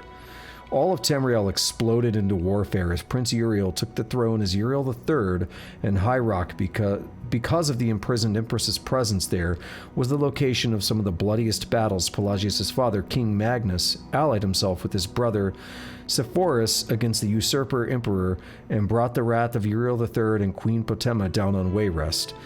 Pelagius, his brothers and sisters, and his mother Uthiela fled to the Isle of Balfiera. Uthiela was of the line of Direnai, and her family Manse is still located on that ancient isle even to this day. There is thankfully much written record of Pelagius' childhood in Balfiera, recorded by nurses and visitors. All who met him described him as a handsome, personable boy, interested in sport, magic, and music. Even assuming diplomats' lack of candor, Pelagius seemed, if anything, a blessing to the future of the Septim dynasty. When Pelagius was 8, Sepphoris slew Uriel III at the Battle of Ichidag and proclaimed himself Emperor Sepphoris I. For the next 10 years of his reign, Sepphoris battled Potema. Pelagius' first battle was the Siege of Solitude, which ended with Potema's death and the final end of the war. In gratitude, Sepphoris placed Pelagius on the throne of Solitude. As King of Solitude, Pelagius' eccentricities of behavior began to be noticeable. As a favorite nephew of the Emperor, few diplomats to Solitude made critical commentary about Pelagius. For the first 2 years of his reign, Pelagius was at the very least noted for his alarming shifts in weight. 4 months after taking the throne, a diplomat from Ebonheart called Pelagius a hale and hearty soul with a heart so big it widens his waist. 5 months after that, the visiting princess of Firsthold wrote to her brother that the king gripped my hand and it felt like I was being clutched by a skeleton. Pelagius is greatly emaciated indeed. Sepphoris never married and died childless 3 years after the Siege of Solitude. As the only surviving sibling, Pelagius' father Magnus left the throne of Wayrest and took residence at the imperial city as the Emperor Magnus I. Magnus was elderly and Pelagius was his oldest living child, so the attention of Tamriel focused on Solitude. By this time, Pelagius' eccentricities were becoming infamous. There are many legends about his acts as King of Solitude, but few well-documented cases exist. It is known that Pelagius locked the young princes and princesses of Silvanar in his room with him, only releasing them when an unsigned declaration of war was slipped under the door. When he tore off his clothes during a speech he was giving at a local festival, his advisors apparently decided to watch him more carefully. On the orders of Magnus, Pelagius was married to the beautiful heiress of an ancient dark elf noble family, Kataria Rathim. Nordic kings who marry dark elves seldom improve their popularity. There are 2 reasons most scholars give for the union. Magnus was trying to cement relations with Ebonheart, where the Rathim clan hailed Ebonheart's neighbor, Mournhold, had been a historical ally of the Empire since the very beginning, and the royal consort of Queen Berenzia had won many battles in the War of the Red Diamond. Ebonheart had a poorly kept secret of aiding Uriel III and Potema. The other reason for the marriage was more personal. Kataria was as shrewd a diplomat as she was beautiful. If any creature was capable of hiding Pelagius' madness, it was she. On the 8th of Second Seed, 3rd Era, 145, Magnus I died quietly in his sleep. Jolete, Pelagius' sister, took over the throne of Solitude, and Pelagius and Kataria rode to the imperial city to be crowned Emperor and Empress of Tamriel. It is said that Pelagius fainted when the crown was placed on his head, but Kataria held him up so only those closest to the thrones could see what had happened. Like so many Pelagius stories, this cannot be verified. Pelagius III never truly ruled Tamriel. Kataria and the Elder Council made all the decisions and only tried to keep Pelagius from embarrassing all. Still, stories of Pelagius III's reign exist. It was said that when the Argonian ambassador from Black Rose came to court, Pelagius insisted on speaking in all grunts and squeaks, as that was the Argonians' natural language. It is known that Pelagius was obsessed with cleanliness, and many guests reported waking to the noise of an early morning scrub down of the imperial palace.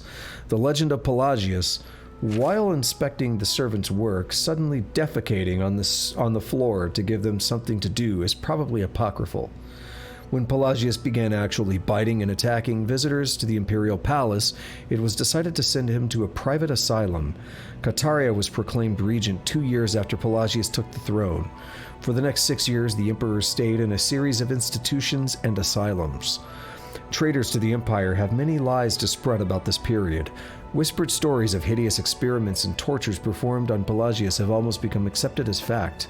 The noble Lady Cataria became pregnant shortly after the Emperor was sent away, and rumors of infidelity and, even more absurd, conspiracies to keep the sane Emperor locked away ran amok. As Cataria proved, her pregnancy came about after a visit to her husband's cell. With no other evidence as loyal subjects, we are bound to accept the Empress's word on the matter. Her second child, who would reign for many years as Uriel IV, was the child of her union with her consort Lariate and publicly acknowledged as such. On a warm night in Sun's Dawn in his 34th year, Pelagius III died after a brief fever in his cell at the Temple of Kinnereth in the Isle of Brittany. Cataria I reigned for another 46 years before passing the scepter onto the only child she had with Pelagius, Cassander. Pelagius's wild behavior has made him perversely dear to the province of his birth and death. The second of Sun's Dawn, which may or may not be the anniversary of his death, records are not very clear, is celebrated as Mad Pelagius, the time when foolishness of all sorts is encouraged, and so one of the least desirable emperors in the history of the Septim dynasty has become one of the most famous ones. That was a fun read. Ooh, I like this. Tuss sent something right when I started reading that. It's been 8 minutes. But why did you rage quit Dark Souls? What happened? God, I love this so much. Look at the different faces. We got like a happy one and a more of a sad one. Yes, what can I do for you? I imagine you're here about the door? Maybe, yes. What's up, Haskell? Not the programming language Haskell, but Haskill? Strange door. Yes, you have entered, and now you are here. Amazing. Truly. What is this place? You approach the Shivering Isles. Through the door behind me lies the realm of Sheogorath, Prince of Madness, Lord of the Never There. Who are you? I am Haskell, Chamberlain to the Lord Sheogorath. Why did that door appear in Cyrodiil? Because my lord wills it to be so. It poses no danger to Mundus. No compact has been violated. It is a doorway, an invitation. Perhaps you will accept it for what it is. What do you want with me? For you? I do not know. My lord seeks a mortal to act as his champion. As for his intent, to attempt to fathom it is a foolish endeavor. His will is his own. His reality follows suit. You are here because you chose to enter. You were not summoned. And the people outside? They entered this realm and were ill prepared. Their minds are now the property of my lord. How can they be cured? Cured? You speak as if they are diseased. They live now in another state of being. Perhaps it is you who needs a cure. What happens now? You do as you will. You may leave the way you entered. Your life will be none the worse for your time spent here. Or you may continue onward, through the door behind me. If you can pass the gates of madness, perhaps the Lord Sheogorath will find a use for you. And if I go through the door? Who is to say? There are always choices to be made. The realm of madness is no different in that regard. Your choices are your own. Enter or do not, but make your decision. I've other duties to which I must attend. Speak with me again when you have made up your mind. The anticipation is almost too much to bear. Alright, yeah, we're gonna do it, of course. We're gonna play the expansion. Well, have you made... I'll do it! Fine. I'm sure my lord will be most pleased. Yes. Assuming you ever manage to see him. Yes. You'll want to pass through the gates of madness. Oh, and mind the gatekeeper. He dislikes strangers to the realm. Enjoy your stay. Oh, I can't get up.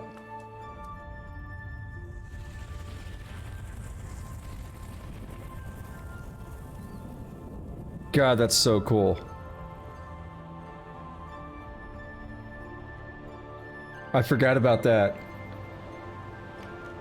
Still can't get up, though. Yeah, they did a really good job with this expansion, by the way. I've entered the... This happened right as I tried to pick up that ingredient. I've entered the Shivering Isles. In order to find the Lord of this realm, I must first pass through the Gates of Madness.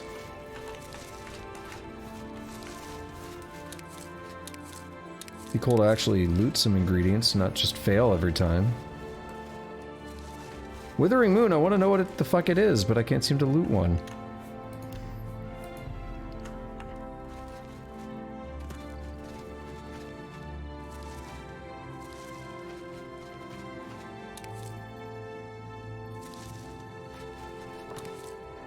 I don't really care so much about, you know, making too many potions, probably. But I like getting one of everything so I could see it.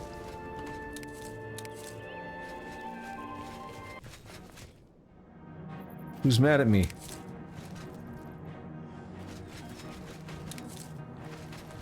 Oh, shit. God damn it, I hate enemies with shields.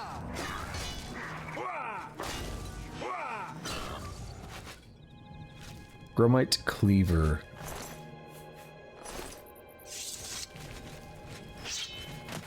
There's a dead thing, young Bollywog.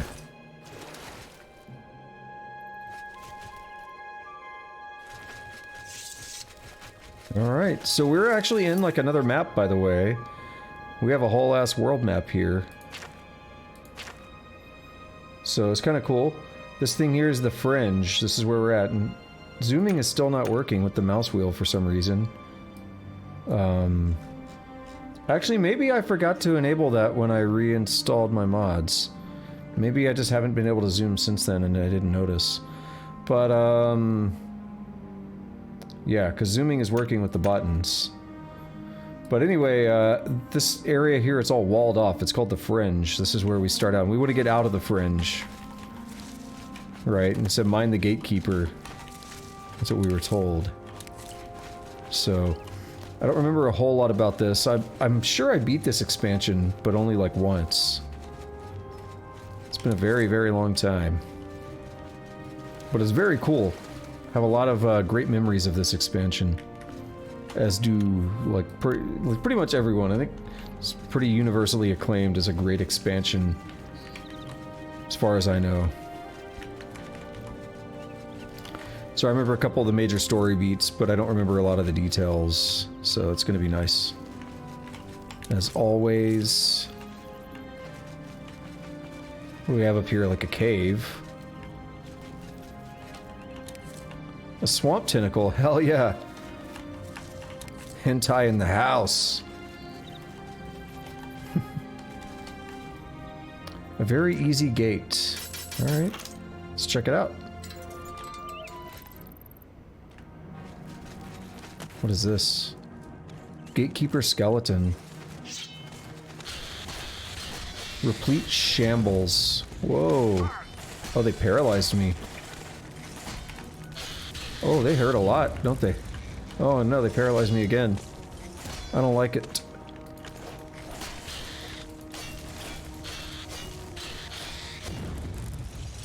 Oh no, they paralyzed me again.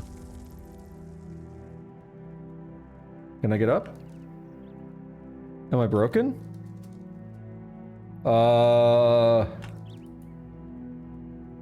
This actually is a problem. There we go. Why the fuck was I just laying there? The effect had worn off. I have a boner shard. Restores willpower, does a couple things. Gatekeeper skeleton. Bone marrow. Cool. Alright. We're at the Gardens of Flesh and Bone. What a name. Alright, I'm gonna take a short break here. When I get back, we'll continue on with the Knights of the Night, or the Shivering Isles questline. And see, I'm all kinds of messed up. Alright, no. We'll be back in a couple of minutes. Catch you on the other side.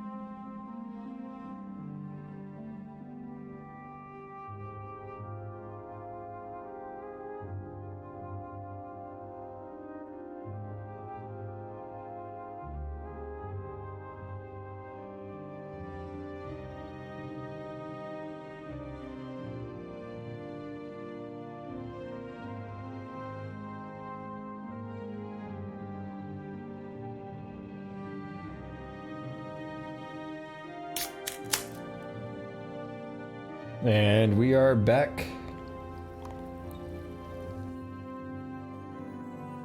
Got me another Dr. PP. Gonna enjoy that. It's gonna make me have to pee again anyway. I drink too much. I'm always like drinking something in general. But then it's also made a little bit worse by virtue of talking, right? Streaming. Talking all the time, you tend to get a little bit thirstier and gotta drink a little bit more often to keep up with that. Tusk's battery is at 2%. Why do you run it so low? It's actually bad for your battery. I don't know if you know that. Doing like full discharges like that is not really good for your battery.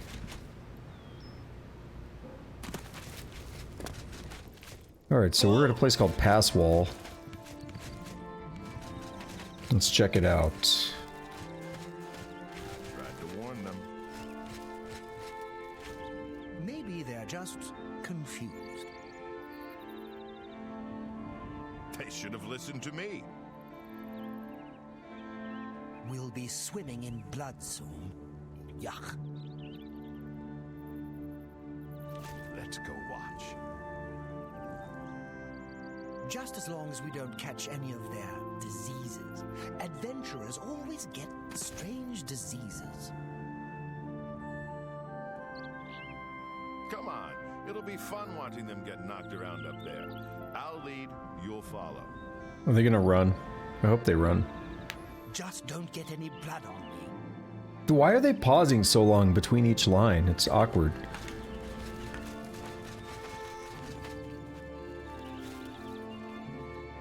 There's a mod that makes quest NPCs run always, but I don't really like that because I feel like it would make things awkward. You there! Stay away from the gatekeeper. Let us handle this.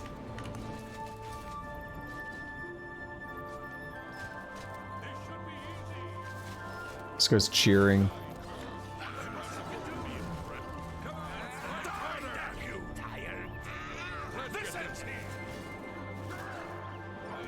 Is he gonna kill them all? Oh no, they're bleeding all over the place. Yeah, I'm just gonna keep watching. I'm gonna chill back here. The formidable gatekeeper has destroyed a party of adventurers. I don't know, it looked like 2 were still standing, but whatever. I should talk to the residents of Passwall before trying to deal with this creature. This guy is escaping.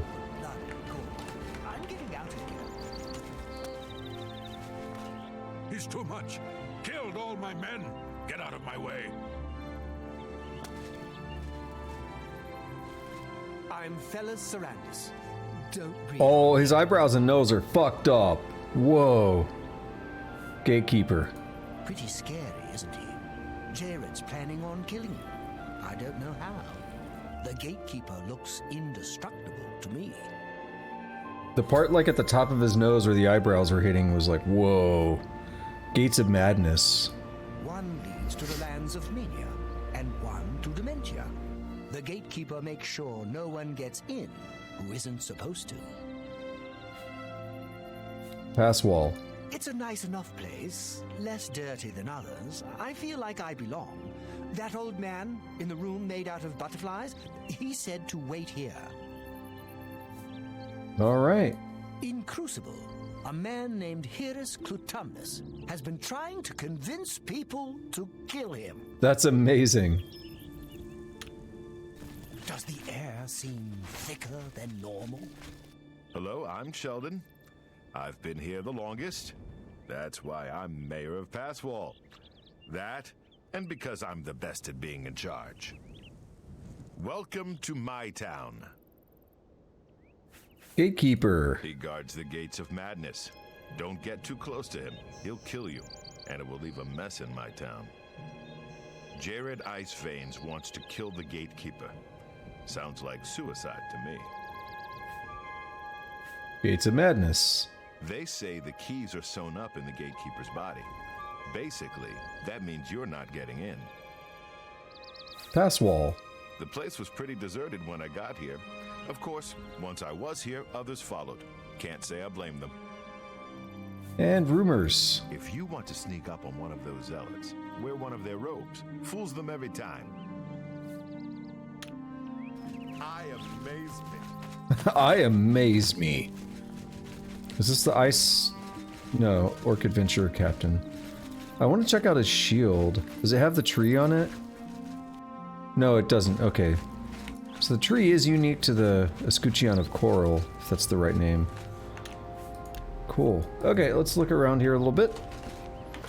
It's an inn of some sorts. I thought she had her titties out. Well, not like all, I thought she was wearing like a bra, you know. Hello, I'm Dreadwin. No one was running this place when I got here. They left plenty of things behind, though. What do you need? Gatekeeper. He protects the gates of madness. He'll kill anyone who gets near. Good to know. Anyone except Relmina Veranim. She's staying upstairs right now. Game freaked out. Well, yeah, well, it's good to know. We'll talk to her in a minute.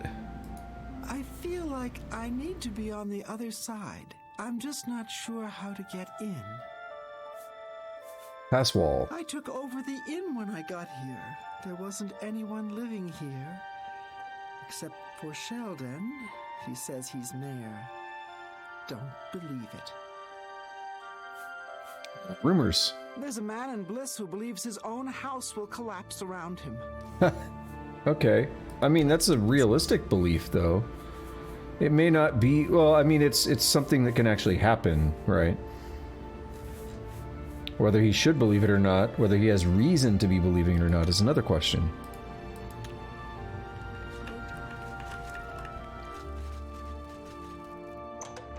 Oh, next door.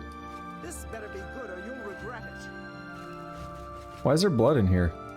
What have we here? Another hopeful whose blessing hasn't fully taken root? No, I don't think so. You're an adventurer? How disgusting. Why don't you go back the way you came? Maybe. See about that later. Gatekeeper. The Gatekeeper is my child, the consummation of Sheogorath's wisdom in the womb of my genius. It was a painful and bloody birth, but well worth it. Okay. His brothers were less successful. You won't bother those blessed by Lord Sheogorath. You, however, will die trying to get the keys from my child. I'm blessed by Sheogorath. You? Ha! No, you have a conventional type of soul. But I don't make that decision. The Shivering Isles belong to Lord Sheogorath. Were it up to me, I'd cut you open and show you just how uninspired your blood is. No, you won't be getting in. Then I must kill the Gatekeeper. Try him if you like. Believe me, after you die, I can put your flesh and bones to very good use. I will find a way. I'm bored with you. Why don't you talk to Nanette? She likes talking. I'll need to cure her of that habit soon enough. There's one sure way to stop a tongue from flapping. Cut it out. Shall I demonstrate? I'm not sure I... Stop! Gates of Madness. One leads to mania, one to dementia. Two shades of madness. You're not getting in because you're not blessed by Sheogorath. You can try to get the keys. My lord had them sewn into my child's body. I wonder if you're a fast bleeder or a slow bleeder. Passwall. Quaint, isn't it? Passwall sits in the fringe of the Shivering Isles. It's where the supplicants wait while the blessing of Sheogorath takes hold. Rumors. Take care venturing into the ruined city of Vythar. Gardens of Flesh and Bone. It is where the body of my child was grown, and the resting place of his less fortunate siblings. You have no business going there. Alrighty. Don't bother me again. Smoked bollywog leg. That's a person. Letter to Sheogorath. I should find Relmina at midnight and spy on her visit with the gatekeeper. I can also talk to Jared about killing the gatekeeper. My beloved Sheogorath, forgive me, it's been so long I can't remember the last time I've written. I can only hope these letters reach you. I know your duties keep you busy, but any message from you would be welcome, even if it is given through that fool, Haskell. If it is not possible, fear not, my love is constant. I can remember the day you brought me to your realm as if it were yesterday, but I miss you terribly. You should see the supplicants mucking about the Fringe these days. A few I think will be ready soon. The rest, who can say? If it weren't blasphemous, I might venture to say that the world has been slowly going sane. I can almost feel in my bones a chilling presence approaching, like a devouring emptiness. That does not bode well, but I trust in my Lord's power to keep our spirits well nourished from his bounteous showers of inspiration. Our child continues to destroy those pesky adventurers who come seeking treasure and glory. I have been sojourning here in Passwall, tutoring Nanette Dawn as an apprentice. She is one of the hopefuls that I believe will bloom soon. In the meanwhile, I can visit our child. I go see him every night around midnight when the world is quiet, when it belongs to memory and imagination. He is strong and powerful like his father. Would that you visited us sometime. It's almost cruel the way you keep aloof from me. Sometimes I can't even bear to look at him because I can remember when we created him, your glistening body in the pool, lovingly blending the components of flesh that would become our child. And afterward you tortured me in your sweet embrace. But now, when I visit him, I can't help but weep like a little girl. I know how unlike me it seems. I just can't help it. To make matters worse, it seems my tears burn my poor creature. It agitates that Daedric soul bound in his body, threatening to sever the warding magic weaved into him. I didn't realize how badly that soul would seek release from the shell I grew in my gardens, but the flesh is pure, perfect. Perhaps it is my own tears that hold the imperfection. But I shouldn't be bothering you with these petty concerns. Our child, your gatekeeper, stands guard over the gates of madness, mighty and powerful. No harm shall come to him. Yours truly and forever, Relmina. She just watches me read that. Yeah, so I mentioned this a while back, after the Gates of Oblivion started opening, and I was commenting on how kind of boring I think it's called the Deadlands, and I was like, why does all of the, Oblivion gates, why do they all look the same, right? They all have the very same style, and I think it's because they're all part of... I can hear the bones talking. I think it's because they're all part of Mehrunes Dagon's Deadlands, Plane of Oblivion. And I mentioned, like, wouldn't it be cool if we saw some other things? Like, this is a Plane of Oblivion, and it's obviously completely different than anything we saw in the gates in the main game. So it is nice, and we do see that Oblivion can be radically different than just what the gates are. I'm Jared Iceveins. Do you ever wonder why things look better without their skin on? For instance, I love it. You can only really see the bones when you take them out. You can hear them better that way, too. Gatekeeper. I want him dead. I need him dead. His bones are calling to me. Rumor has it you want him dead, too. If you're any good with a lockpick, we can help each other out. We can get into the gardens of flesh and bone.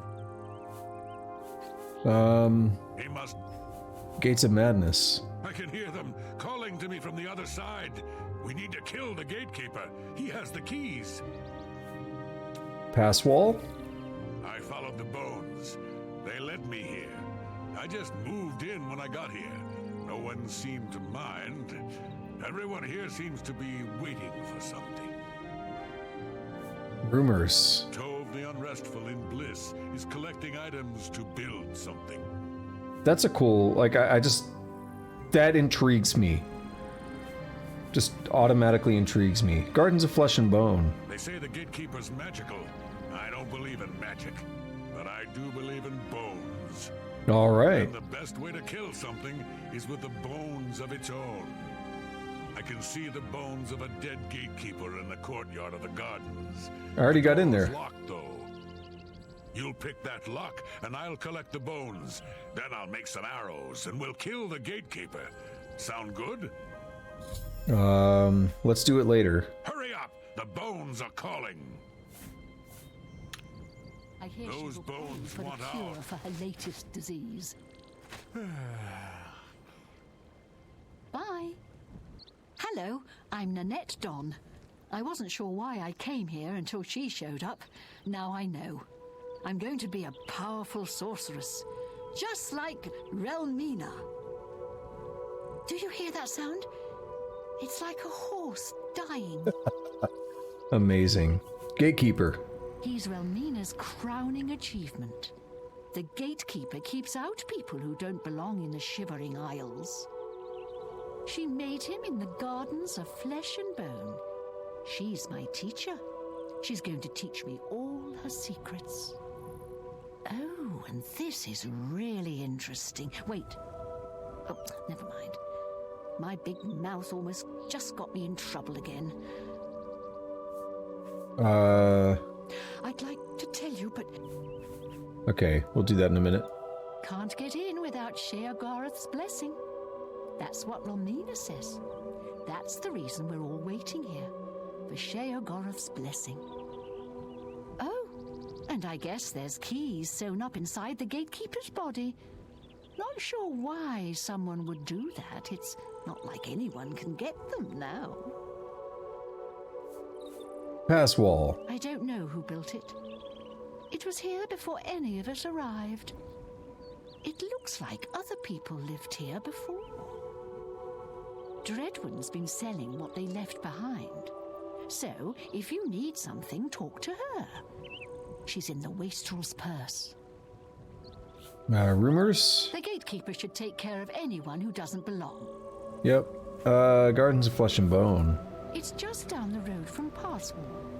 It's where Relmina created the gatekeeper. And let's... How nice. It's just what I wanted. I've been dying to tell someone. You seem trustworthy enough, but...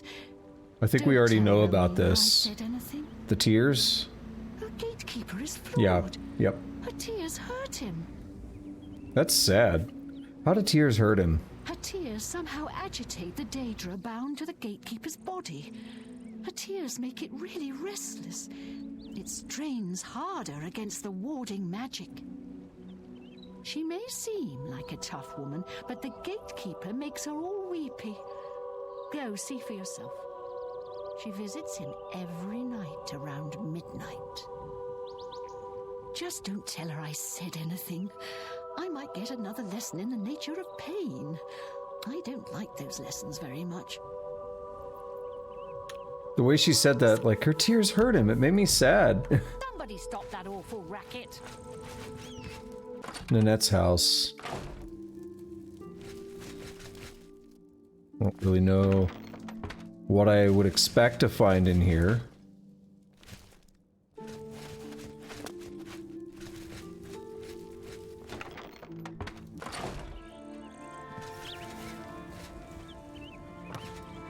Sheldon's house, the mayor.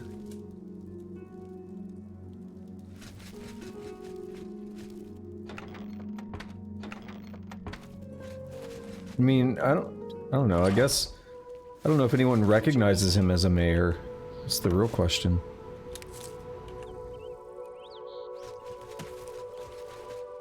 Does anyone else recognize that claim? What do we have here? Jared's house. Okay. What is that? Shambles skull. Hunger tongue. So we haven't actually seen any hungers in this game. And hungers were, they were, I don't know if common is the word, but they were a regularly appearing enemy in Daedric Ruins. In Morrowind. Vermina's Tale. Interesting. 16 Accords of Madness. Is that one for each Daedric Prince? The predecessors.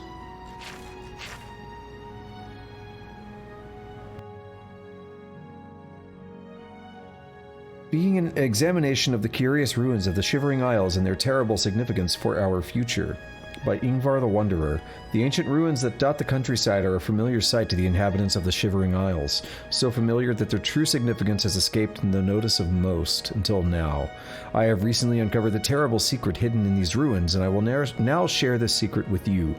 But be warned, this knowledge may be too much for some, as you will know the awful fate that lies in store for you, but you will be powerless to do anything to prevent it. If you are strong enough of mind to withstand the psychic shock of having your grim future laid bare, read on. My interest in the ruins began with the simple observation. All the ruins visible on the surface appear to be of roughly the same age and architectural style. Who created these once mighty structures and what happened to them? Further investigation revealed an even stranger truth. Although the ruins superficially all appear to derive from the same era, they are in fact of wildly differing ages. Many thousands of years separate the ruins of Kylarn, by far the oldest extant on the surface, despite its relatively well-maintained state, from the ruins of Abroka, which at almost 1,000 years old is one of the youngest sites in the Isles. For those who would dismiss this conclusion, I invite you to visit the ruins and examine the evidence for yourselves. The depth of strata covering the buried portions of the structures, the weathering of the exposed stone, the growth of vegetation on and around the structures, etc. I have compiled the evidence in a separate monograph dating the predecessor ruins, shocking new evidence comprehensively explained, which is presently unpublished, though I will gladly make it available for those scholars wishing to delve further into the minutiae of this subject. Minutiae, yeah. Minutiae? I don't remember. Once I began to accurately establish the dates of the various ruins, a disturbing pattern emerged. The ruins fell into distinct periods, each period separated by exactly 1,000 years from the other, although Kylarn remains the exception, being many thousands of years older than the next oldest extant ruin, suggesting only that the ruins from many earlier eras lie waiting to be discovered or have been lost to the ravages of time. What could account for this process of destruction repeating itself every 1,000 years without fail? The legend of the Grey March sprang immediately to mind, that ancient tale of a vengeful god venting his wrath upon the land. What if it were more than a legend? What if it were the dimly remembered account of a real event?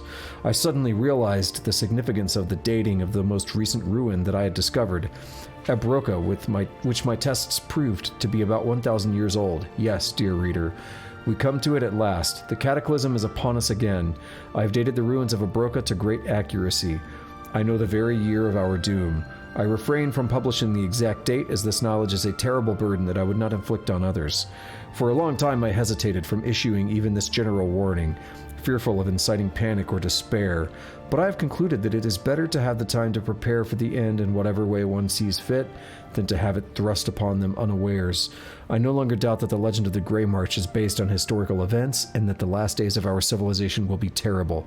The blasted and tumbled stones of the mighty cities of bygone eras are testament enough to that. But I find it strangely comforting to know that our end is already written in the stones of our predecessors, and that struggling against our doom is as pointless as shouting against the incoming tide. I hope that at least a few of my readers will find equal solace in this bleak foreknowledge.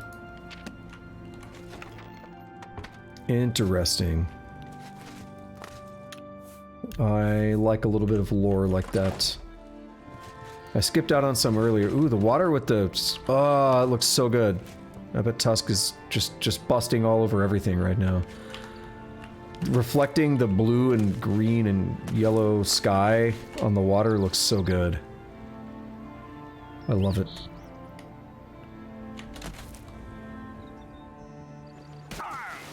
Ah! What do we have over here? Some kind of fort marker on the map.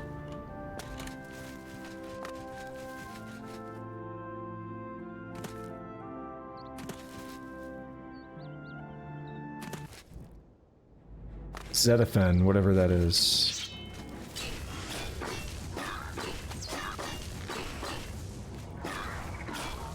Well, he didn't really do much, did he? How are the arrows? They do 23 damage, not bad. Alright, I don't know what that place is, so I'm not gonna really explore it. I'm gonna stick to the quests.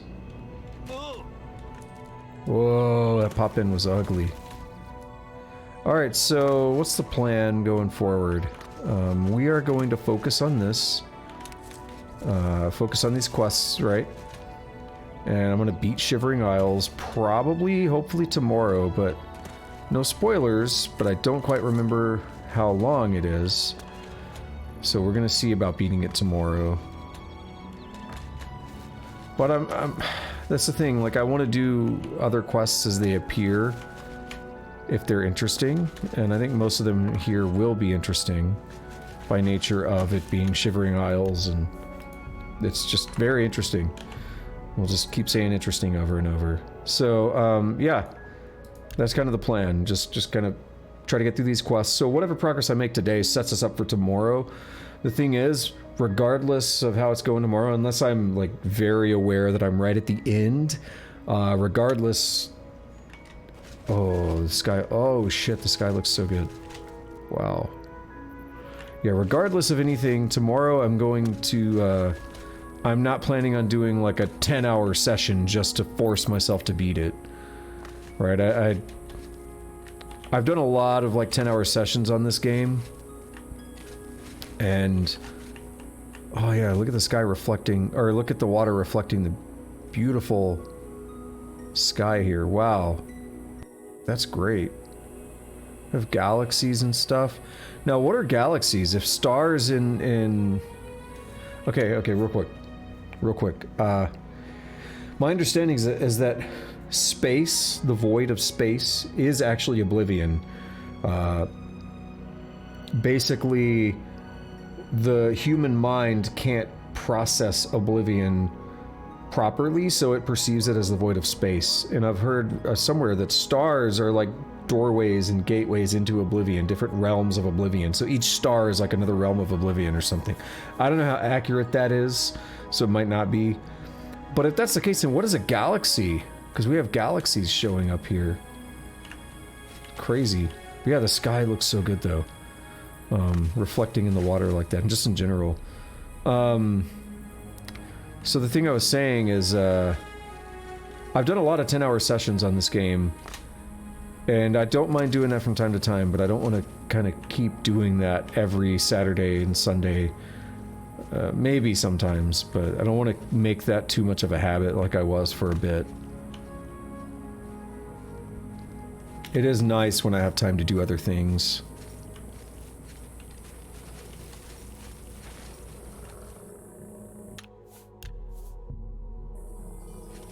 Am I gonna get like right up on here? No. I'm just waiting for the event to happen, like... Do something.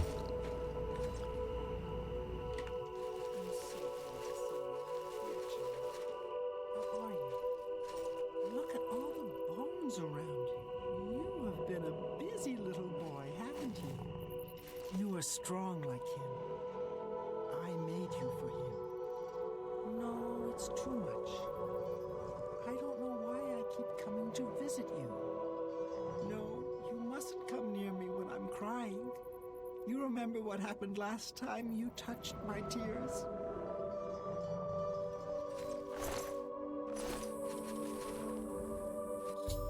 The sorceress has dropped a handkerchief full of her tears. What the fuck? I just heard a loud sound. I don't know what it would have been. I don't see it. Strange. I'm gonna pretend nothing happened for now. Actually, one second.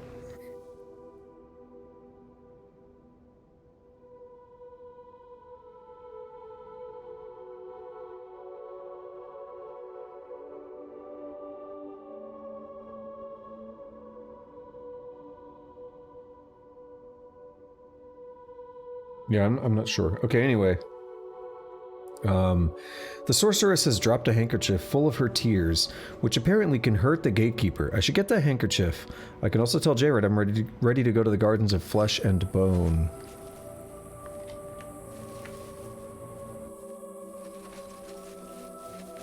What? I'm too upset to talk right now.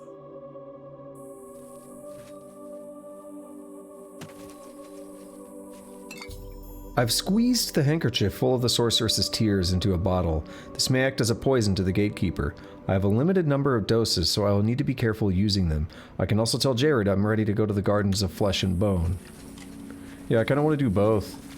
So what that is, it's a poison you can then use to attack the gatekeeper with.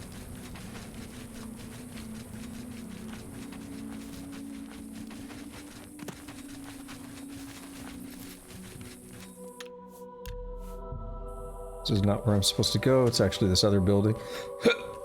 Excuse me. Hiccups are dumb.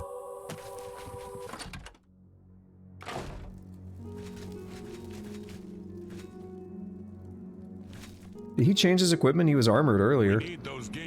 No, he had a bow. Lead on. Here, take this lockpick. Careful, it's the only one I've got. You open the door, I'll kill things. Let's go. I've actually already done it.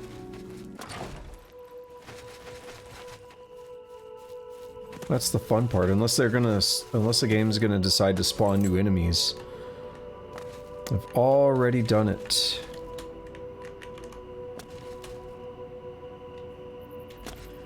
You know, like, I ate a lot of food before stream. Probably about 1,000 calories worth of food. But I want to eat more, and I was just thinking about the good old days, like about a year ago, in fact, on stream, where on Saturdays I started getting KFC pot pies. I was thinking about that about 20-30 minutes ago, and how I might get a pot pie. Because it sounds really good.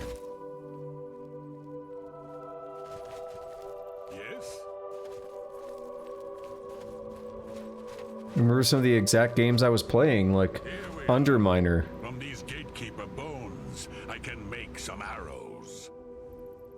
When will these bone arrows be ready? Find me in a few hours. We'll kill the gatekeeper. If you visit Highcross, speak with Mirali Ulven. She needs help with her project. The arrows aren't ready. Yeah, so anyway, Take care. Look, I probably already said enough on the topic, but again, tomorrow should be maybe the last day, but I'm not going to try to force it with like a 10-hour stream. Now, I don't want today to be like a 10-hour stream either, so we're 5 hours in. I might go another couple, but another 1 to 2. But whatever progress I do make today is really going to be helpful in, you know, getting us ready for seeing what I can finish tomorrow. And we'll check with him. It's been a couple hours.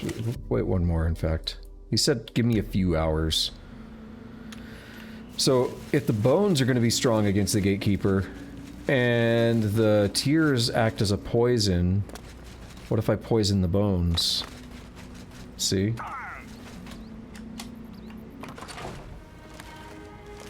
Oh, this man's practicing.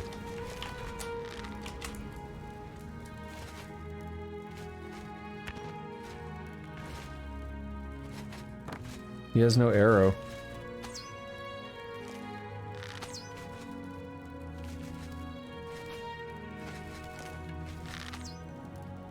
I'm trying to make him hit me, of course.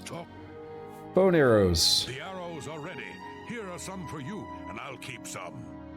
Let's go kill the gatekeeper. We might die, but there's worse things. Follow me. You gave me 20. Let's go. Alright, let's check it out. So, we've only been isolated to this tiny area. So we're about to get all the cool stuff. What do we have here? Have Pinnacle Road. We have Mad God's Boot down here. The Shallow Grave. The Hill of Suicides. The Laughing Coast. That's an A. The Isle of Flame, Overlook Road, Saints Watch, and the Jester's Spine Mountains. What does that say? Heretic's Horn and New Sheoth. So New Sheoth. Okay, yeah. Got it. New Sheoth is like the actual city. So so we'll be able to check it out soon. This is more like a Solstheim size expansion, I believe.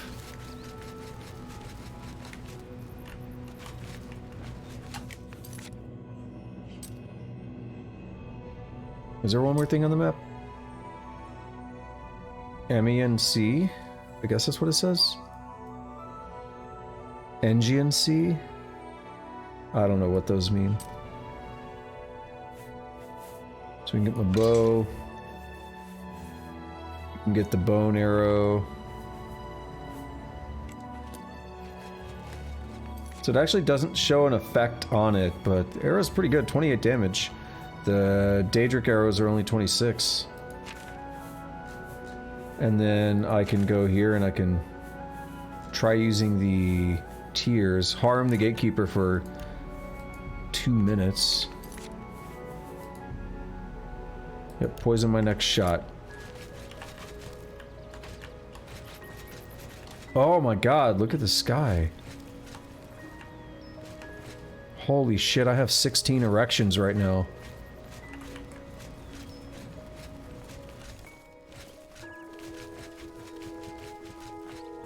Hey, buddy.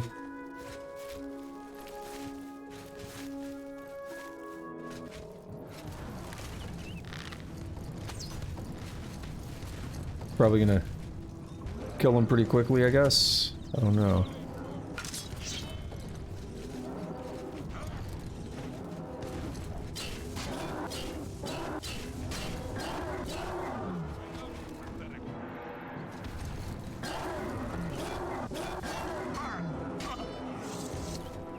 See if we can...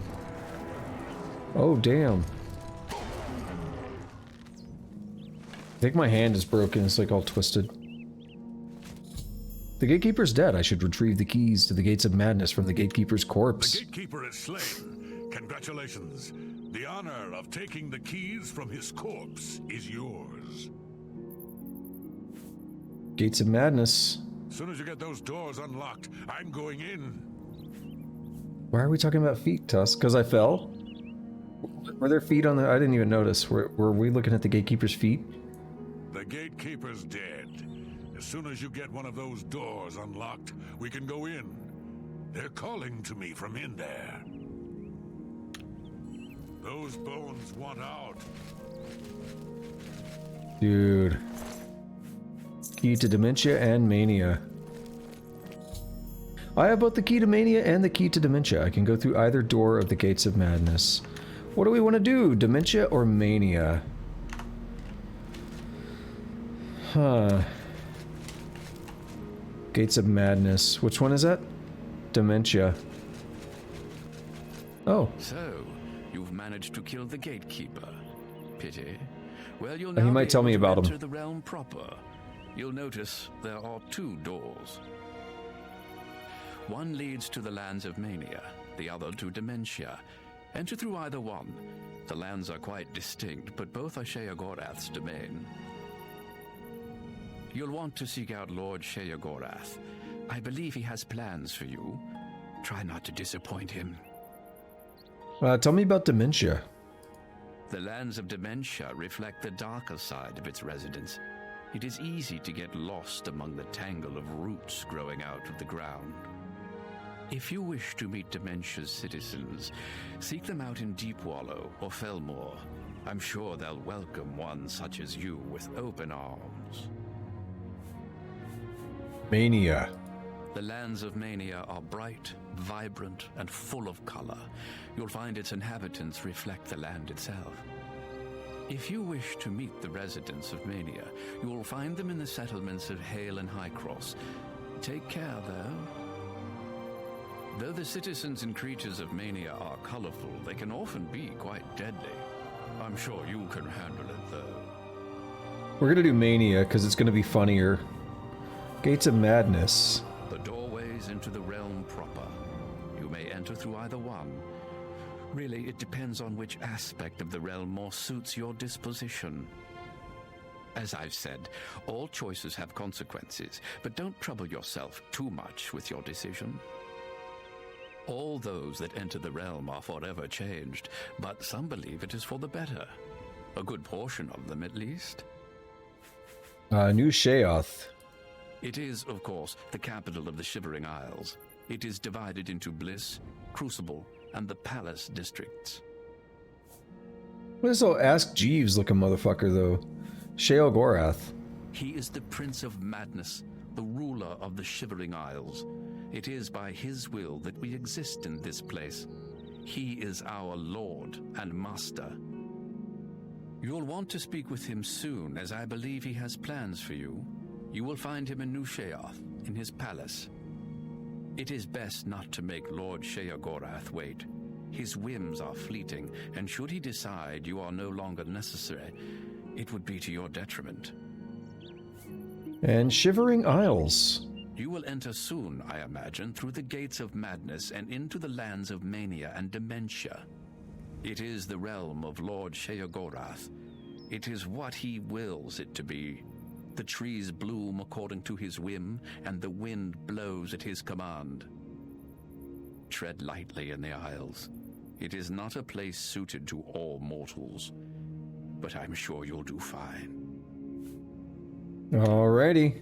If only we could speak more often. Oh, does he disappear? Yeah. Look at that. That's cool. And you got Tusk talking about it. His feet probably do be stanking, though.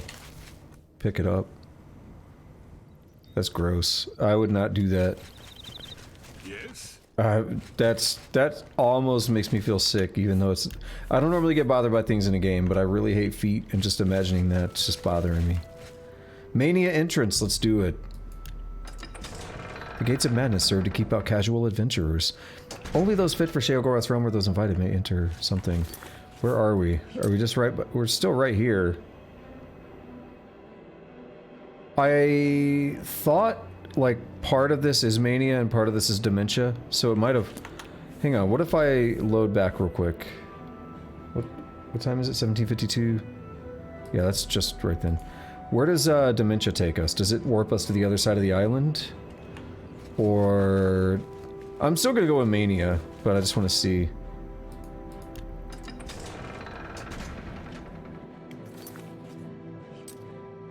No, it's the same place, which is interesting.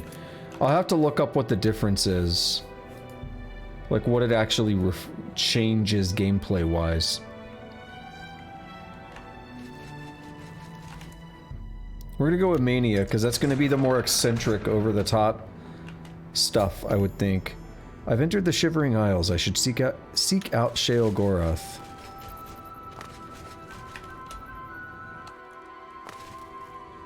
That guy's booking it.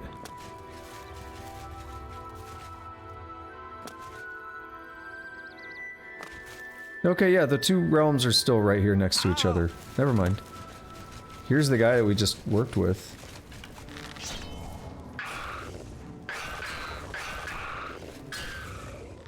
It's a hunger. Oh, he's still using the... Damn. He's still using those arrows. Do the bones talk to you, too? Yep. The gatekeeper's dead. He won't stop us from coming and going now. I mean, I can come on command. Ugh. See you later. Damn, that felt good. Yeah, so we could actually see the dividing line between Mania and Dementia here. Oh, it's gonna storm or something. Mania is the more colorful, Dementia's the darker. Dude, this storm blew in quick.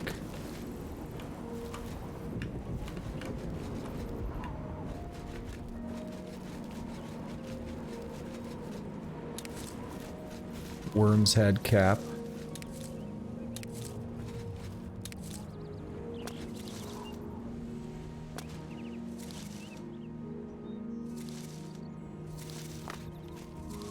God damn it, let me get a red kelp. I want to see... I don't know what they do.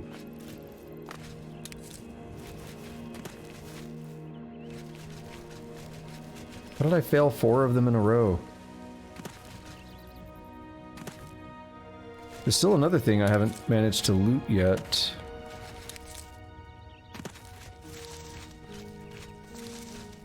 Really? 6 red kelps I've failed?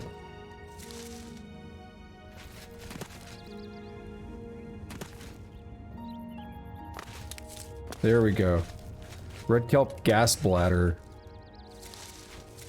That sounds disgusting. Let's check it out.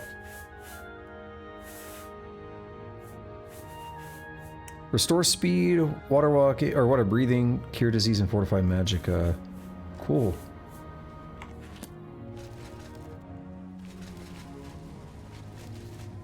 Just gonna kind of follow the trail a little bit.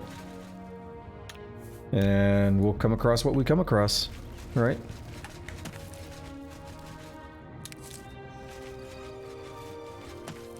Alocasia fruit. Let's check it out, because we seem to get a lot of those. Are they good? Restore fatigue and health and light. Okay.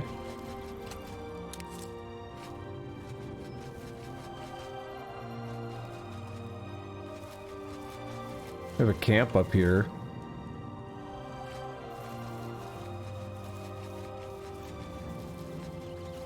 Longtooth camp. Someone's mad.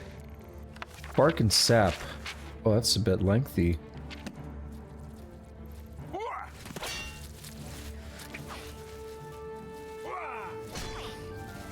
Dude, I hate this guy. Heretic. What'd they call it? War Priest. Daedric War Axe. It's weird that it's called a potion of fatigue, but it's a good thing because it's going to restore your fatigue. Bark and sap, the root system and the ecology and culture of the Gnarl. Disclaimer, the editors wish to express that the views contained herein belong solely to the author and have been printed posthumously and anonymously. Forward. Before the present volume, little existed detailing the root system tunnels in Gnarl, but rumors, superstitions, and outright falsities. After consideration of such rumors, and after much research and expedition into the root systems to see the Gnarl in their natural habitat firsthand, this author will elucidate the ecology and culture of the Gnarl, the nature and of the root system, and their symbiotic relationship. The root system, commonly believed to be a series of natural caverns and rock formations with roots and foliage growing within, the root system tunnels are in fact part of a giant living organism. Not only are these tunnels a living organic root-like entity, but each of the so-called root dungeons represents a smaller piece of a larger whole. The roots of all the trees, indeed of most of the plant life on the Isles, are all connect directly to the large root system. The various twisting and turning tunnels have been created slowly over the past millennia. Indeed, the growth and motion of the roots is imperceptible, though definitely recordable. The very fastest growing tunnels increase at a rate of a few feet every month, and the slowest a few inches every few decades. Amber. Amber is a colorful resin formed from hardened sap. Much like the skin bleeds and scabs over to protect a wound, the root system tunnels bleed a sap that congeals and hardens into amber deposits. Even still, the walls of the roots are very resilient. Swinging a sword at the wall is not enough to puncture it. The large fissures that cause the appearance of amber are the result of the massive pressures and frictional forces encountered by the giant roots as they push through tons of rock and dirt. The Gnarl. The current and best theory describes the Gnarl as the caretakers and stewards of the root system. The creatures tend to the general maintenance and cleaning of the tunnels, clearing away excess amber. This behavior has been observed directly, but observation time was limited due to the aggressive nature of the Gnarl. However, the abundance of amber found on the corpses of the creatures further supports this view. There has been some conjecture, though at present very little evidence, to support the claim that as Gnarl grow, they eventually become too large to maneuver the tunnels and eventually fuse with the walls, becoming themselves part of the root system. As to the recent claims of the giant Gnarl, it should be noted that no creditable sources exist to corroborate. However, even were these reports to be true, the rarity of such sightings would suggest that only a very few Gnarl ever grow large enough to ascend to this root state. Little is known about the natural lifespan of the Gnarl or their social behavior. Since observational expeditions into the root system are difficult at best, we do know with certainty that they are very territorial. The Gnarl are so protective of their tunnels that they will respond aggressively to anyone who comes within sight, which makes studying their social systems nigh impossible. This behavior has, however, provided us with an abundance of corpses to study at our leisure. When we analyze the corpses of dead Gnarl, we can see clearly that these creatures are made entirely of plant material. They are covered in bark and leaves, and over time they decompose similarly to other plant detritus. All attempts to plant Gnarl, or parts thereof, into the ground have proven simple folly. To date, we don't know To date, we don't actually know how the Gnarl reproduce. Upon examination, we have found nothing that looks like a brain is found in other sentient creatures. This does lend evidence to the symbiotic caretaker theory, suggesting a kind of hive mentality, though there have been no substantiated sightings of any such Queen Gnarl who might be controlling the drones. The other available explanation is that it is magic that animates these creatures, though this author finds resolving difficult questions in this manner to be counterproductive to the development of a rational theory. Conclusion: the complex root is a living organism that grows little by little each month, tunneling beneath the land. Virtually all the plant life on the Isles is connected to this root system. Severe trauma to the system walls results in the formation of amber deposits as part of its natural defense mechanism. The root system has a symbiotic relationship with the Gnarl, who act as its protectors and caretakers, and who may be phyletically and physiologically connected to the root system itself. In short, we have a living system with its own dedicated staff of protector caretakers growing and developing largely unnoticed beneath our very feet. Here the editors wish to acknowledge that the author was found dead near the entrance to one of the root dungeons. We again wish to remind the reader that the opinions expressed by this author are his own. While we do not dismiss the rational method employed by the author in his studies, we certainly do not deny that magic is explanation enough for our Lord Sheogorath's many wondrous blessings. We did, however, carefully consider omitting this clearly treasonous second half, which we have decided to include it for journalistic integrity and at the request of his generous widow. Afterward. And now I will venture towards that theoretical discussion which draws near heresy, which I dare say will one day be the end of me, but which I must put forward for good or ill. The common belief is that our Lord Sheogorath has blessed our land with two temperaments, mania and dementia. However, after much study and reasoning, I believe that it is the very realm itself that imposes upon these two spheres of polar extremes. I have devised a clever experiment whereby I seek to prove this theory. If you take a flower from a common plant, cut it, and place its stem in water with dye in it, you will notice that the petals will slowly take on the color of the dye. Clearly, the veins of the plant transport the color to the leaves. Now, when we look at the dementia side of the land, colors are muted and dark, and in the mania side, bright and colorful. I believe the root system and the Gnarl that serve it are draining the color from the land of the dementia and giving it to the land of mania. For what purpose, it isn't clear, but my experiment shows how color is transported through plant veins, and what bigger system of plant veins is there than the giant root system tunnel network. Is it not then obvious that this system is the conduit of the forces of mania and dementia? And do we not eat the plants and the fruits of the trees that connect to the root system and the beasts that feed on them and drink the waters that fall from the leaves? Do we not breathe the air that carries their spores and seeds? Do we not throw our own waste onto the ground to be absorbed into the soil? Thus, are we not intimately connected to the giant root system under our feet? Surely we are one with it. Clearly the root system is feeding those of us in the mania brilliant color, giving us our mood swings, filling our hearts with passions and sensations, and giving us powerful urges, and by stealing these things from our fellows in dementia, leaving them dark, desperate, angry, violent, and disturbed. Sheogorath is not the source of our gifts. It is the land itself that has unbalanced us so. The Gnarl are the servants and lifeblood of this parasitic process. If we were to kill all the Gnarl, the balance would be restored. Mania would be less bright, true, but so would dementia be less dark. We and our world would become whole again. Let go of your belief in the collective fantasy of Sheogorath. Let go of your belief in your own special gifts. We must destroy the Gnarl and the root system. We must destroy those who shackle us to belief in some haughty and aloof ruler who toys with our emotions and well-being. To arms, brothers and sisters, to arms! Alrighty, that was a bit of a read, but I liked it. That was interesting. Jewelry box. Fuck it, we'll take it. Heretical thoughts. Zealotry is an abomination that must be wiped from the Shivering Isles. We cannot suffer their beliefs to spread to even one more soul. They name us heretics for our lack of belief. We gladly accept the name, and we'll make a honorable one. It is not heresy to speak truth. It is not heresy to speak out against an unjust lord. It is not heresy to take arms and action in defense of true belief. We are the so-called heretics of the Shivering Isles, but we do not speak heresy. We speak the truth. Our Lord Sheogorath is but a man. He is only flesh and blood, not a god, and certainly not a Daedric prince. There are no princes in the realms of the Daedra, only vile servitors such as the Hungers that we summon to do our bidding. Sheogorath, the false, is a mad despot. Years of dabbling in foul magic and consorting with Daedra have driven him mad. He is not a fit ruler, let alone divine. He perverts the teachings of Arden Sul. he who gave his heart's blood. When the truth of our cause is common knowledge among the people, we will drive him from New Sheoth and put that cesspool to the sword. His 4 limbs will be scattered to the 4 winds, his head will rest upon the hill of suicides, and his heart shall be burnt in the flames of freedom. His entrails shall be fed to the dogs. We will make all the people of the Shivering Isles wear the robes of the heretics. By these robes we know each other to be true non-believers. The people shall return to the wilderness and live among the wild things as we do. They will see the wisdom and purity of the life we lead, and they will hail us as saviors. Oof. That little stutter there scared me. Granted, I feel like I just saved, but still. The Predecessors. We read that, yeah. I was like, that's familiar. We'll pick it up, though.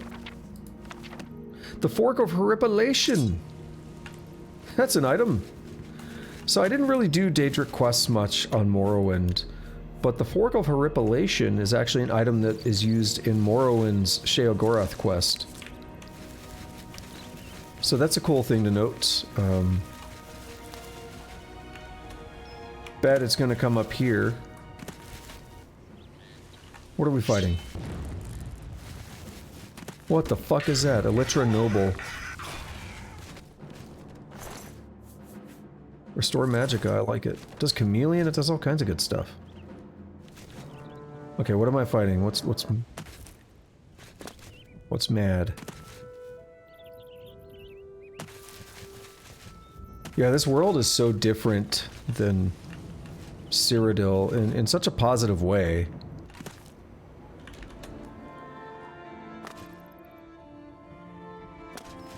It's a lot more like Morrowind in that it's weird and different and alien almost. I mean, I never use the word alien personally, and I'd like to know what's fighting me and keeps giving up, but I never used the word alien so much, but I know a lot of people, if you go look up reviews of Morrowind, I'm talking like those hour-long retrospective reviews and stuff, people love to describe its world as alien.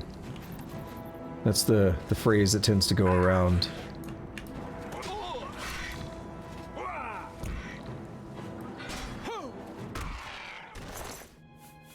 Why did I have a lockpick? That's interesting.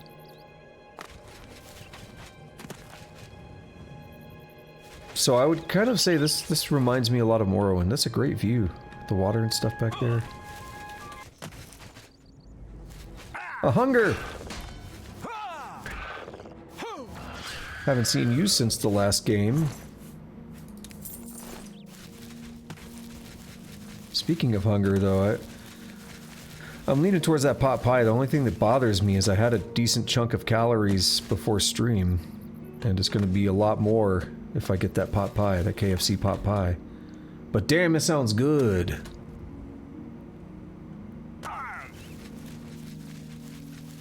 Sure does sound good right now. Let's get back up to that road and just kind of follow it for now. Mark things as I come across them. Is that a... Yeah, it's alive. Have we fought a noble? We fought a matron and something else. I don't remember what the first one, if it was a noble or not. Not that it probably matters, but still curious.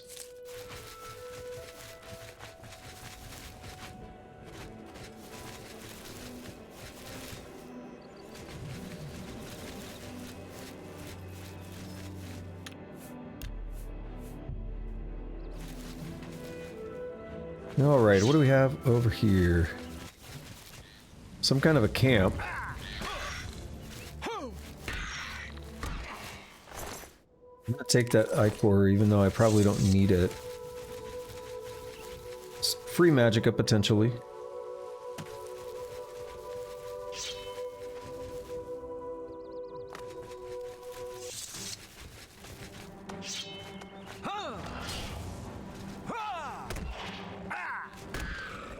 I don't know what he's doing when he does that, but... On the one hand, I feel like it probably does give me magicka if I absorb it. Kind of like a will-o'-the-wisp, but it also disturbs me. It worries me that he's going to drain something I actually care about. Gold. Yeah, not much here.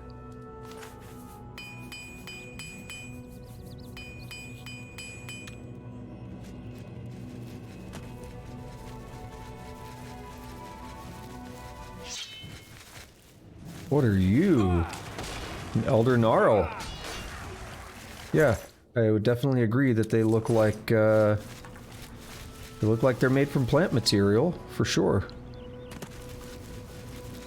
Plant stuff.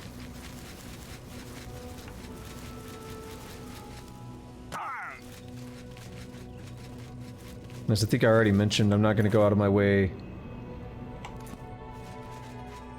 Not going to go out of my way to go to any dungeons or anything.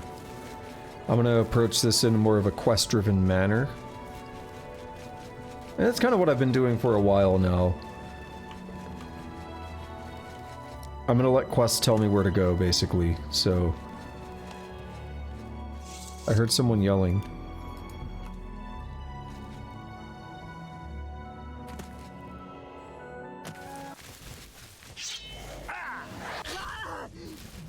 Oh, bet you wish you didn't do that.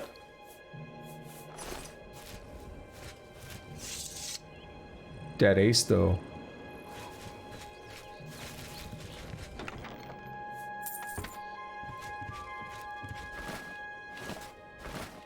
Kind of fucked up that I'm saying that after they're dead, right?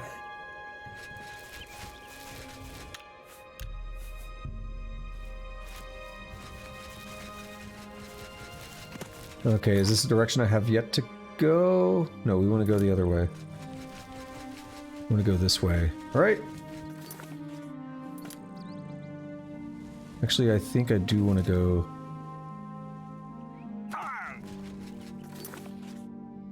It's really difficult to tell if the road... Okay, no. Northeast it is. Got it. I was misreading it.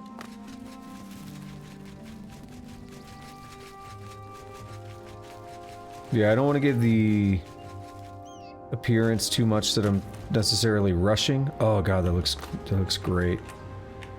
Yeah, I don't necessarily want to give the appearance that I'm rushing, but I just feel like it's more worth my time to focus on quests rather than exploring every dungeon as I come across it. What is that? It's a doggo. Is it friendly? Nope. Skinned hound. Oh, that's brutal. Houndtooth.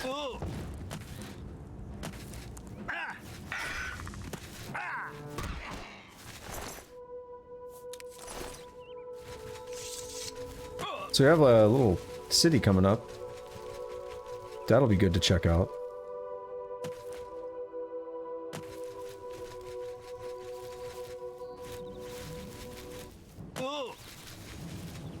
Who is mad at me?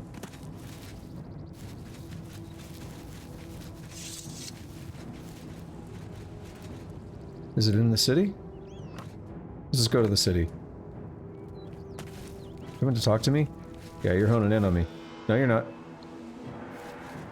Ah! You.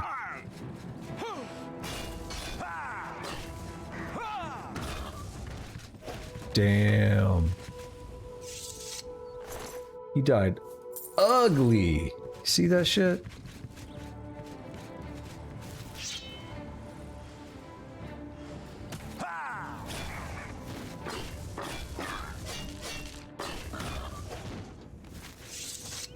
Got this marked on my map, so I'm happy enough there.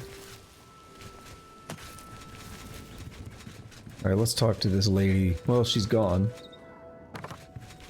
Let's talk to... Oh, there she is. Talk to the first person we see. There would be more Oh, corpses she to count auto-talked. if someone would get rid of all the doubles around here. Doubles. Not enough corpses around here, but there should be. Those stupid manics. They ruin everything. You talk to Orkvir, he can tell you what to do. Okay. Sure would be nice to see one more corpse around here. One that looks like me, but isn't me. Take my meaning? This is so interesting. So there's doppelgangers, right? You're still speaking. Justira Nanis. 3, 4. I sure don't like my double. 5, 6. She doesn't count right. She doesn't count right. I love it. 7, 8. Don't like that other Justira. 9, 10. Not one bit. If you want to get close to the heretics, try putting on their robes. 8, 9, 10. I don't like you. I don't like my double even more. You're still annoying me, but not as much as the other Jizutsu. Try not to fight a Grumite in the water or in the rain. They seem to like that. Alright, good to know. Take care. You're the manic one? Know what's funny about having a double? Nothing.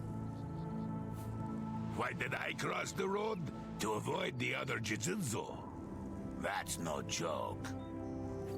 Rumors. If you see a shambles dying, stand back. They'll take you with them. Goodbye. Don't bare your teeth at me, you beast. How about you use those fangs on my double? He's got to go before he eats me. The Argonian bighead is always searching for the fork of horripilation. Oh, we'll deal with that, I'm sure. Have you seen my double, you cute little monkey? Have you? I sure don't like him. No, I don't, you fuzzy little sweetie pie. I love this. Una Armina runs a museum in Crucible. Run along and play. Orc fear. I'd get more work done if it weren't for my layabout double living in town. Terrible drain on productivity. Never know who's who. It's been a problem for too long. What happened? A wizard did it. Stupid layabout mage. Had a theory about each of us having a manic and demented side. He decided to test the theory, cast a spell, split us all in two. Do we get twice the work done? No. Ridiculous. We're not allowed to take care of it either. There are rules. And I don't want to end up on the hill of suicides. You, on the other hand... What can I do? Get rid of that demented bunch. Useless anyway. Don't get a lick of work done around this town. If you get rid of them, I'll make it worth your while. I'll do it. Good. A little hard work will do you some good. Just get rid of those demented freaks, and we'll all be happier. And stay away from us manics. You kill any of us by accident, you won't be getting anything from me. You should be taking... If you have to fight a flesh Atronach, a good shock spell is the way to go. Dude, his eyes are fucked up. Look at his eyes. Bye. Where's his double? Hello.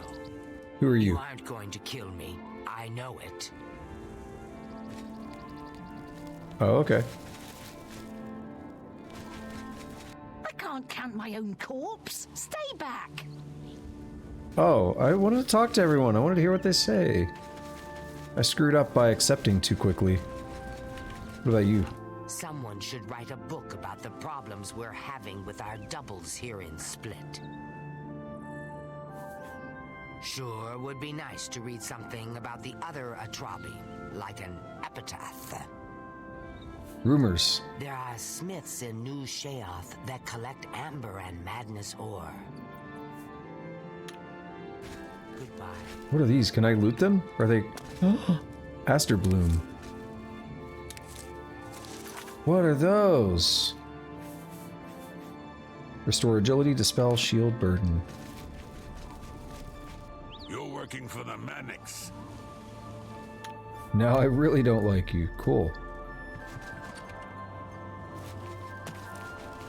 Where did the other guy go? Where did the, ah, here he is. Hello. I heard you're working for those Manics. Leave me alone. I don't want trouble. I actually feel bad about it, though.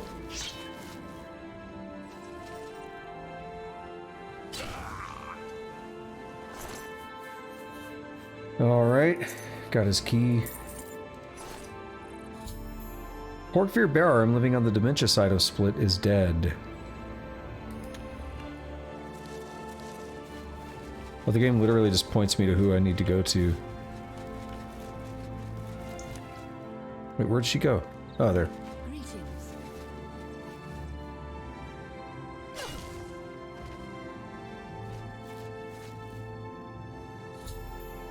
Yep, Justira living on the dementia side is dead. I was hoping the leader guy on the dementia side would have been like, yo, work for me instead, and try to convince me to kill the manic ones, just to hear both sides. But it didn't happen that way. So, yeah, whatever. It's fine.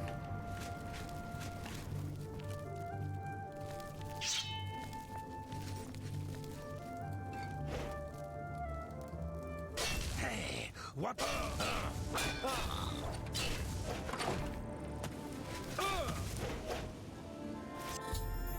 Yep. Jizidzo on the dementia side is dead. Yo, he had a shit ton of skooma. 8 skooma. And is that what... These are Grummite eggs.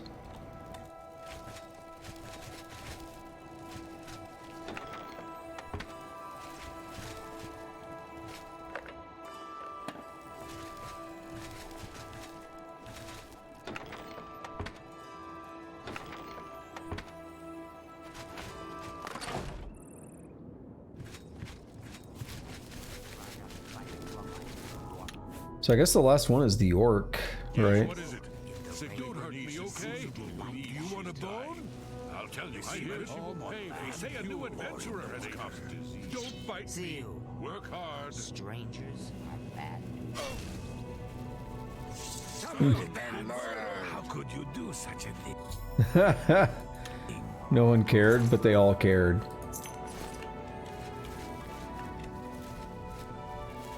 Oh wait, we haven't done you. Oh, thank you, the Royalist Blood. Appreciate that follow. Hope you're doing alright.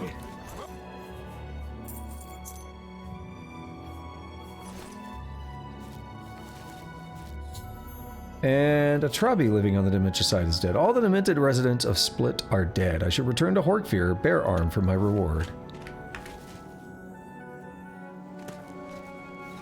Don't you have work to do? Like getting rid of those demented... It's done. Got all of them, did you? Good work. I promise It's gonna be like a spoon or something. Here it is. Now go find some other work to do, you layabout. What did he give me? Looks like you've taken care of it. Good work. Now go find something else to do. What do you get? 1,200 gold. Eh, it's not great, but whatever. I'll take it. See, this is why Shivering Isles is cool. Because we get weird quests like this. We get weird moments like this where, okay, the entire town is full of doppelgangers and you have to kill one side. There's nothing else like that in the game, really.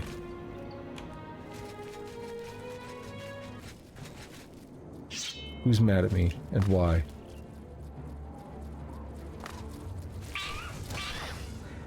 I don't think we've actually fought a Bollywog yet. We found a dead one. It was weak. It's very weak. So, are we going over to Dimension now? Maybe. Going up to the... well, down to the Hill of Suicides. There's a camp over here.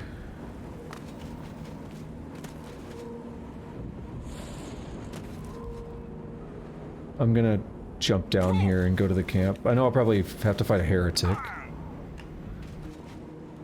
Puddle jump camp. I'm not putting the robes on, though, because I don't want to re-equip my armor.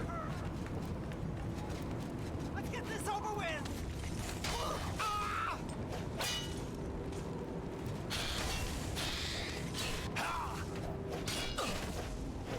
They warned me about fighting shambles, get away when you kill them, because they'll take you with them, but I don't think that took into account summons. So I think we're fine there. Alrighty. Anything interesting here? Fungus.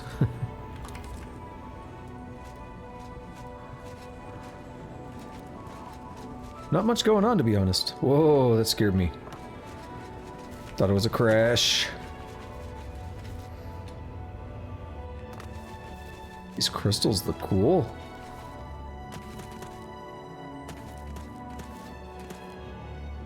Ooh, nice jump.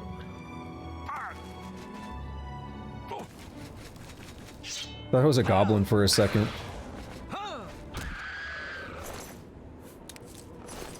Been 15 years, and Shivering Isles is your favorite.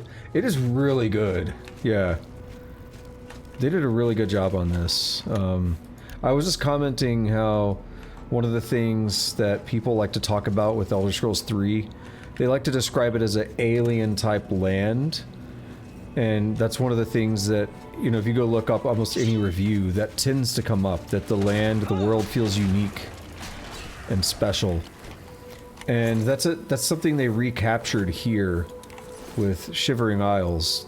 It's so different, and it has so many weird oddities and unique things that really make it memorable in a way that Cyrodiil, unfortunately, was not quite as effective at doing so. Maybe if they had kept Cyrodiil as a jungle, it could have been a little more interesting in places, but you know, that's not what we got. I would like to check out some of the jungle mods for Cyrodiil. I think it'd be interesting to try one of those. But that's got to be like a completely different mod set, because I have things right now that replace grasses and stuff. And I don't think that would work well with the jungles. Oh, he stays in... Yeah, he's full chameleon.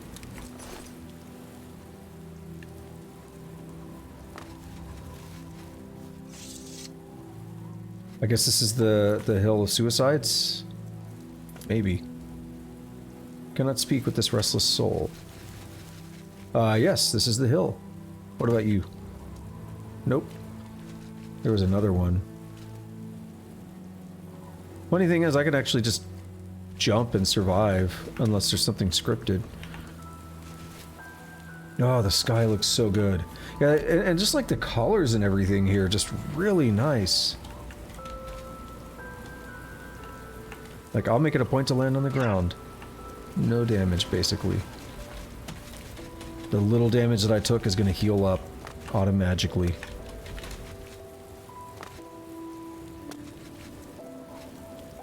Alright, but this is something we can come back to now. We're going to keep progressing down the road over here.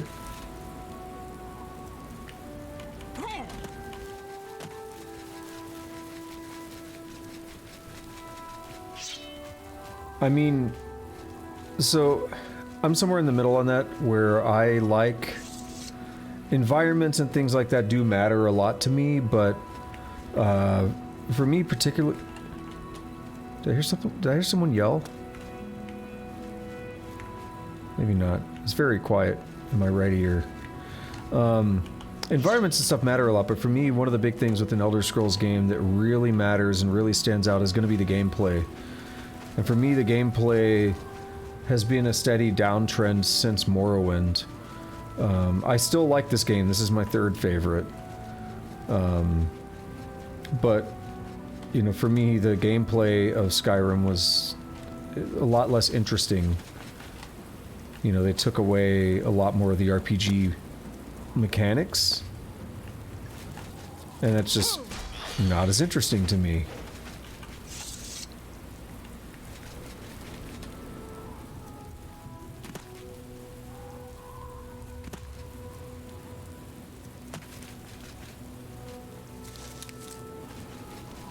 Like, what they did with Cyrodiil, like, I'm not entirely sure what the reasoning for changing it from a jungle was, because, you know, it was already established in the lore, so I'm not entirely sure why they decided to change it. I mean, maybe they had a good reason, I don't know. But with the setting they had, like, I don't think they did a bad job, right? I mean, they did a good job at what they were going for with the game, but it's just interesting that they decided to make that change from what was already established in the lore. I was actually just gonna say that, but Far Cry came out around that same time. Far Cry had jungles and stuff, so... Yeah, I was gonna say, maybe limitations of technology, but I mean, I don't know. It's hard to say.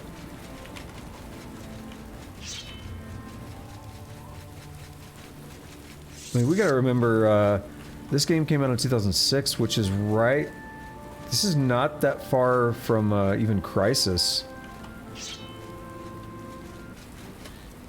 And I know this game was never gonna be as demanding as Crisis, that's not the point though, it's just... Technology was capable of a lot more than we give it credit for from that time period. It's easy to think, oh, that's been a long time, but there were some impressive things coming out back then.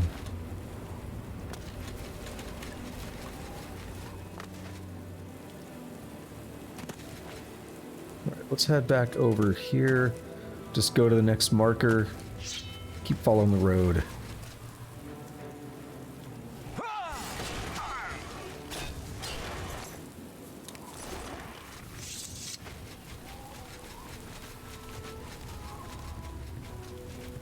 It's weird.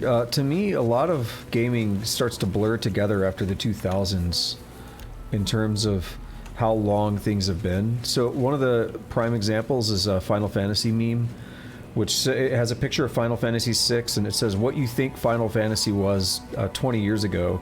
And then it's a picture of Final Fantasy X, and it says, this is what Final Fantasy actually was 20 years ago. Vival Telerum was thrown in this hole. Remember Endari, one day she will rise and take her vengeance. Here lies Blaze set, faster than the wind, dumber than a stump. Renetza lies here, covered in a glory and dirt. Helene the Deaf, she never heard it coming. Haha. Vien Berenis, noble but poor. Lob Gro Murgob died, we ate him and buried the bones here. May your spirit swim forever, mean half-tail. So, what I was getting at with Final Fantasy meme there is I'm very sympathetic to that point of view of not realizing how long it's been since some of those things were released. And a lot of things kind of blur together after the 2000s for me, where it's like, oh, this game either feels a lot newer than it actually is, or it's a lot older than I realize. Because technology kind of hit a point where limitations did go away quite a bit in the mid-2000s. You know, we hit a point where we could kind of do almost anything we want as, like RAM and everything became much more affordable. And it was much more reasonable to have, like, high capacities of RAM and such. Right, I mean, 64-bit computing was a big deal, right? And that was a big game changer.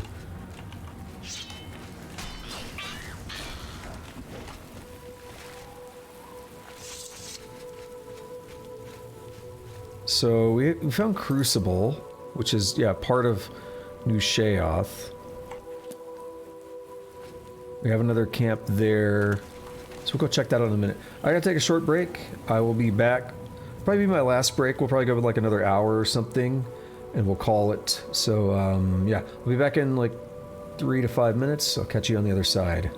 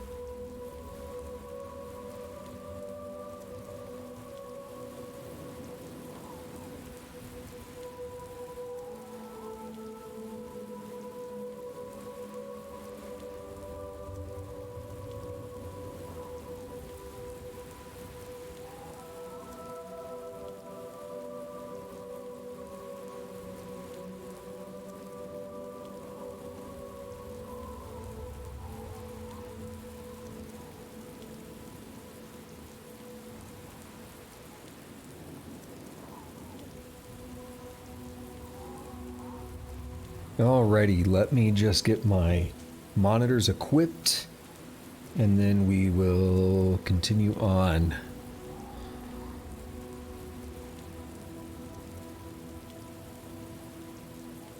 There's one, and there is the other. Perfect. Actually, let me also... Did I leave the game running like this? Maybe I did. Thought I left it paused. Maybe I just... I don't know. Whatever. Doesn't matter.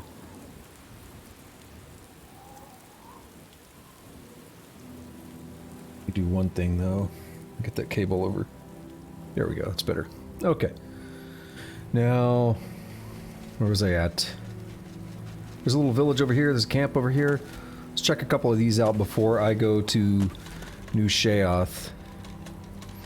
In fact, what if... I'm wondering, what if I just do the stuff outside of New Sheoth for the most part today? And then focus on that tomorrow. What's mad?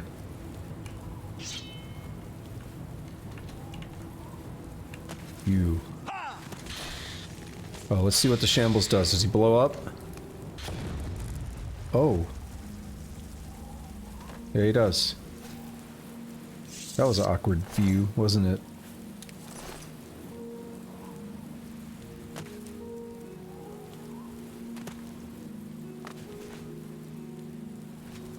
Well, they did warn me. They did say that, that they'll take you with them. I didn't know how they meant that.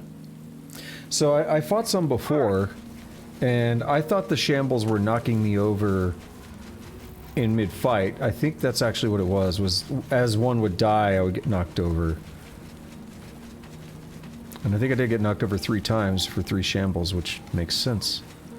Alright, we are in Deep Wallow. Dolfumf Gro Urgash. What a name. Belay's house. I don't know, we'll check it out. I'm Beely.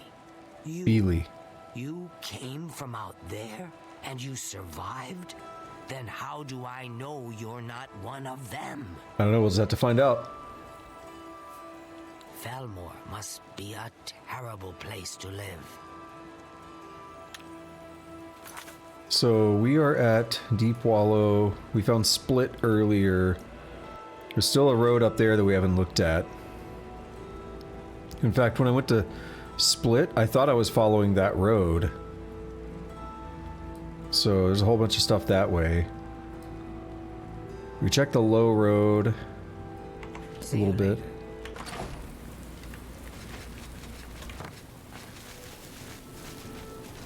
What do we have here? Alright, let's go get this fort marked off on the map.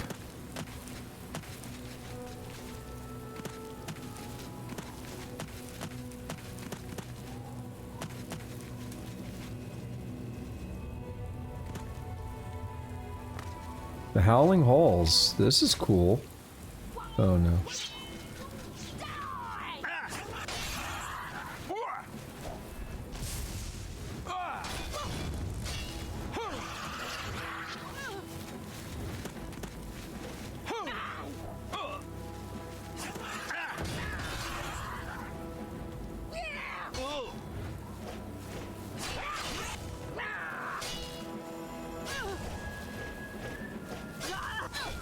Very awkward to fight here.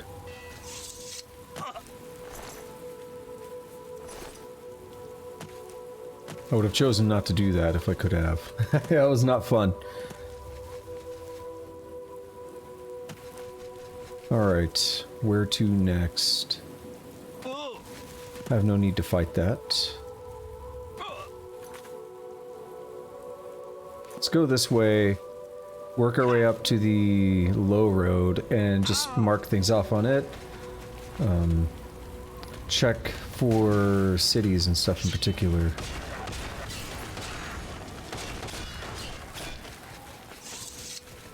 Well, I like, you know, particularly in Elder Scrolls 3. You know, I had a good fight with Umbra there, where I was having a hard time you know, actually defeating Umbra.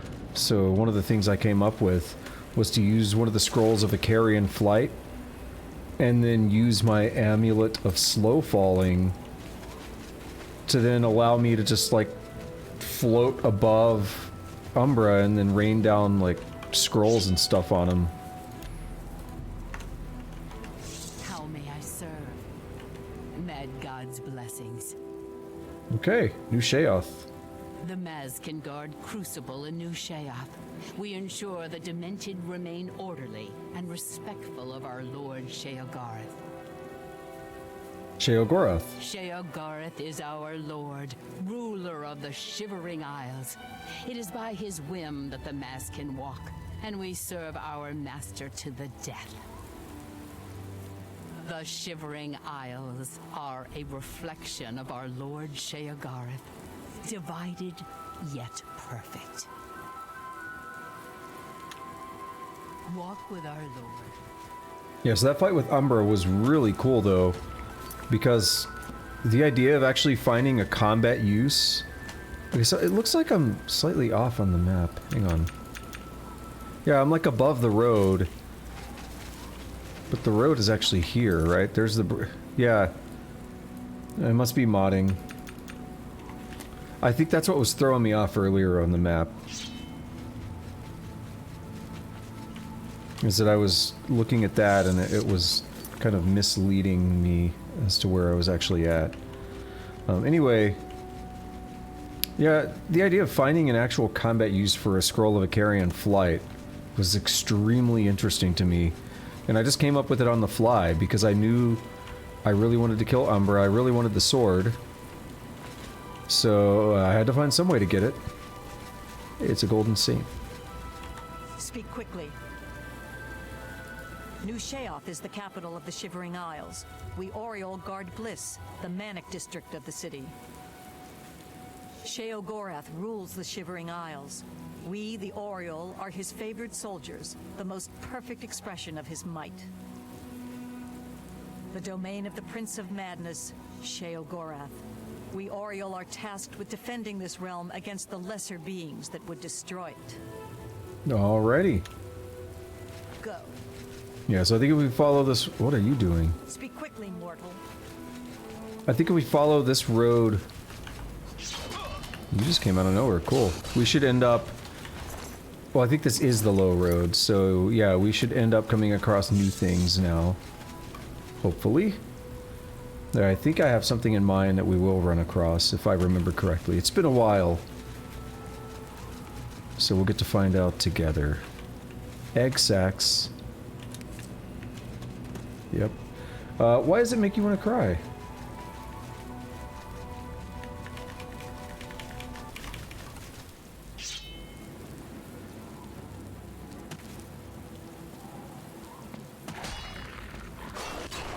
I don't know, it's weird because, I mean, I played Dark Souls a lot, but I played Dark Souls 2 a lot as well, and I think I would probably say Dark Souls to me is noticeably more difficult, but I think it's because I don't feel like the gameplay is as good. I feel like the gameplay is less polished, excuse me, in Dark Souls.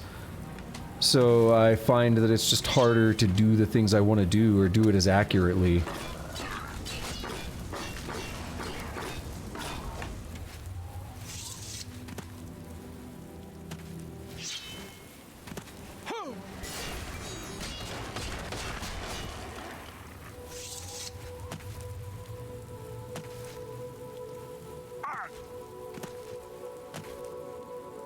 I mean, you just gotta learn the game, though.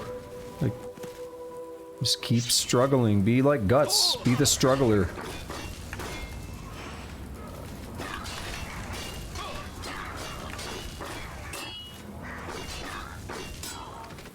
Be the struggler and you will find yourself emerging victorious.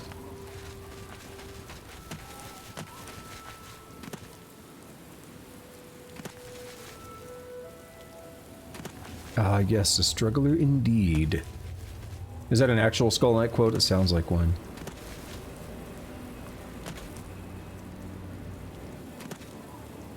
You know what my favorite Skull Knight quote is? Ah, Slen, whore princess of the uterine sea.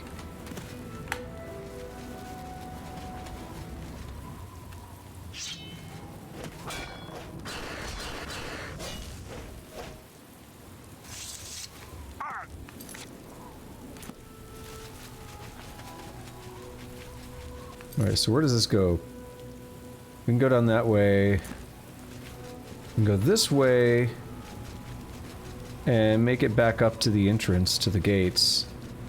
We'll pick up anything new on the way up there. But it should mostly just be a quick jog.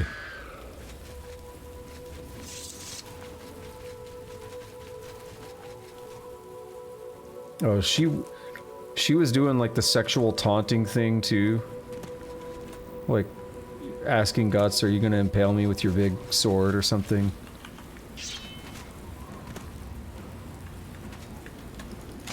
That's what Slam be like.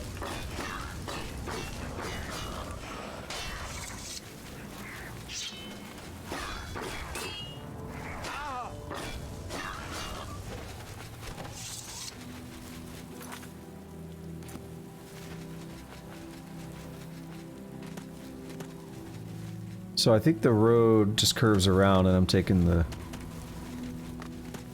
way over.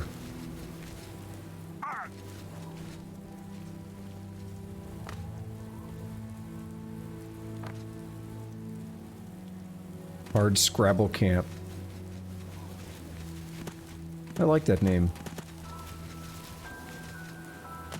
Makes me think of like literally playing Scrabble like hardcore or something.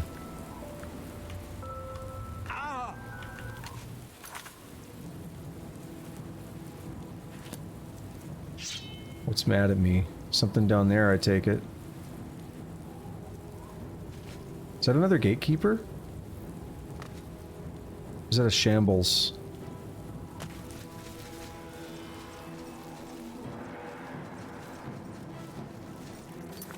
You know what? I don't want to mess with them, so let's do this the easy way.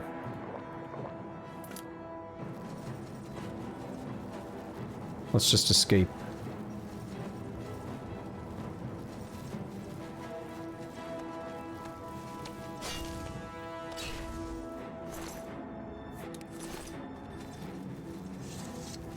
See, this is one thing I really hate about the combat on this game, is there's no reason they should know where I'm at. I'm fully chameleoned, and...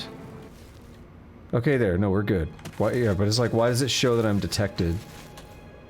Because I was just trying to get away to somewhere safe so I could travel my way out of here. Let's fast travel to here. And then we'll just take that road down. So... how do we do this? Okay, yeah, this is perfect. This is the road.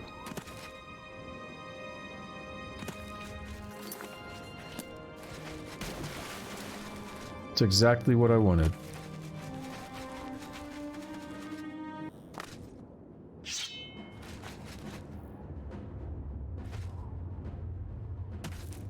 What I find really interesting, though, talking about the God Hand, is that we haven't really seen much from them since... I mean, the last time we saw any of them was really at the blast of the astral world.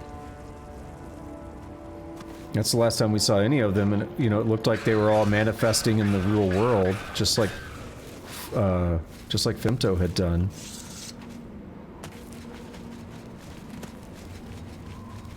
But we haven't seen them since then. And, you know, the last time... I mean, we hadn't seen Void in a hell of a long time. Oh. Oh, you're already dead. We hadn't seen Void or Conrad or Ubik in a long time. I mean, we did kind of just see Void again in like the last episode. But... who knows what was really going on with that. There's so many theories about what was going on with Void there.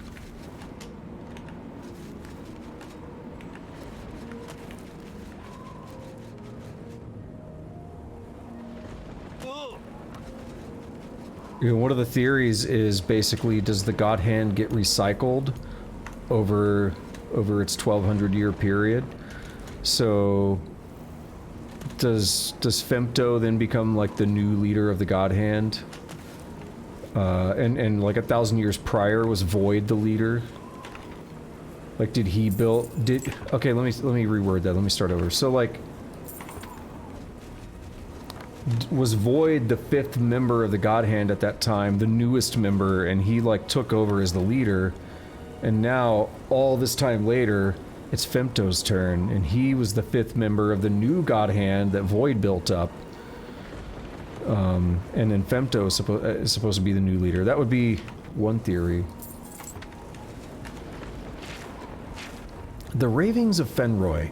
The following pieces were gathered from the author's cell shortly before his untimely death at his own hands, written primarily on bed sheets and the bare stone of his floor, using only his own bodily fluids for ink. Some of the transcriptions represent the editor's best guesses at the author's true intent. Mother said there was no reason. It's just the way it is. Mother lies. I could see rain. I could feel rain. I can only feel wind. Someone is hiding. If I walk through this forest, the birds stop singing. They're talking about me. I'm sure of it. They're just too scared to do it to my face. Boat, moat, coat, float, goat, note, wrote. Secret name, secret name, secret name. He touches me when I'm not looking. Sometimes I hear the people talking about their days. They talk about family and the weather and yesterday and tomorrow. They say, what a good day it was, and how was your day, and have a nice day. I say, talk, talk, talk, talk, talk.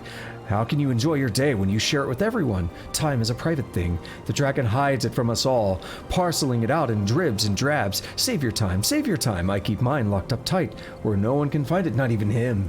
Hold me now, rock me gently. My tears are burning, dear. Don't jinx it, don't jinx it. Hold your breath now. One big one now. One last gasp and we're done.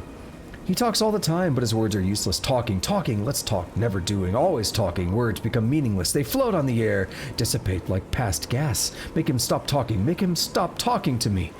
Always take care when dealing with women. They see things we do not. A smile, a glance, they mean nothing to us, everything to them.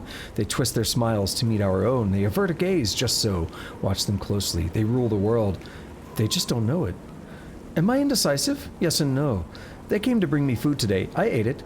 Though I know it was poisoned, they lace it with black flour and edgeroot. They think it keeps me quiet, sedate. I know better. Sometimes I chew up the bread and spit it into the corners of my cell. No one notices, and the rats eat it after a time. It keeps them quiet, sedate. When I eat the rats, the poison is more dilute, and I gain their memories. I don't believe it's fair that I'm forced to deal with the stupid, or the obtuse, or the pedantic, yet they give me rules, like go here and do that and eat this and kill that. They don't know that I know their names. Eventually I'll get to them, and I'll make the rules.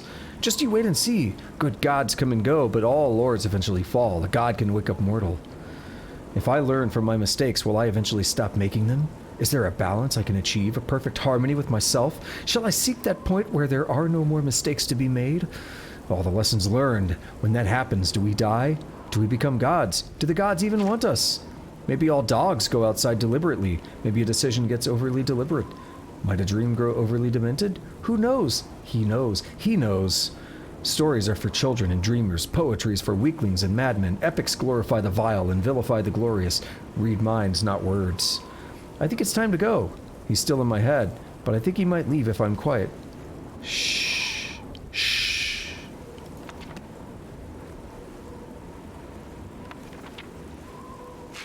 And, what is this? The Shivering Bestiary. Namelier Shivering Bestiary. Namelier Esprink. From my good friend and colleague Venristwi, who protected the creatures of all the realms. Although my early education involved extensive research into all forms of fauna, nothing prepared me for the surprises I've uncovered while exploring the Shivering Isles on the Great Expedition.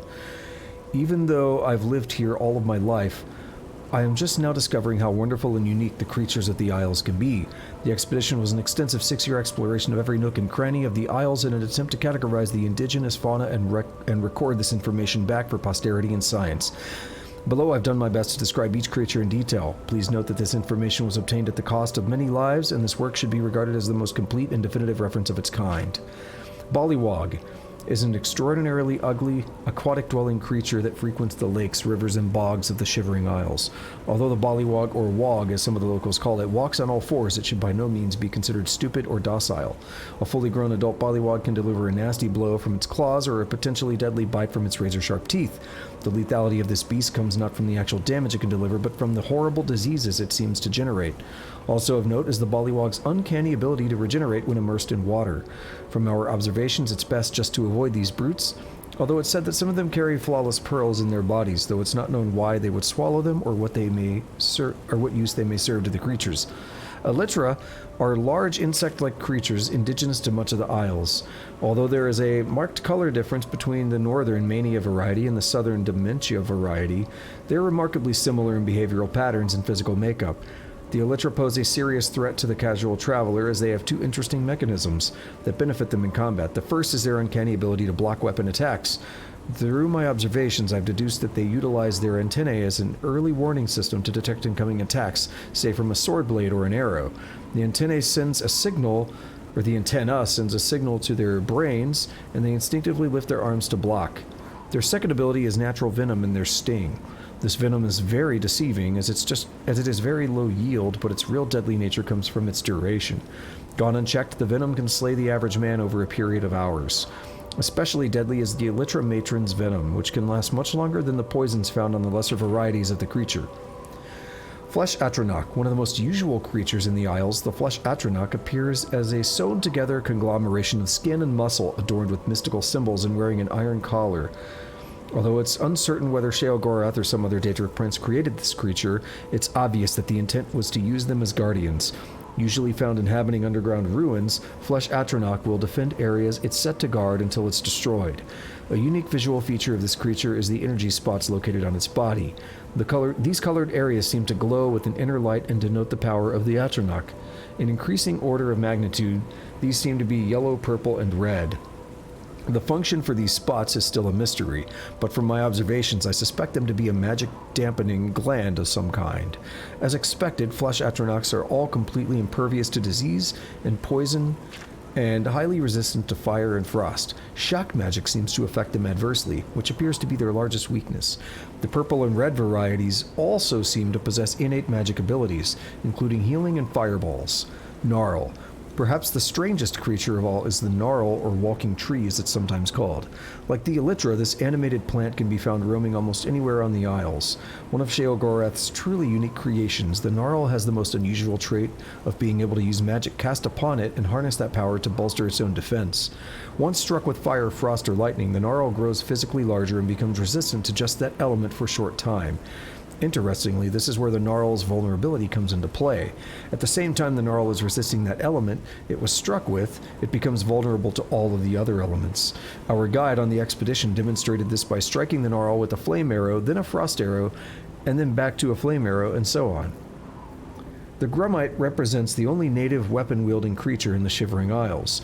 These primitive aquatic-born humanoids are organized in a tribal-like system, though it is uncertain who or what they worship.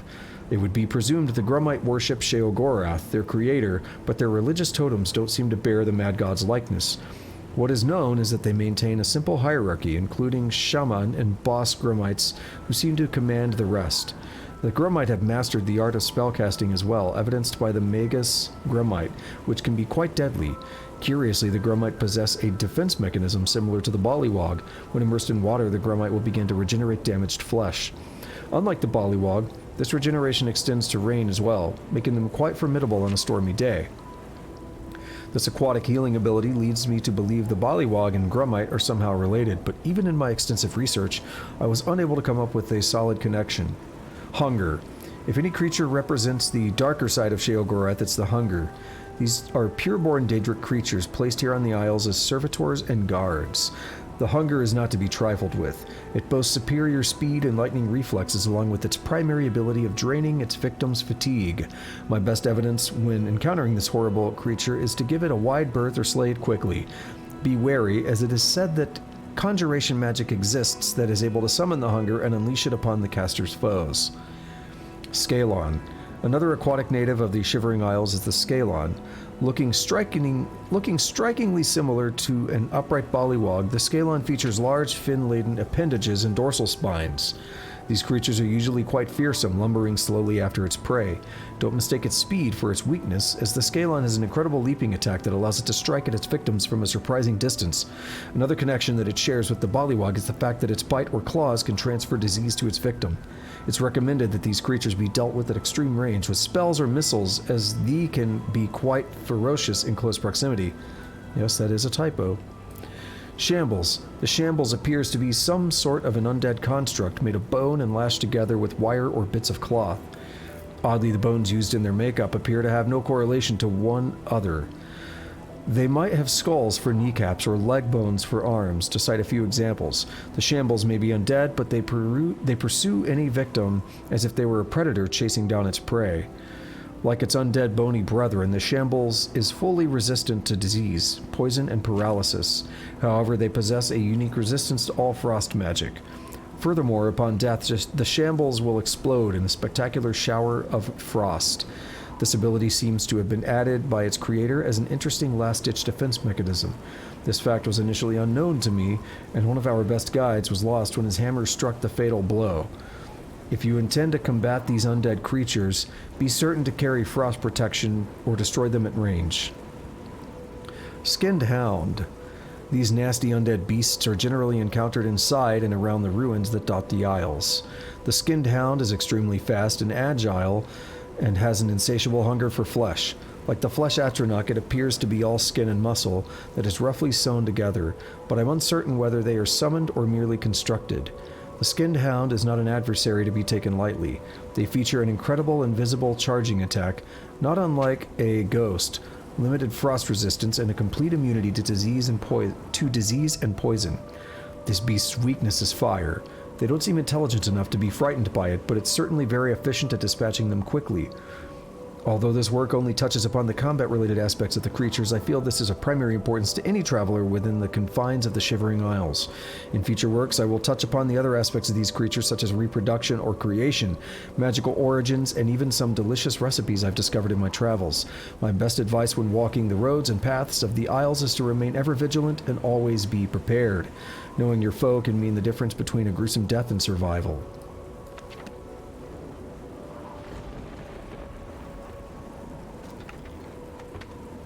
Alright, so there's a lot of reading. So, yeah, I was going to ask what your theory was, but so you just said it.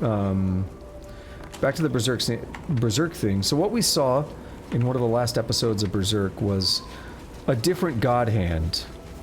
Right, Void was there, but everybody else was different. There was no Slan, Conrad, Ubik, obviously no Femto. So who are they?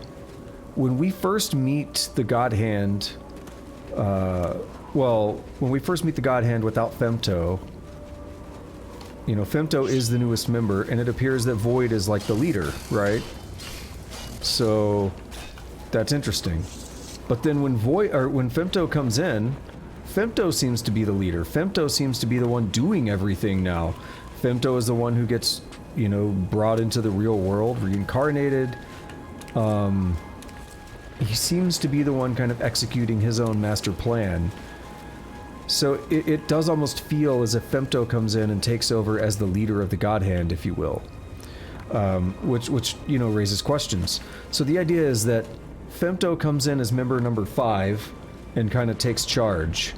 What we saw and I think they show Femto in the center, you know, when they show all 5 members of the modern God Hand, we see Femto in the center, if I'm not mistaken. I might be wrong, I have to double check.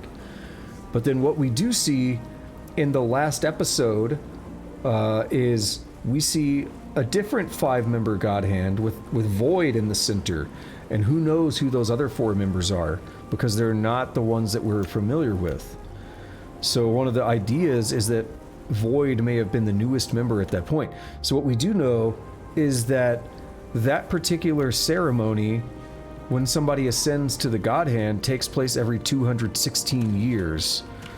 So that would have been just about enough time for all 4 members, for Void, Slan, Conrad and Ubik to all be members of the God Hand, and then for Femto to come in as the fifth.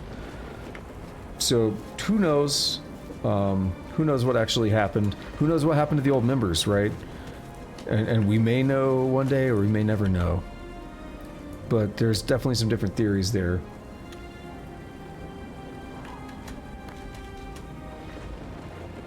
Yeah, so about like Conrad, your theory about like Conrad being the first to join, though, the question is the first to join when? Because we definitely see that panel where it's a different God Hand, right? It's a different group.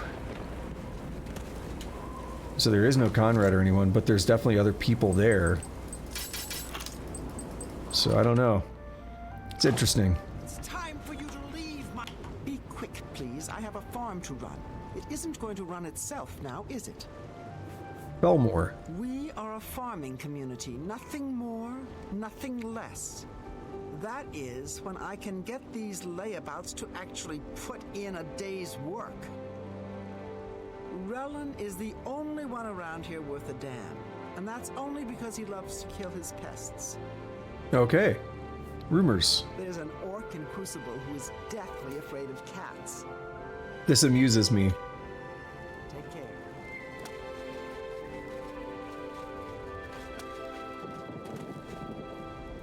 Whoa, that was weird.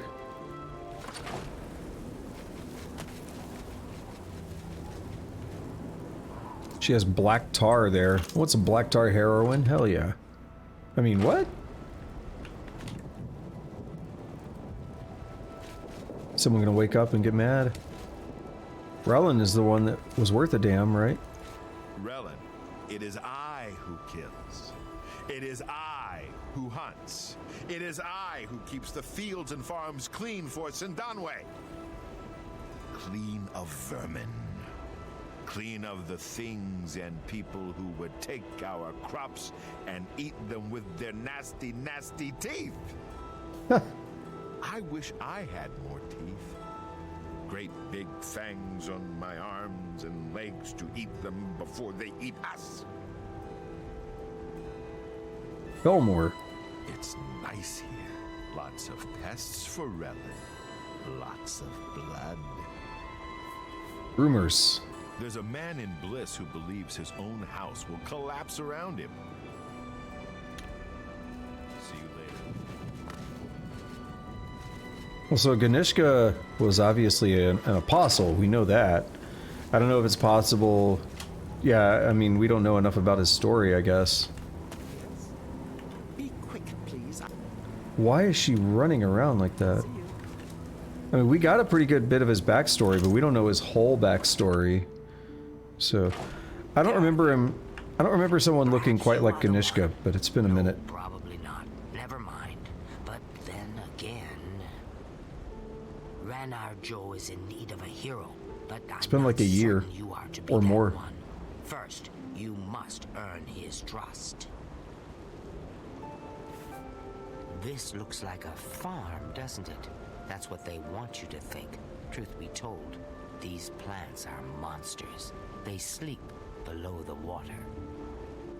They dream terrible dreams, and one day soon, they will rise up, consume us and the rest of the Shivering Isles. Get out while you can. Renard Joe's, we'll do rumors first. Take care venturing into the ruined city of Vython. Alright, Renard Joe's trust. Now, how is he supposed to trust you if I don't trust you? If you'll excuse me, I have work to do. I need to collect 5 pod bits. Okay, everything in its place. Yeah, we'll do a quest. I was hoping to find one.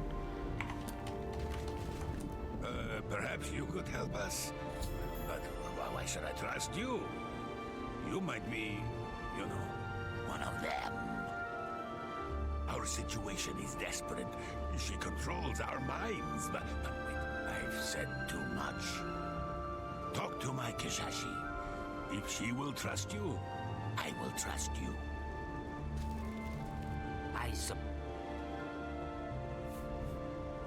Ranar Joe sent you? Did you know that once he was king of the Shivering Isles, Before Sheogorath, in fact, I was his queen. We made Sheogorath by planting little seeds in the ground and watering them with our tears and blood. And now look at us, living like slaves for that cursed Sindanwe. Thinks she's in charge, treats us as slaves. Do I look like a slave? No, I am a queen, rightful ruler of the Shivering Isles. Even still, if I don't get my work done, I need to harvest at least 5 pot bits before the day is done. Well, that sounds difficult. You gotta harvest a whole 5 pot bits? Damn, I feel bad for you.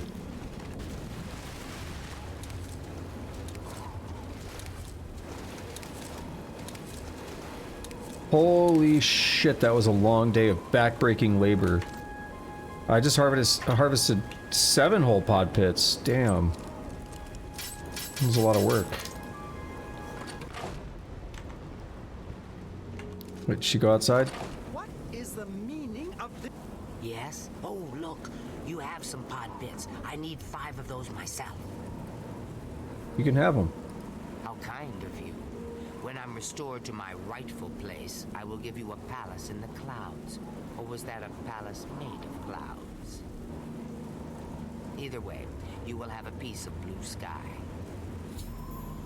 Alright, Renard Joe. Renard Joe. He protects me like a valiant knight, always rooting out spies and ne'er-do-wells. He's so good at it. I've never seen one yet. Renard Joe's trust. Yes, of course he can trust you. Give him this spoon. He'll know what it means. Okay. I was joking earlier when I said I'll probably get like a spoon as a quest reward, but we do have a spoon now. I once killed a minotaur with that spoon. It's a mighty Daedric artifact.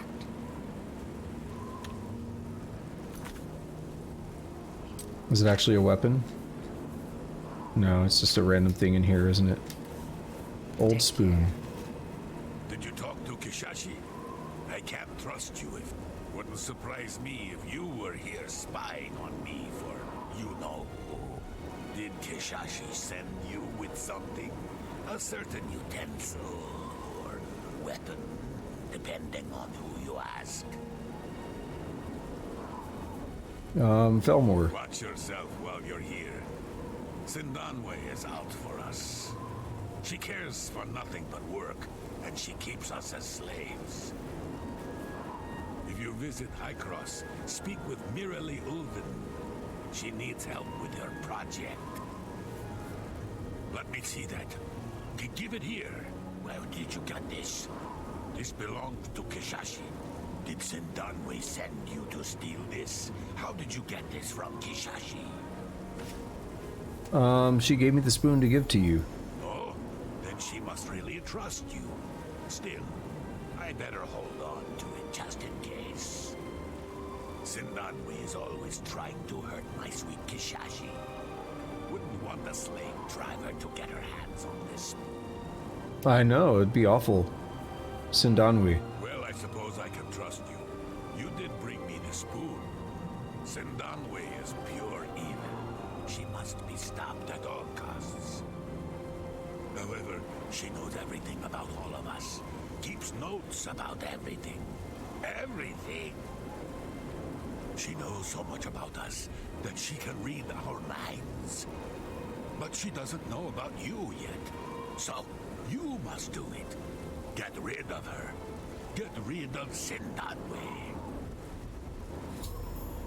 How should I get rid of Sindanwe? Well, there's the obvious way. But don't let us see you do it. Sheogorath has 1,000 eyes and ears. Okay. Or you could make her life so miserable that she leaves us alone. She needs everything just so. That's more interesting. Let's do it. Sneak into her house and wreck the place. And confiscate her notebook. She carries it wherever she goes, recording all our secret thoughts. I need that book. My thoughts belong to me. Alrighty. See you. So the question is, what mods do I have installed? That's a difficult question. I originally started out going through and getting mods that I knew I wanted. A lot of that was typical stuff that, you know, I view as like necessary, like Open Cities Reborn, or not Open Cities Reborn, Open Cities Classic, stuff like that. But I don't actually have that on anymore. So basically, I came up with this whole thing initially, and I based a good chunk of them off of the Through the Valleys mod list. But I was having a lot of stability issues, so things kind of changed a little bit. What I've done most recently is I found out about the program Wabbajack, and I used it to install Through the Valleys, and then I removed a bunch of things I didn't like or I didn't want. Things that changed the game too much. So if I do this, is this good enough for wrecking the place? The place is very neat. Everything has the exact same amount of these ingredients. That's weird. So I removed some things, like there were some parts on Through the Valleys that added like Ascension, and I think Oblivion XP might have been on there. There are things like that that I didn't really want. I wanted the gameplay and the systems to be more like vanilla. Alright, I put our house in disarray. Awesome. I'm gonna take these anyway. That really weighs me down. So a large chunk of it is based on Through the Valleys, though. And then I added things to change systems that I don't like about this game. I was more of a fan of like Morrowind and stuff. So Potion Unlimiter, Merchant Gold Increaser. More recently, I actually put the Lame mod on. Less annoying magic experience, Lame. And I found it alright. Trying to think. I still am using Vanilla Combat Enhanced, but I changed the crap out of it because it changes too many things I don't like. What I was wanting was something that made the enemies less damage spongy, but basically changed nothing else. And so I had to change the crap out of it because it made a lot of changes I didn't like. Take the notebook. I've acquired her notebook. I should speak with Renard Joe to tell him the mission's accomplished. Let's go in here. Let's see if she freaks out.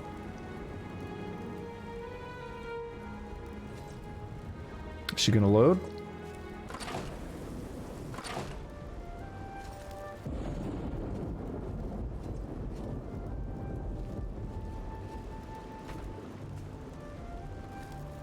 I wanted her to comment on it. That would have been fun. Oh well, it's fine. Let's read the diary. But yeah, I'm trying to think. I made some changes to Combat Enhanced.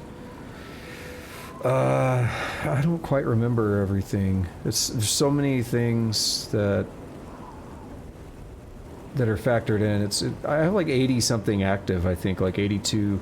But a lot of them are like, you know, inconsequential mods in terms of like gameplay. They're like, there's two related to grass and stuff, right? There's like two mods related to grass. There's like the character, the face overhauls, right? OCO. There's like 6 mods tied to that. So a lot of the mods are really just kind of visual related. Again, Through the Valleys is a good place to start, but then I kind of took things out that I didn't like. That I didn't want. The sun glistens to my greenness, but where did the moon frown? The sky is empty of children, and the earth eats strawberries, yet why do the worms taste of bitter plum? Everyone is bereft of spores, or the spores have devoured us all, and we are left with nothing. Or everything is inside us, though we find ourselves swimming in rock where strange things remain, and known things fall outside of their own selves, let alone from each of us. Why play the paintbrush against her?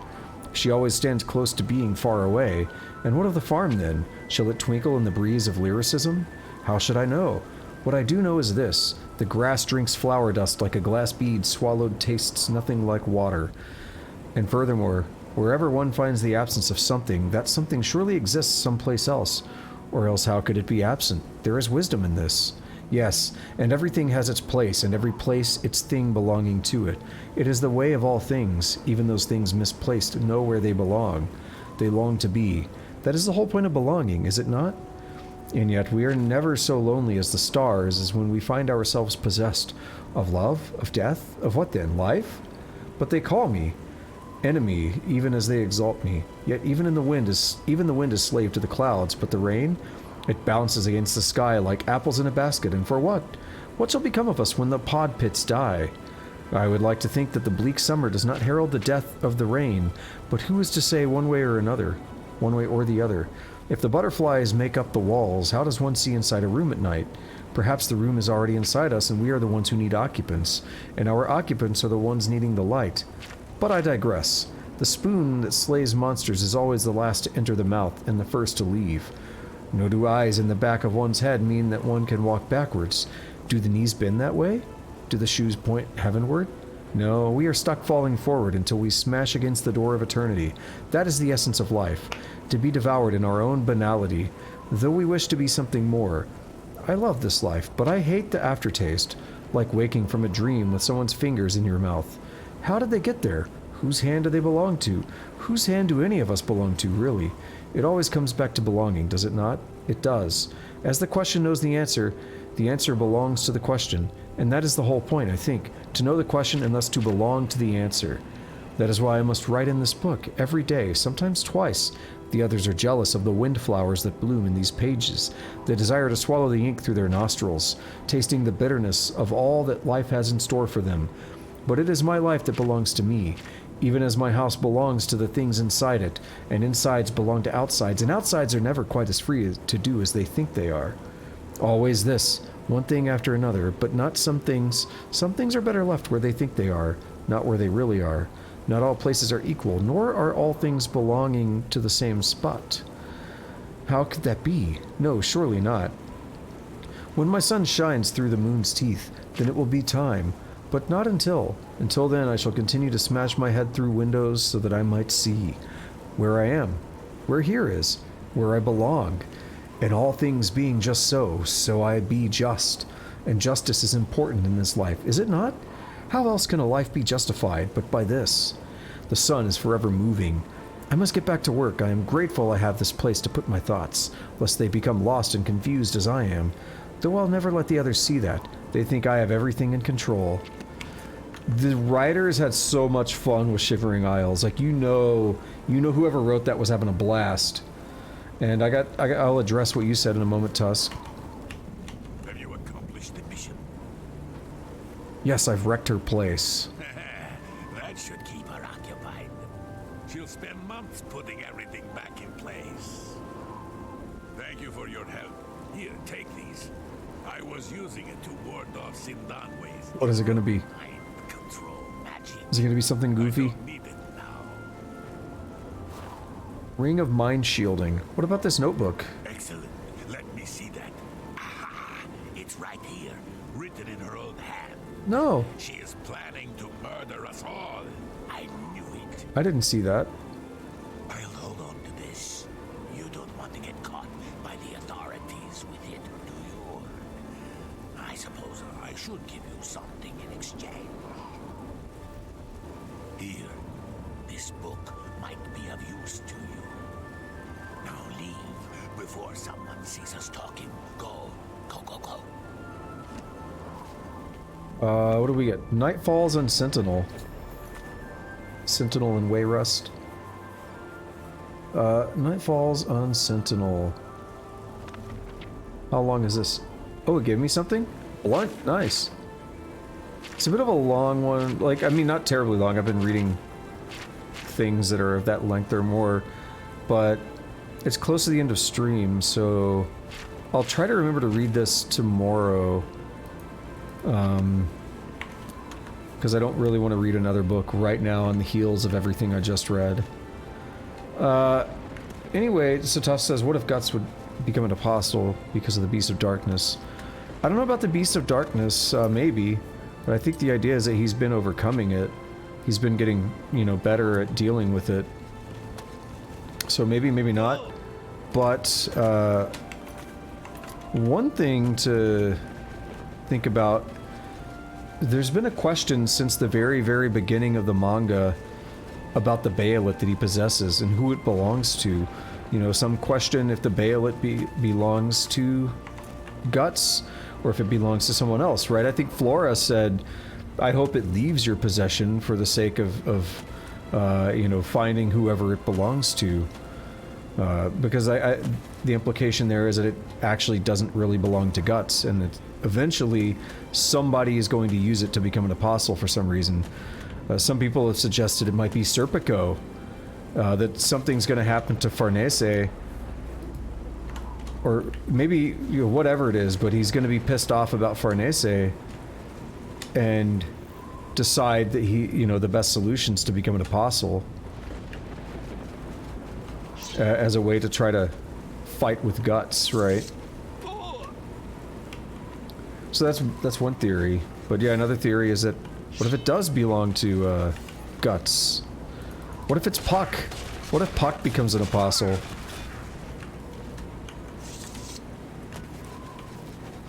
No, I mean, there's a lot of you know, questions there about that Bayolet and what's going to happen.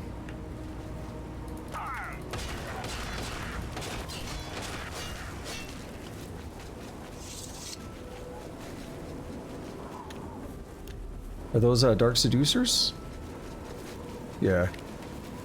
What's up, girl?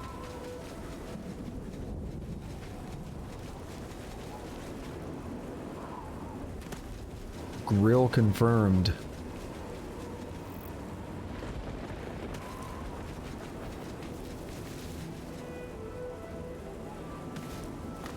Backwash camp, that's kind of gross sounding.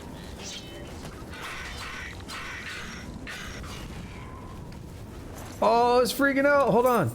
Keep freaking out. Oh, shit. Hold up. Hold up.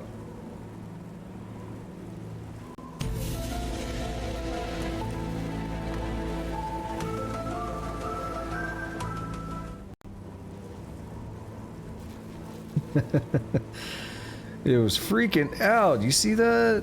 What's going on? Do they want to fight me? I guess they do. Alright, who's fighting who?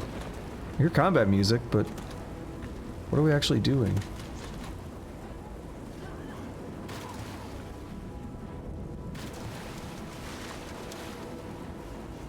Coming after me? There are ghostly warriors fighting in this place. Their battle cries lead me to believe this place is called Vitharn. Something strange is going on here. I can see the fortress keep, but there is no obvious entrance. I'll have to search around for a hidden way in. Even then, I'm not sure what I will find. Ghost Fanatic and... I don't know what's friendly and what's not. Ghost Fanatics are bad? I have no idea.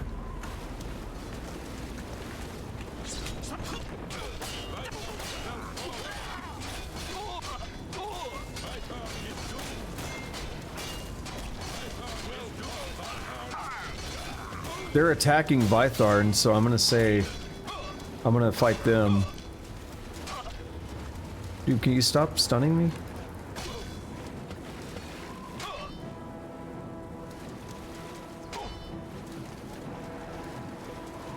Oh my god. I'm so annoyed.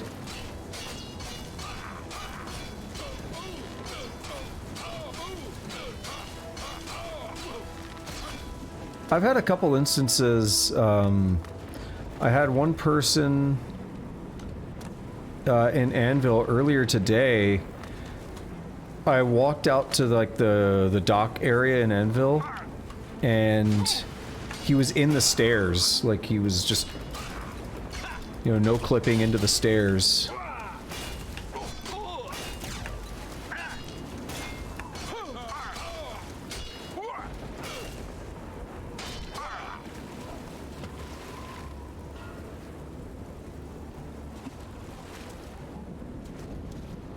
Perfect Madness War Axe. Damn.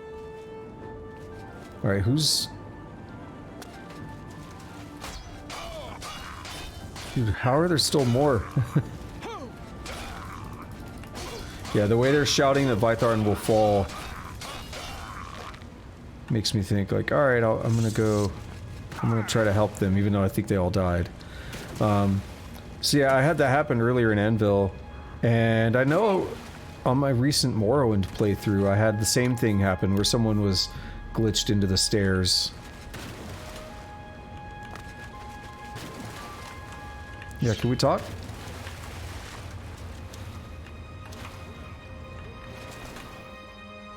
Is it just a perpetual battle? Maybe... I'm gonna leave for now, because I don't really want to start a dungeon type quest, which that might be. May or may not be. We'll do it tomorrow. It's no worries. I'll figure it out tomorrow. I do know what I kind of want to do to aim to wrap this up today.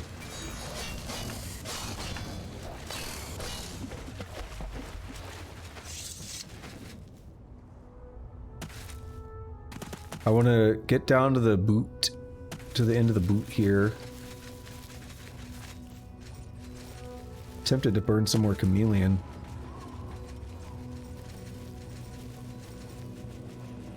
Oh, I just remembered another mod that I have that I really liked was spell making limits are increased by 10.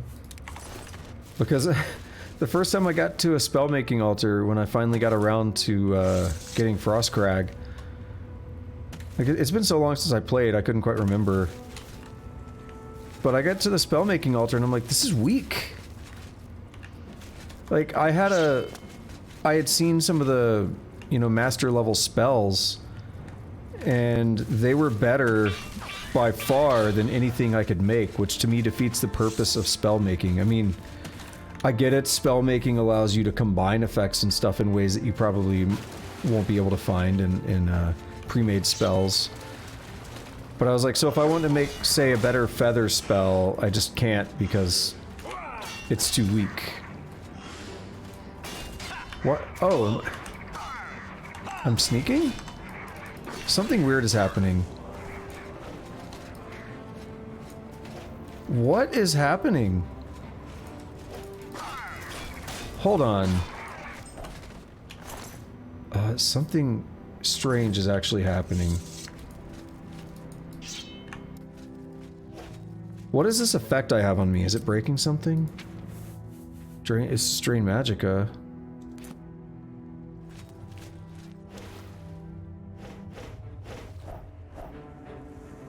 I can't do power attacks.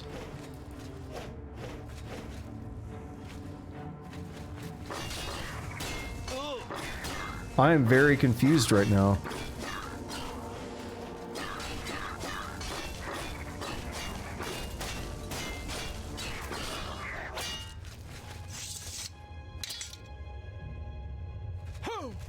Okay, I can do that.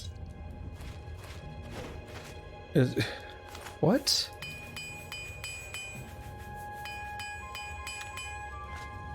What is this? Oh, shit. Hold on.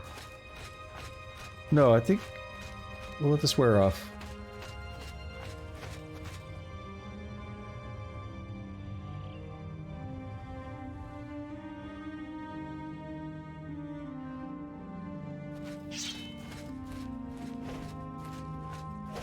No.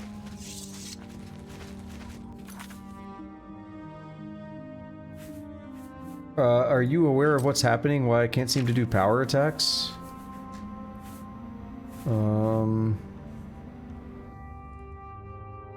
Drop them madness arrows. Is it a spoiler? Like, that's what I'm worried about, is if it's gonna spoil something, but I'm confused. Like, I'm holding the button and... Okay, so that works. But if I'm, like, moving forward and I hold the button, it doesn't do a power attack. Because I was trying to do the paralyze power attack. I'm gonna save. I'm gonna load and see what happens. Anyway, I was gonna comment on the, yeah, I think there are a lot of things that are a step down from Morrowind, to be fair. I'm actually not, like... I sound way too critical. Like, I sound like I hate this game half the time. I really don't. But it's like, I could just keep going on and on about, like, oh, I don't like this, I don't like that, I don't like the combat, I don't like, you know, the spell making, I don't like the loss of certain skills, or the loss of certain magical effects, or, you know, I could go on. It sounds like I hate the game, but I actually don't. Dude, it's still doing that.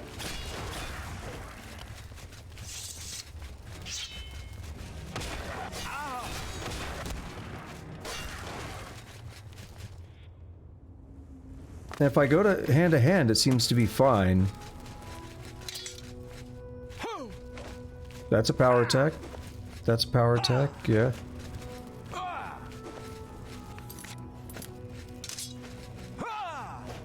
Okay, now it's working?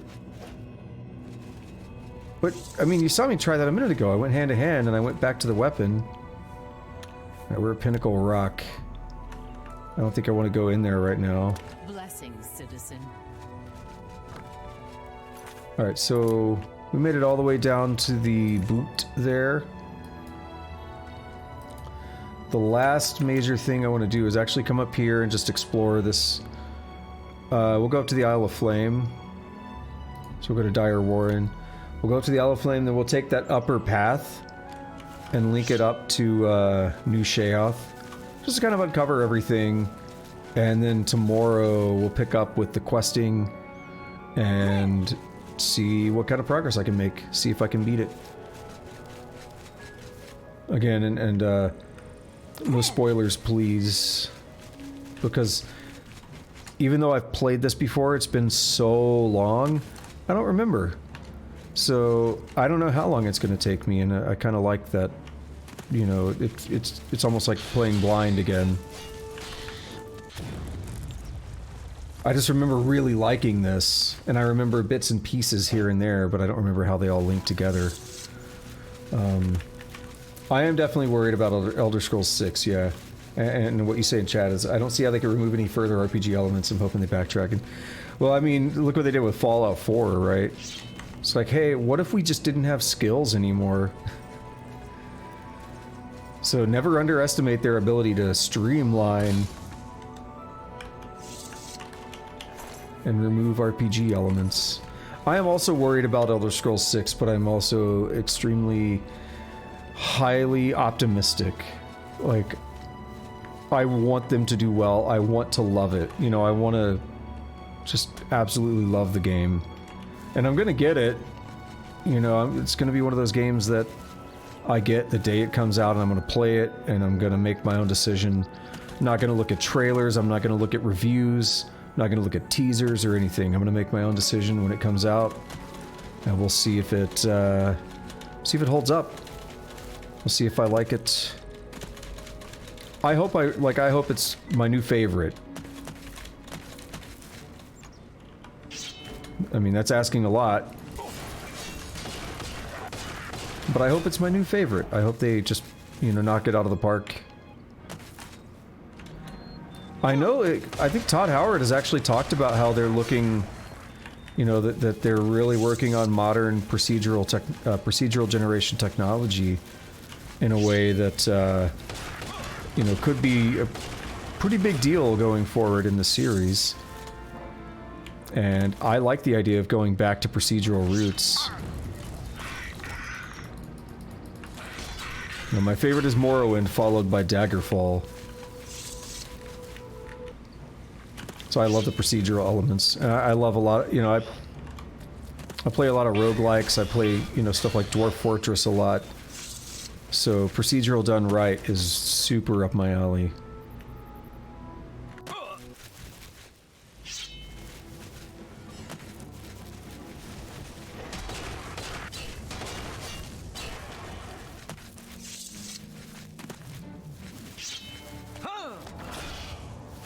So we got a hunger here, we got a a heretic up there as well. Where am I? Damn it. No. You're just as bad as the conjurers. Except you die more easily, so never mind. Conjurers take more hits. Alrighty, let me get back to that little town. We could probably just fast travel there.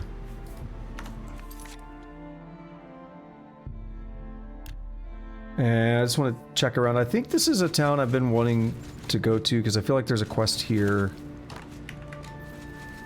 that I wanted to do.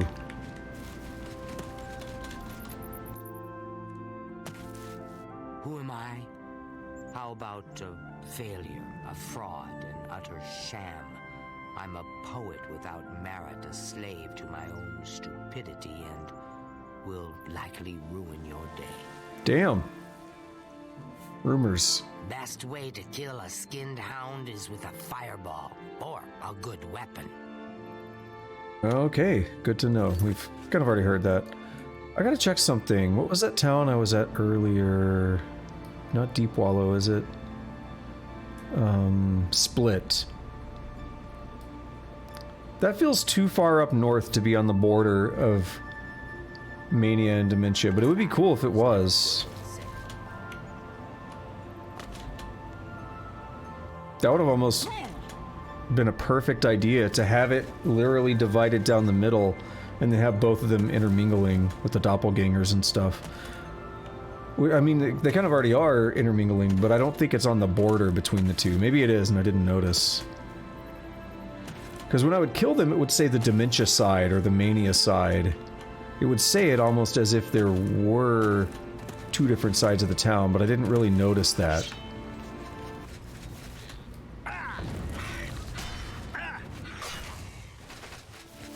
I'm not gonna keep picking up the stuff. Don't need it.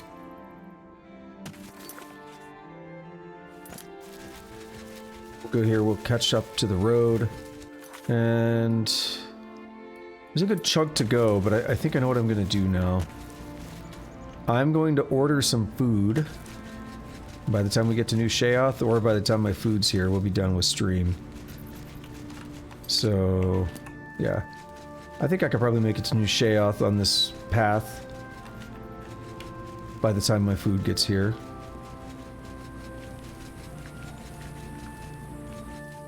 Just trying to get to my starting point over here.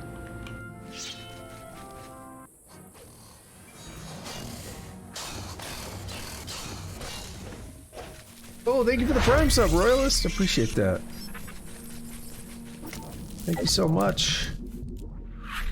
Alrighty, give me just a moment. Turn the camera off real quick. Or I could blur it. Just blur. Let's see. Yeah, let me order something real quick and then we'll continue on and I'll end stream after, again, either when my food gets here or when we make it back to New Sheoth with more of the map uncovered. And then again, tomorrow we'll pick up and maybe I'll beat Shivering Isles, maybe not. We will see. Not going to really rush it, as I said, but I'm also not going to do like a 10-hour stream tomorrow. So if we don't beat it tomorrow, we don't beat it tomorrow. We'll beat it Tuesday, probably. Let's see. Let me give me a damn pot pie.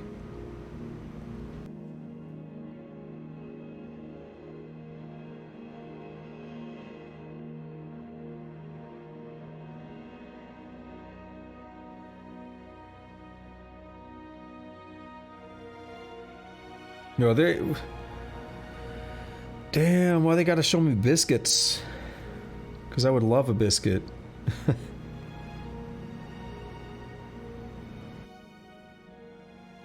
No, don't do it. Don't fall victim. It's calories, but calories are good.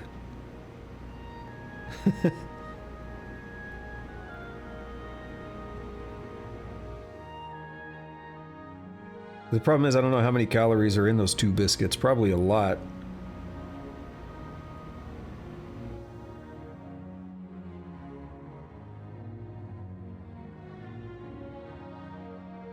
Fuck it, I'm doing it. I'm gonna get some honey sauce with it too. Fuck it. Can't make me not do it. You're not my real dad.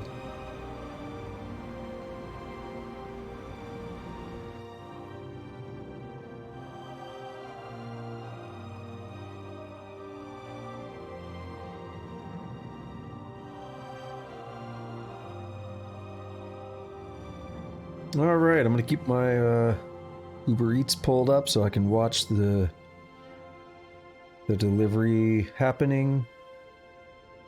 Unblur that camera. Alright, order received. Perfect. So we'll be here for a few minutes and then it'll be the end of stream. It's a nice way to put a hard stop on it so I don't just keep going. So my plans for tonight, we'll talk a little bit. And by the way, you are welcome for the nostalgia. And yeah, I am going to make the expansion itself shiver. Plans for tonight, what I've been doing is I got lazy on YouTube, as I had mentioned before. And I wasn't putting my chapters on my videos. So I've been catching up on over a month of videos, which sucks. Because going through sometimes like 9-10 hour streams and putting chapters on them to make them more easily parsable and viewable. That sucks, having to scrub through that and find good spots to say, hey, this is a thing happening. Not fun to do when you have to do like over a month of videos. That's my fault. I'm the one that, you know, waited. I'm the one that got lazy. So I'm pretty much caught up. I think I've done everything up to like the 3rd of April now, so we are pretty caught up. I've got a few videos left to catch up on. I'm gonna do some of those tonight. Alright, let me take a look at the paths here. This is the small path diverging. So I'm gonna do a couple more of those tonight. I'm gonna work on some code, because I did build my Oblivion alchemy tool. And I'm working on some code to just clean that up and... Oh shit! It's doing it again! Hold on, where's my soundboard button?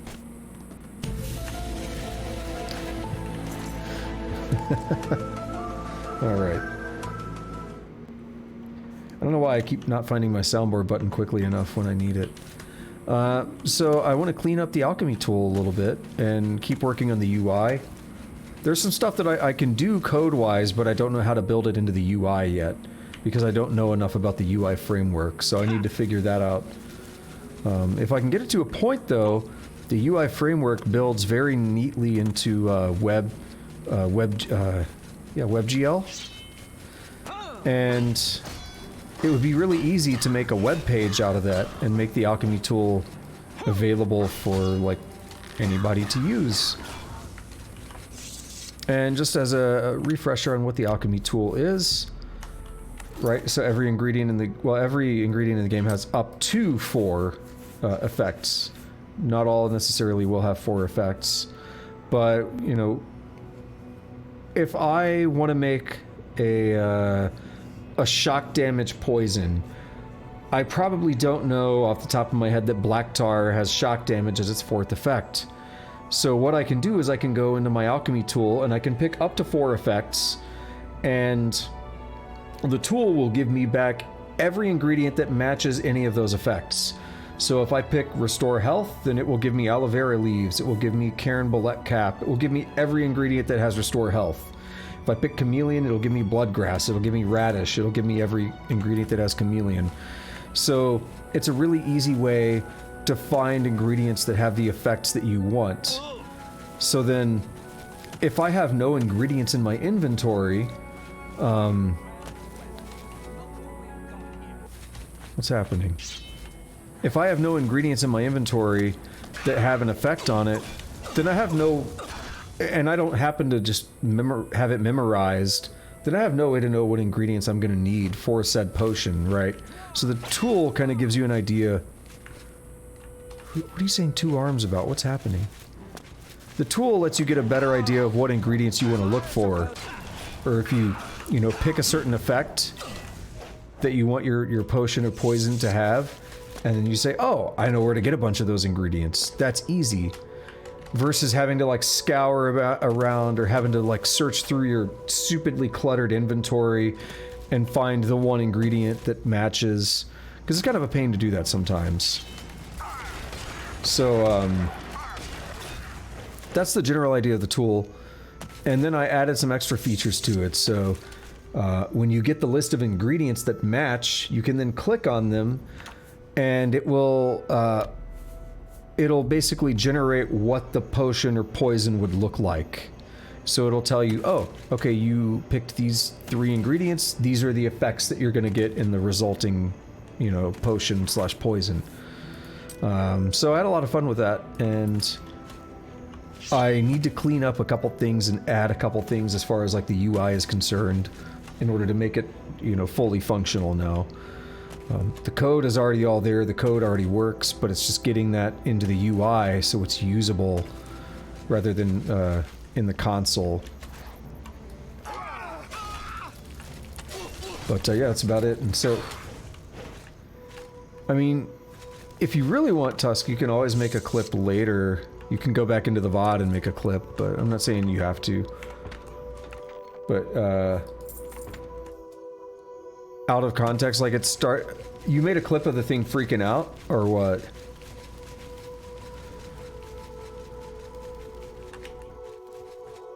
I guess I have been stamping those videos.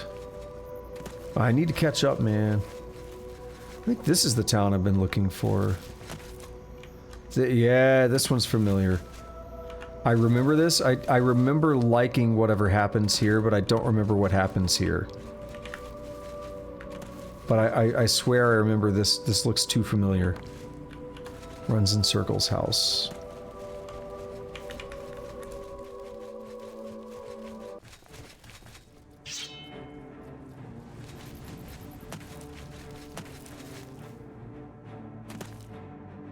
I do miss my detect life now, because I never know what's fighting me. I should put a detect life on my hotbar stuff. That'd be useful, but that would be smart, and I don't do smart things.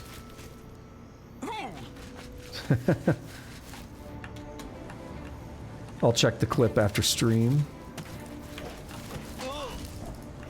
Should be good.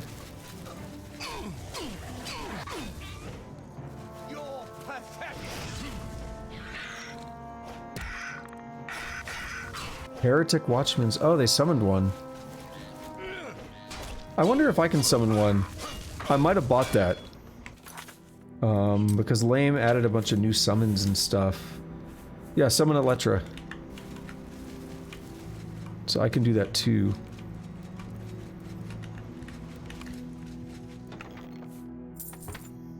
I kind of want to say something, but I'm going to wait a little bit longer. Like until the very end of stream. Oh, someone's picking up my order. That's awesome.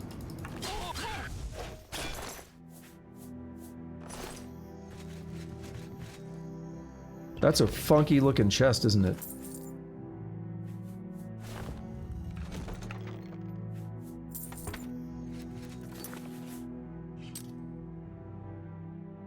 We're getting pretty close to New Sheoth.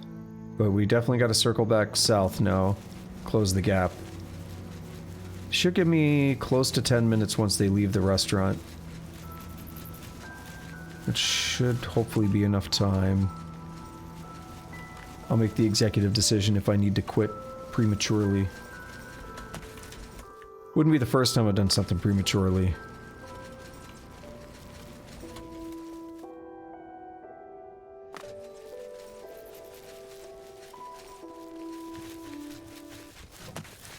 Well, it's not so much that I mean, I want to hear what you say, because it's probably going to be funny, but it's not so much that I can't find the sound on the soundboard. I know where it's at, but I couldn't find the soundboard button, and I think it's, or the soundboard folder, and I think it's because I had moved it and I'm not used to the position.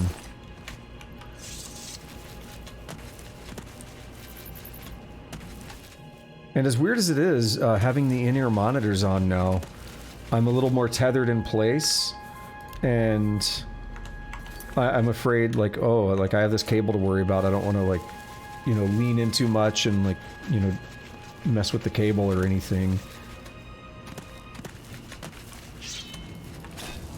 So then it's a little harder for me to see everything if I'm not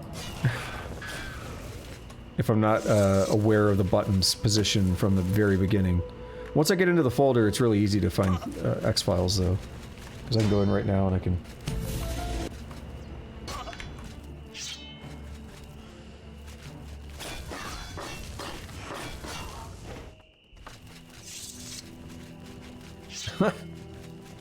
Have a taste. I don't think I have that on the soundboard. I have a ball stretcher, though. Speaking of balls, though, this is, you know, I am in Texas, and it is that point of the year already where it gets pretty hot out there. Like, I was out there earlier around lunch, and it was a real ball moistener. Oh, shit. Where is the heretic?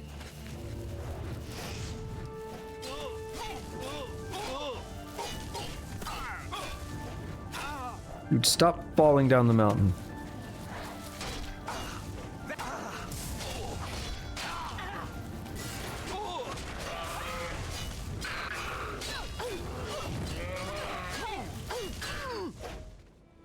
I like that one of them, like the hunger or something, ended up hitting one of the heretics.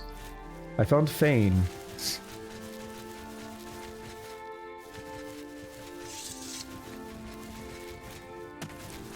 Alright, we're getting pretty close. I got about 9 minutes until they get here, presumably. Either they haven't left the parking lot yet, or the map is not updating, which happens. Sometimes the Uber Eats map will not update. I have to completely close the app and reopen it to get it to update. And I have to do that repeatedly over and over just to see how close they are to me. Otherwise, I don't know when to... because I actually go meet them on the street level, by the way. I leave my apartment, I go all the way down to street level, and I meet them there because I've had multiple issues where it's like, here's the gate code, I'm on the 4th floor, and they're like, I can't find the gate. Like, I mean, there's only 4 sides to the building, but okay.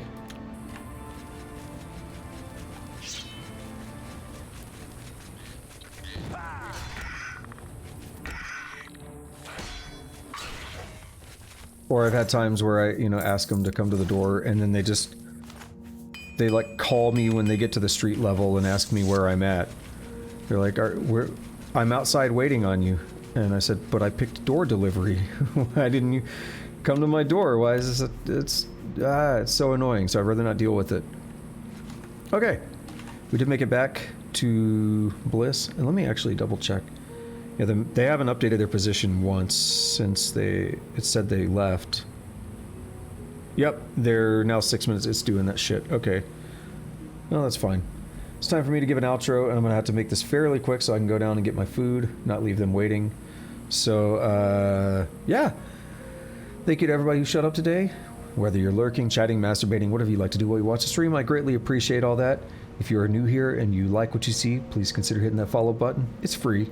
If you're watching on YouTube and you're still listening, please consider liking, subscribing, hitting that notification bell, maybe even leaving a comment if you're so inclined. I greatly appreciate all that. It's also free. Let's see, I normally stream Tuesday, Thursday, Friday, Saturday, Sunday. So we'll be back tomorrow, and we will pick up here in Shivering Isles. We'll do some more quests. We'll see if we can beat Shivering Isles. I'm not sure if it's going to happen yet, but maybe we will. So I'll be back tomorrow at about noon, maybe 12:30 Central Time. That's what I'm aiming for. So we'll see how it goes. Let's see, one other thing I was going to say. Yeah, just quick... Who's fighting me? Just a quick recap on today. Basically, we did the gang quest in Anvil, and then we did the entire Knights of the Nine. And then we've just been here having fun in Shivering Isles. We kind of got the intro of Shivering Isles done, and now we are about to get into the meat of it. So it's pretty good, like, cliffhanger kind of spot to leave off right here at New Sheoth. It's going to be fun. We haven't even gone inside yet, so it's going to be fun. So yeah, until next time, have a good day, have a good night, whatever it is, wherever you're at. Take it easy.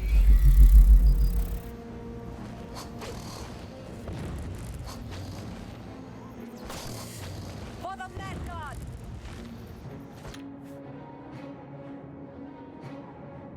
All stretcher.